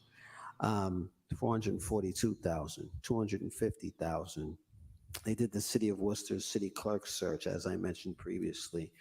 And the importance of moving this forward is such that we met on August 24th. Bid closed August 25th. I believe there was an election maybe the first week. Was that the first week of September? It was election first week of September. We didn't meet. And then when we met, the item was held. And then we went to the next week, held again, and here we are in the middle of October. So we were ready to move forward as suggested by my committee after August 25th. And in this entire month of September, this matter has been held. We're halfway through October. It's been held again. My understanding is we don't meet next week. It's going to be held again. It's essentially been held for 2 months at this point, close to 2 months. As of August 25th, that would have came out. And I wanted to speak on this just last week, just to emphasize the importance of this process. In their paperwork of this company, they indicate they can get this done in 90 days. We knew from day one that this would be looking at an appointment in December or January. We talked about that. You know, and as you've heard, this process is very important. And I want to reemphasize that due to how this has been handled in the media and elsewhere, it's become very divisive in our community, in all communities. Within the Latino community itself, it's become divisive. In the Black community, it's become divisive. Between the Black community and the Latino community, in the larger community, it's become divisive. We took a vote, a 10-to-1 vote, Mr. Chairman, to move forward with a process. And it's unfortunate that at this point that process has been sullied, but it's not at a point where there cannot be reclamation of our intention. I will reiterate that I'm very displeased that some of this stuff is being held. Any reports that are before us that are new, I'd like to come to committee for further discussion. But it's very important that folks understand, as I've said previously, this is not a prejudgment or any negativity towards our first Latino city manager or the Latino community or any community. It's about doing our job and doing what we say we're going to do. And I think that's the type of leadership that we have to convey. It's what I've stood for the last now 4 terms, as have a number of my colleagues, Mr. Chairman. And I'm just disappointed that we're not moving forward with a search at this point. And I guess we'll be back in a couple weeks. Thank you. Council, we're gonna talk. Council Russell. Mr. Chairman, just if I may, because I'm on the committee, Councilor King always refers to me as Vice Chairman Russell, so he always reminds me I'm Vice Chairman of the committee. So I just want to say a couple of things. I've been at every Municipal Operations Committee meeting since you appointed me to it this term, Mr. Chairman, whether it be in person or virtually. You know, it's no secret that I put forward an item when we originally talked about this to give the city manager a 2-year contract. I'm still thinking that that's the way to go. So I want to put that just to be upfront and be transparent about it up front right away. But the reality is that, you know, 8 or 9 years ago when we went through a process, we brought the company in, the various, I think we had more than one company that applied, and we had interviews of the company. I have not met, I don't know if our chairman has met the company that has put forward the request, the only company that was willing to answer the RFP. I know I haven't. I know as one member of that committee, I haven't had an opportunity to talk with that company or for that matter, to even look at any in-depth information from that company. No, with Ed, they actually did go through a search firm, but it was kind of convoluted. And it was similar to what we're seeing now, right? Like they had a search firm that had identified people. The people that they identified weren't that great, but we got limited response to the RFP we put out because we did exactly what they're doing now, which has made it clear we're not going to take it seriously anyways. And these search Yeah. firms are really kind of hard to nail down. Like they take their shit seriously. And well, the better ones do anyways. And you kind of just, yeah, they're not going to take the city seriously unless it appears that we're going to take their work seriously. Notice some of the items that were brought forward as chairman's orders, and the chairman has every right in the world to put them forward as chairman's order, but they're not things that I voted in the affirmative to support. They were chairman's orders that the chairman brought forward. With So, Ed, if I remember correctly, with Ed, there was a guy from New Mexico who was like the one finalist they had who seemed like he would be the closest thing to a good fit. But again, they didn't really nail it on finding anybody. believe that we should be. And those people are out there, but again, it's just, So be it. But you're not going to have let's call the a search company in. firm Let's squander their interview. Let's make connections sure that for a city that's not taking the work seriously. Take it from there. Mr. Yeah. Chairman. I don't think we can do it by just calling an item. on It's the just agenda. the consensus of the city council is to not take this seriously. Yeah. It's like at least six votes don't want to take this seriously. One of my favorite lines that she always says is play the tapes. You know, so play the tapes. That's of all literally what I'm here for. this blah, But no, it sucks because we just went through this with the school committee. We talked about this last meeting, Bill. I mean, it's like we went through this with the school committee. Tracy Novick saying the words, nobody in the city can do this job is the reason we got the results we did. And the people who were identified as finalists were all incredible. Yeah.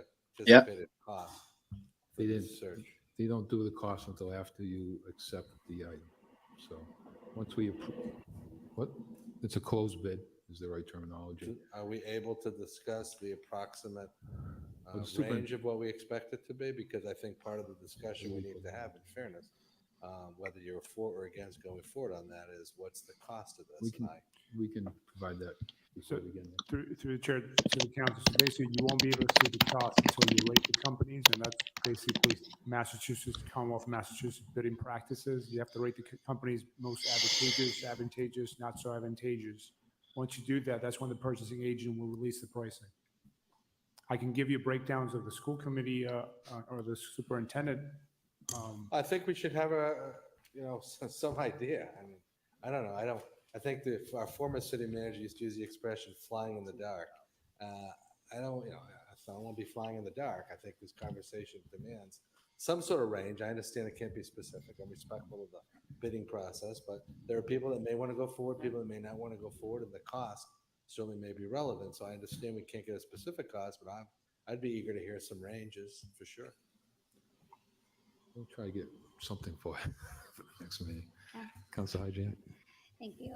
I mean, this conversation is incredibly frustrating, and I'll explain why. Councilor King has been working, and his committee has been working now for months to outline a process. I never heard a discussion about costs until recently. I don't, honestly, as the newest member of this body, I'm just frustrated that we're hearing from community members, we want a search process. Nothing against Mr. Batista, excellent person. Everybody wants a fair process. And now all of a sudden we're coming up with all sorts of deflections around costs or, didn't read the RFP. I'm sorry, but I have here in my bag, from September 20, 2022, a City of Worcester request for proposal city manager search from government HR. Councilor King has laid out the record of this search firm. I don't understand why we cannot take a vote to either go ahead with the process or whatever alternative people are asking for. Personally, I will say this now. I've said it on Twitter. I've said it to my constituents who keep calling and urging me to vote on this. We need a search process. Delaying these things further is incredibly frustrating, is disrespectful to Mr. Batista. We're getting caught in a narrative that is so incredibly hurtful and divisive. A minority of the city council wants to do a search process. The majority just want to hand it to the acting city manager with Joe Petty appointed by himself. basically if Mr. in Batista is the April. best candidate, he has an opportunity to share that with the community, to be compared to other candidates. If we don't have other candidates, Most of the they city council decide doesn't want to do a search, continuously bring obstacles, which deflections, is just call it what irresponsible. you want, feels really disrespectful and incredibly frustrating. I would love to move forward with a search. It's what our community wants. Community leaders have been emailing us, calling us. I don't understand why on October 12th, 2022, months after we voted in April, we are still having this conversation. Okay. Councilor Russell, second time, we'll wrap it up. Clear up quick, because it just baffles me that we have only one company. They're obviously the most advantageous, because there is nobody else. Right. So I would ask, just in the form of a report from the administration, from the law department specifically, going forward, not an answer now, because I don't want to put them on the spot, but I'm asking for a report from the law department, just how will all this stuff applies. That's all. Okay. Because if there's only one company, they're obviously the most advantageous. And Advantageous? What are you talking about? how do we do any of this going forward?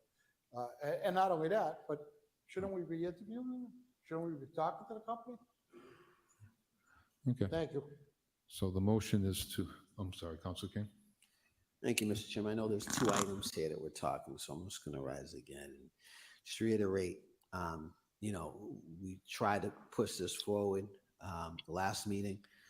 Simply a request for the clerk to work with the purchasing agent to review the procured request for proposals relative to selecting an executive search firm to aid in the selection of a permanent city manager, and further request the clerk to provide city council with a report detailing next steps associating with working with a selected firm for said services, including costs associated with the same. And it keeps getting held. Look, if folks want to make a motion to appoint the city manager permanent, do it. Go do it right now. Do it.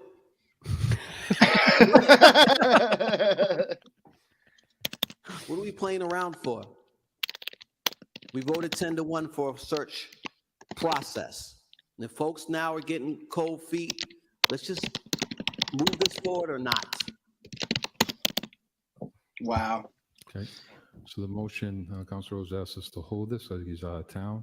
So 15C, we need a vote. Roll call. Mr. Mayor, this is table, put Motion on the is the table. table. Yep, Councilor Bergman. Yeah. So the 15C, oh, you want to speak? Yeah. Okay. I'm 100% very frustrated and want to get this process moving, but my vote for hold is only because Councilor Rose could not be here, and I know that he really wanted to speak on this issue and be able to vote, and he tried to be able to be on virtually, just couldn't, so that's on hold. But I share the frustration and feel like we definitely have held this back long enough. Thank you. Thank you. 15C, roll call. Councilor Bergman. Mr. Chairman, just for procedural, this is the whole. This is the table. Table, excuse So me. you lay it on the table so you can bring it from the table at another meeting. It's like they're playing Pokemon now. Councilor Calorio. God damn it. Yes. Councilor Hughes. I Councilor King. I'm a big fan of Max Brooks. Councilor Carlson. Zombie Survival Guide Leanne. and World War Z in particular. No. Councilor And I Rivera. have a bad habit of like whenever I Councilor see Russell. a body, like I Yes. try and Councilor Toomey. identify like Yes. And whether Mayor that body would make a good team for like 15F zombie apocalypse. is a motion to hold. Like if you think about this Worcester City Roll call. Council in the context of like, are these the people Councilor I'd want to be Bergman? trapped Yes. with? Councilor Calorio. Oh God, yeah. Wow. Like facing an No. apocalypse? GA. Like Councilor King. Councilor Carlson. Yes. Councilor Nguyen. No. Councilor Rivera. No. Councilor Rose. Councilor Russell. Yes. Councilor Toomey. Yes. And Mayor Petty. Yes. Okay, we are on Oh my God. 15. That was so annoying. D. This is Communication to City Manager, transmitting information communication road to the East Park Little League Field renovation project. And also 15E, which is City Manager's adoption to accept and expend and grant an amount of $500,000 for East Park renovation program. Councilmember Carlson. 15D and E. Yes, Mr. Chairman, if we could ask Commissioner Fink to come to the mic. Oh my There's God. a few questions that I'd like to ask Commissioner Fink.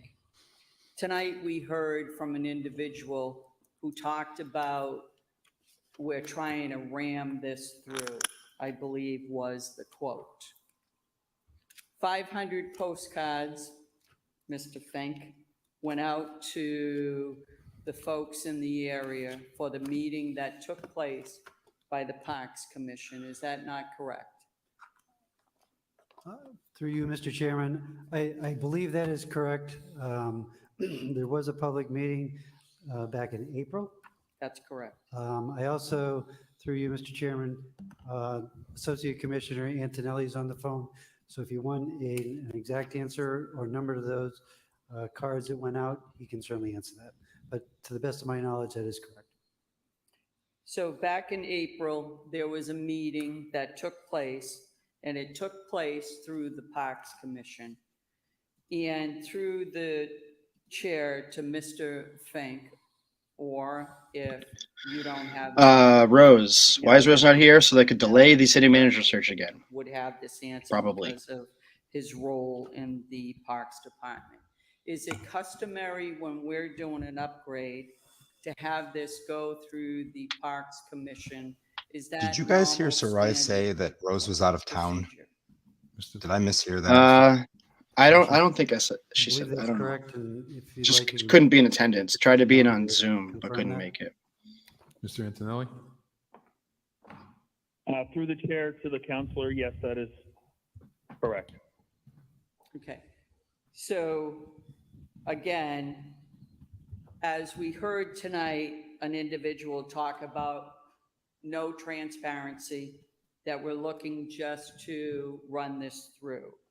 The other questions that I do have, one is in terms of the Little League field, that Little League field has been in existence for 61 years. Is that correct? Mr. Antonelli. Mr. Antonelli. Through the chair to the counselor, that is correct. With this field, at any given time, was there anyone in particular who made any This is Anthony Petroni's parking lot. suggestions to you about the access for the children was unsafe? Mr. Antonelli. Through the chair to the counselor, there have been no communications with that or with any other upgrades to East Park. The next question that I have through the chair. This is to Petroni, yeah. The commissioner, the road that goes into, that actually is Rizzo Court, is that road unsafe? Mr. Fink. Mr. Antonelli. Through you, Mr. Chair, through the chairman, that road as it exists right now is a paved roadway. It is a private way, but I have no, and having been there, but I have no report that it is unsafe with the exception of a sinkhole that had developed in the past year, but has since been repaired and fixed. Through the chair to Mr. Fink, can our safety vehicles make it Oh my down God, what the Rizzo fuck Court? is this? Whether that be a police cruiser, a fire truck, or an ambulance? Through the chair, I don't want to speak for emergency services, but I would certainly indicate to you that our trash truck, which is larger than most of those, goes down there every week. Good point. Thank you. There has been talk about we're going in there and just mowing down the trees or clear cutting the trees that are on Rizzo Court. Could you The talk amount of to us understanding of about towny what bullshit is it going requires to take really place understand on what Rizzo Court Candy's for a talking about here is parking just lot, unreal. for the Little League? And maybe And I'm it's such I can't happy even fucking whoever you think should. I can't stand Candy Merrill Carson. Holy shit. Through you, Mr. Chairman, I'll defer to Assistant Commissioner Antonelli. I think the allegation that was made previously this evening was that there were 50 to 60 trees that were going to be clear cut to provide for 30 parking spaces, but I'd ask the Assistant Commissioner to elaborate on that, please. Mr. Antonelli? Through the chair to the counselor, the existing trees that are in that site, many of which are in decline, are mostly Norway maple, which is an invasive species tree that causes problems both in the structural habitat of it and any trees that we would look to take down for the parking lot itself, we would be looking to replant within the property, within the medians that we're looking to build as part of this project, and build in more diversity with that species of tree for within this area as well as in other areas of the park. Thank you. Mr. Chairman, we've been talking about this Little League, Joe DiMaggio Little League, for almost 4 years now. To have someone tonight stand up and say that there's been no transparency, I guess I would say, as someone said, my colleague, Councilor Rivera, says, watch the tapes. I would ask my colleagues to go back and watch the tapes, because from the time that Montcalmo announced that it would be closing its doors, I can't and when fucking we deal found with this. out that they would also be closing the rec center, and that they also would not give to the city of Worcester the Joe DiMaggio Little League.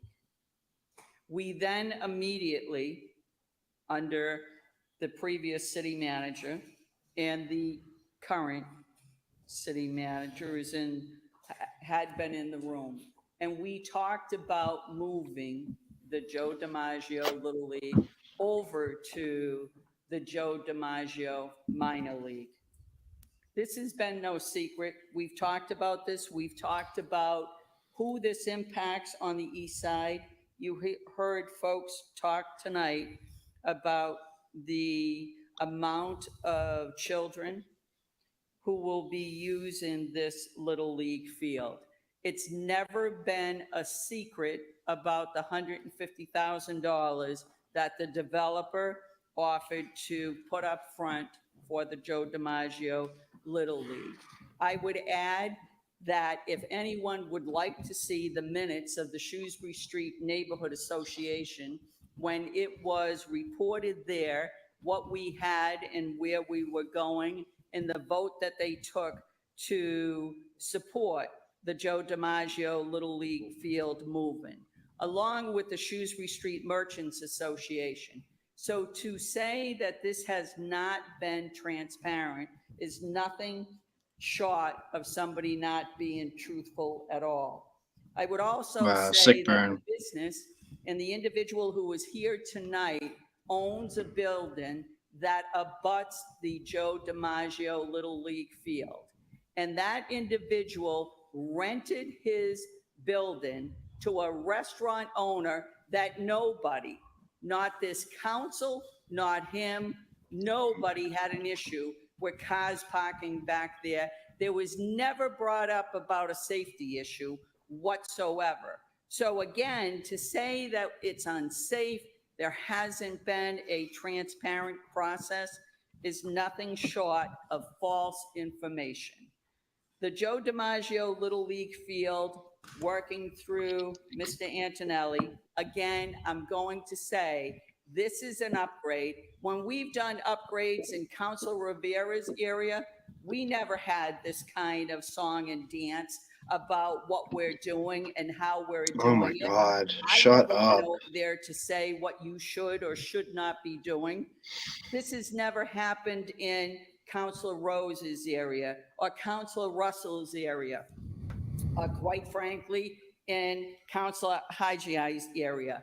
I don't understand, other than there's a personal gain for somebody in this mix. And quite frankly, I think it's unfortunate that the city of Worcester is being accused like Anthony of Petroni? unsafe Little League, who, by the way, Thank goodness we don't have an Anthony Petroni in every district. Could you imagine? on that Oh field my God. for a solid 8 years, and you can look at the ACF report.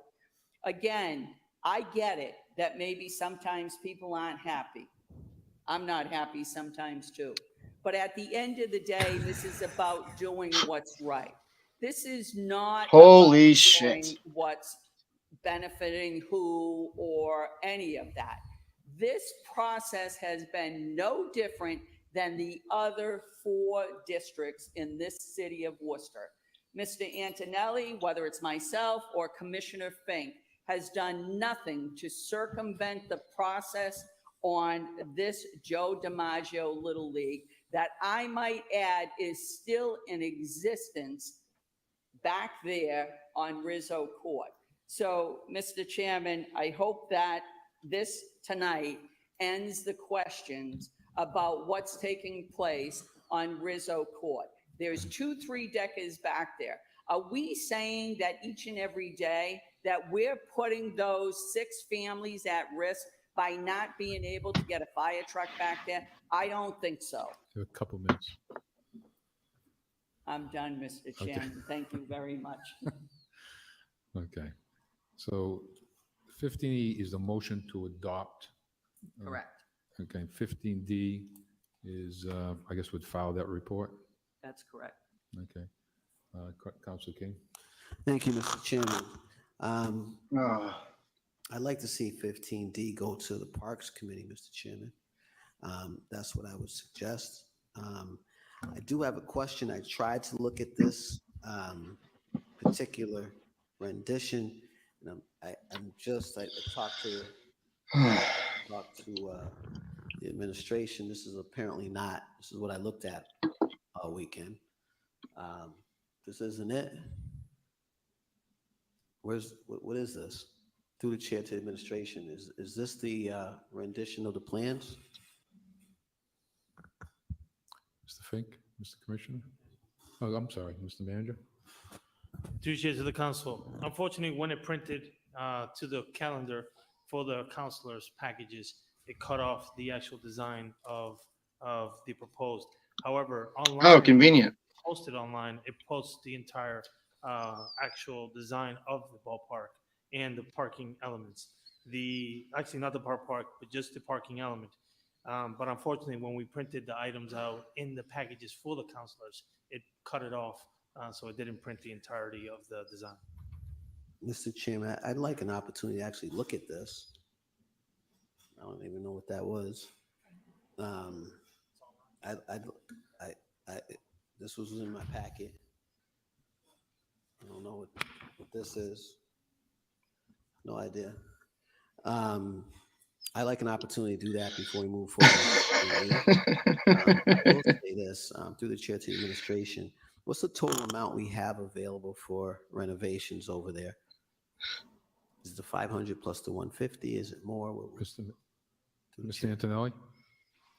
What's the total, I think the question, what's the total amount available that, through the grants for, I think with the 500,000? Through the Go ahead, Rob. Through the chair to the counselor, there's the 150 and then $500,000 from the state, which is item 15E. And then the city has authorized to begin construction for this fiscal year. There's $750,000 in money to be borrowed for this fiscal year ending June 30th. Whoa. So quite the expensive Little League field project. Total amount is 750 and 500, which is 1,200, and then another 150. So 1.2 million. 1.3 million. 1.35. Wait. Right? 1.35. 1.4 million? Yep. Okay. Yep. And out of that, we got 150 from where? Through the chair? Where did the 150,000 come from, Mr. Antonelli? That was from the developer. Okay. Thank you for that explanation.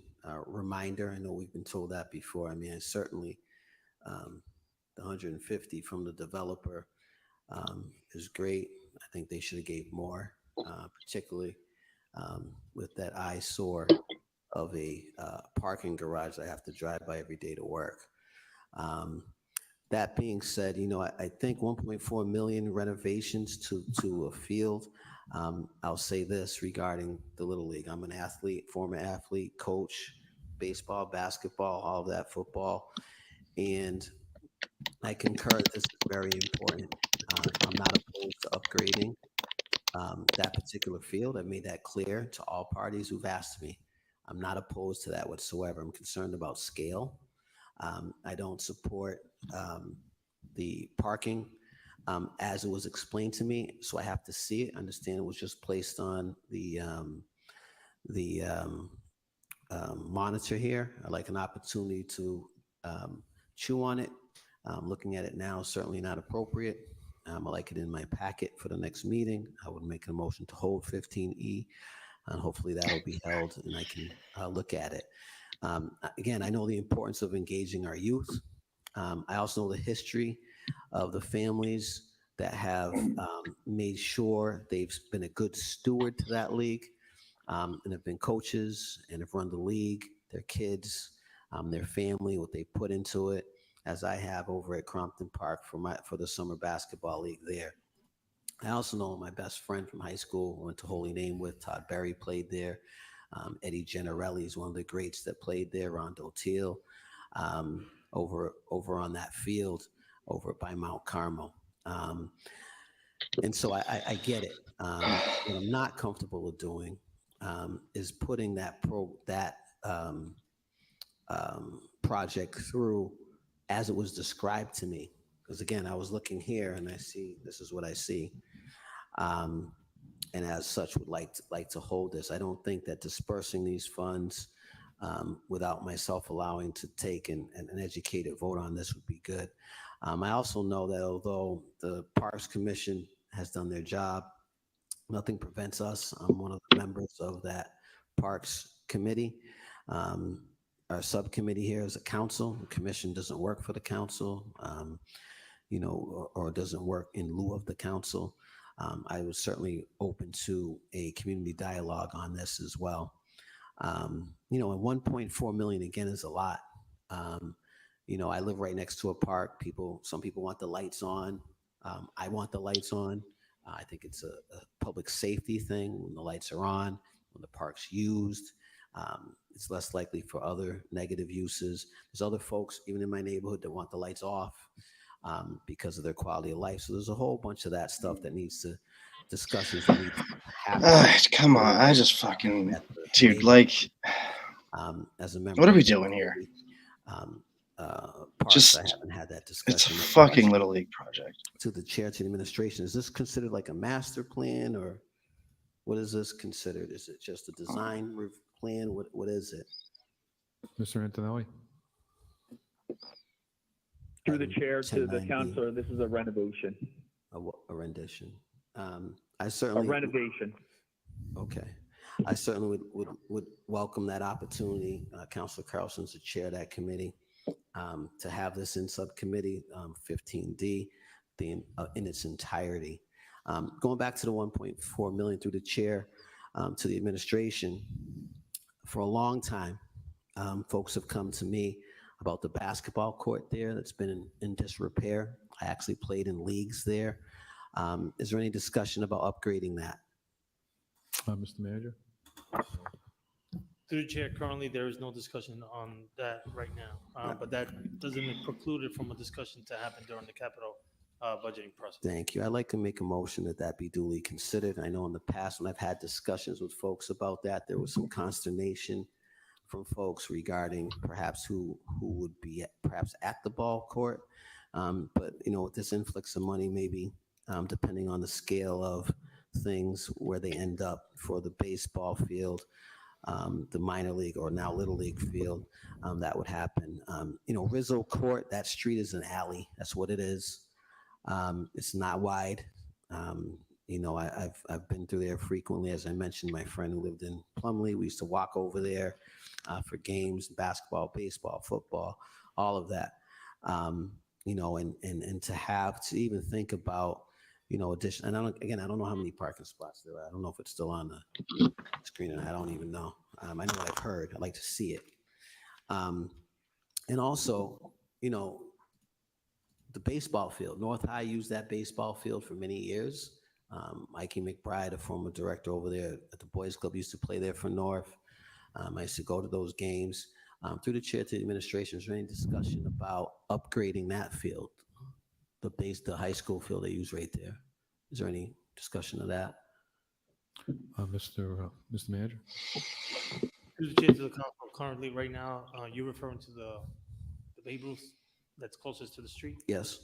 Through the chair to the council, no, there's currently discussions to upgrade that. Through the chair to the administration, do we have any idea when that was upgraded last? I don't know if Rob knows, maybe. Santinelli, you know when East Park was upgraded last? The Babe Ruth field? Had to be 50, 60. Through the chair to the counselor, that had to be about 15, 20 years ago. We have completed infield work on that every year, and have done some other upgrades with internal staff on a regular basis to keep that field in pretty good condition. Thank you.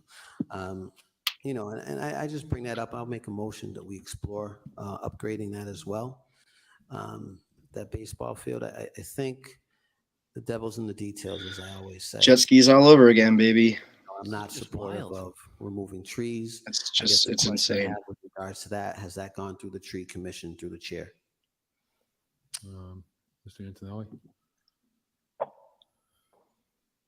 Through the chair to the counselor, it has not gone to tree commission. We reviewed the trees. There are a few that are in need of removal anyway, and we would be doing that no matter what, due to the structural integrity of the trees that are there. Thank you. And Really? the tree commission's new. Do they have a say in any of that? We're gonna go taking down trees Do we have the autonomy to in do a that? lot of woods Department for of no Parks? reason? Mr. Antonelli? Probably not. Through the chair to the counselor, it does not need to go through them for that.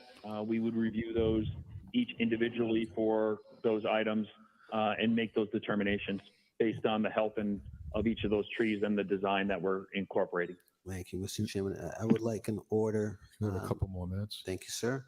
I'm requesting an order for a report back on how many trees the tree commission would require to approve in order to move forward with this process, and a report back from them once they have those hearings. I certainly think in nature of all of those matters that we should certainly hold moving forward in adopting anything regarding expending grants. And I think I'd love to have 15D in committee for further discussion. I think that it certainly makes sense.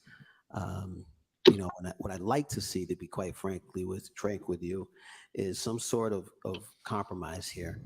Some sort of compromise where we can upgrade that field and work with everyone involved, despite the acrimony, to move forward with making that a better place for our kids. $1.4 million is a lot. Could have been me.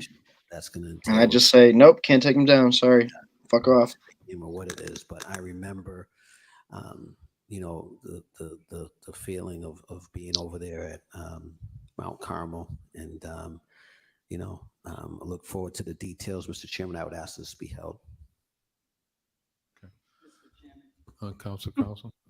Mr. Chairman. Oh, this item no. has been held twice already. So tonight there needs to be a vote. I'm going to lay that on the table, right? So the motion is to put on the table on this one. What's that? Yeah. So the vote to lay on the table takes precedent over the vote of the item. And how many You need 6 votes. You need 6 votes to put it on the table. Correct. So a yes vote would put it on the table. Yeah, no problem with the city manager search being delayed. That's on 15E. So let's do 15E. But this little league field that's going to personally benefit your friend that's a cop. Oh, jeez, you gotta move that ahead. 15E is. Cops get what they want. Item, so that needs a roll call to adopt. But 15D is the one that is a communication from the city manager's office. Is the other one going to committee, the first one?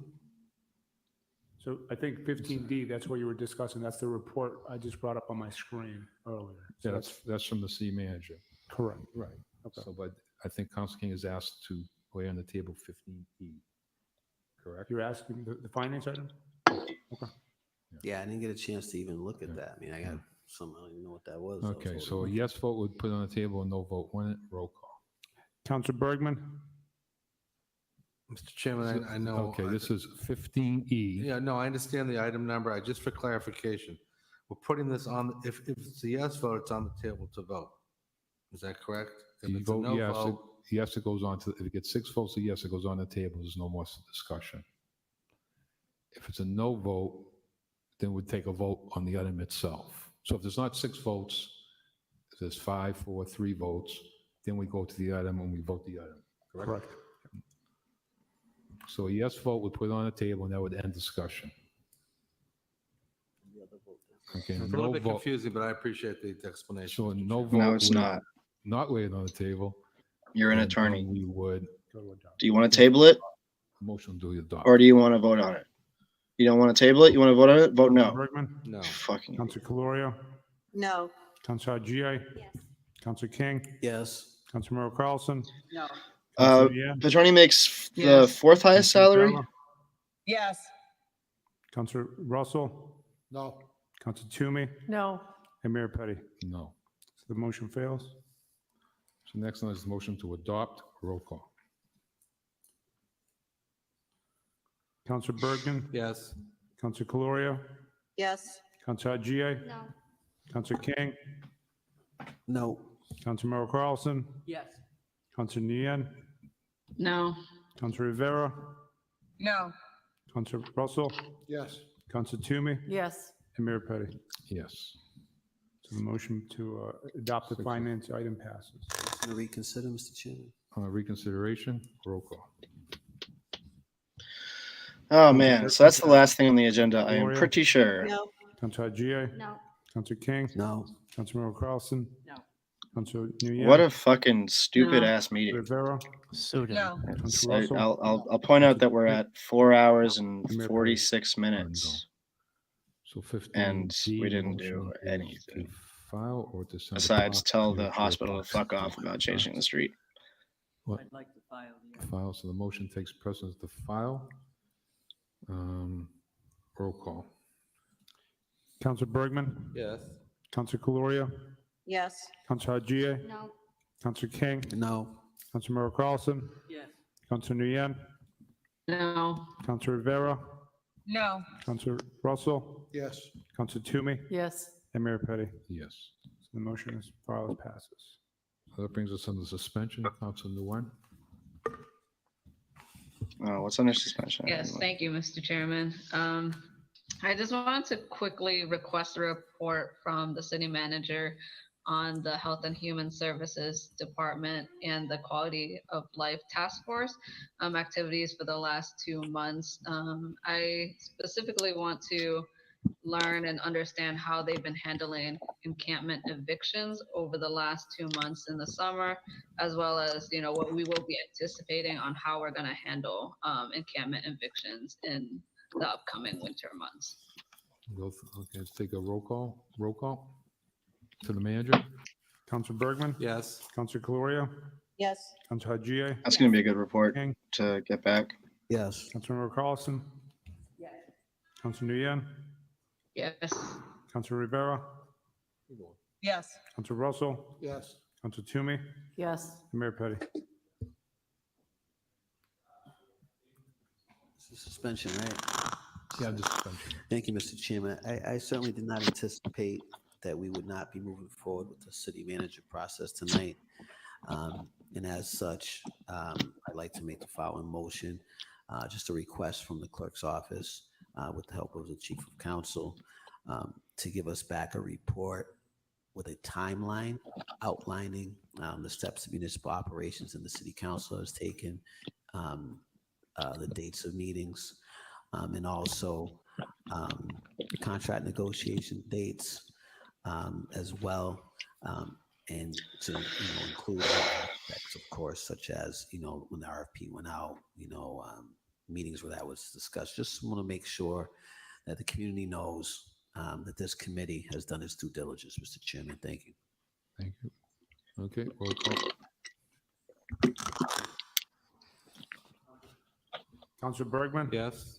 Councilor Calorio? Yes. Councilor Hajiye? Yes. Councilor King? Yes. Councilor Mayor Carlson? Councilor Nguyen? Yes. Councilor Rivera? Yes. Councilor Russell? Yes. Councilor Toomey? Wow. Yes. And Mayor Petty. This fucking meeting, these meetings lately have just been Roll call. It's brutal, man. It's just brutal. so like unbelievable, unbelievably brutal. Yes. Councilor Calorio? Yes. Councilor Hajiye? Yes. I don't even have anything to say about it. We didn't move on the one thing that they should Nguyen? actually be doing. Yes. Councilor We Rivera? spent three and a half hours Russell? Yes. to just Councilor say Toomey? that we're not going to do anything about the name of a street, and that's fucking it. I mean, Jesus Christ, like the way that they choose to spend their time is very fucking indicative, and just disheartening. And it's sketchy that Sean Rose didn't show up so that the city manager search could get delayed again. It's very obvious that they're not going to search for a city manager at this point, even if they even if they spend the money. But like, he's just, I really do think Joe Petty is just going full fucking Joker mode and just being a dick after losing. Yeah. Yeah, and that's the long and short of it. Like, you'd want like maybe a higher ideal than that out of the person who's the mayor of your city, but like really that's it. And this has just been punishment. Like every meeting after the primary on September 6th has been like objective punishment. And after a summer that they essentially took the whole thing off. So Took I the mean, whole there's summer a off and just backlog of shit that actually matters. It's just been on ice, and it's Yeah. So next week, maybe something will happen with the city manager search. I think that the most telling moment of the entire meeting, though, was when King was like, can we stop doing this? Like, if you're just going to make a motion to appoint Eric as the city manager, can you just do it? And can you just do it? Just do it right now. Just do it. Because that's obviously what they all want to do, but everyone's too big of a fucking baby to do it. So they just keep delaying it and delaying it. And it's like, I don't know what their angle is here. But it's not fun. It's not fun to watch. Thank you, everyone that tuned in with us. For suffering with us. Yeah. Suffering with us. It's a much better to suffer as a group than it is to suffer alone and watch this fucking bullshit. So I appreciate all of you and all your comments and all of that. And hopefully next week we'll have Bryan back. You won't have to wake up at 2 a.m. to do some crazy movie magic. And we'll see if they actually do something about the city manager thing next week. But I fucking don't. Not holding my breath. Right. You know. Yeah. I really think that their game here is to be as annoying and frustrating and obstructive as possible, and that's pretty clear. And that's really the only thing that was of very much substance tonight that got any sort of airplay. So yeah, so that was welcome to another 5 hours of the people that should be leading your city doing everything but leading your city, and not expecting that to change at all. So yeah, Brendan, any closing notes? No, I mean, that's you nailed it. I mean, that should have been a 15-minute meeting. Yeah, unbelievable that took 5 hours to accomplish so little. It was insane. Punishment, and it feels like at this point we should be trying to talk about how this is like deliberate punishment. I think. I genuinely think that's what it is, man. I am convinced that you can the frustration with Attell, too, and Christian is palpable. And I genuinely feel that the rest of the council is going out of their way just to be annoying in the hopes that they can just push them enough so they don't pull papers in the next cycle. Because if one of them really. decided not to run again, or actually popped off and said something wild in a meeting out of frustration, like it changes the numbers drastically. Yeah. Yeah, that's true. I mean, that could actually be the strategy. Just bludgeon us to death and try to get us to stop caring. Yeah. Yeah, I mean, hey, crazier things have happened, right? But we got to try to keep caring against all odds and against better judgment. So, yeah, I think thanks guys for tuning in. We'll see you the next time there's a meeting. It's not next week. I believe it's the week after, though I'm not sure about that. It's been kind of up in the air this fall as to when they actually meet. But I think it's going to be not next Tuesday, but the Tuesday after that. I'm not entirely sure. I got to look at it. But next time we're on is the next time we will see you. Have a great week or two. Yeah. Take care, everyone.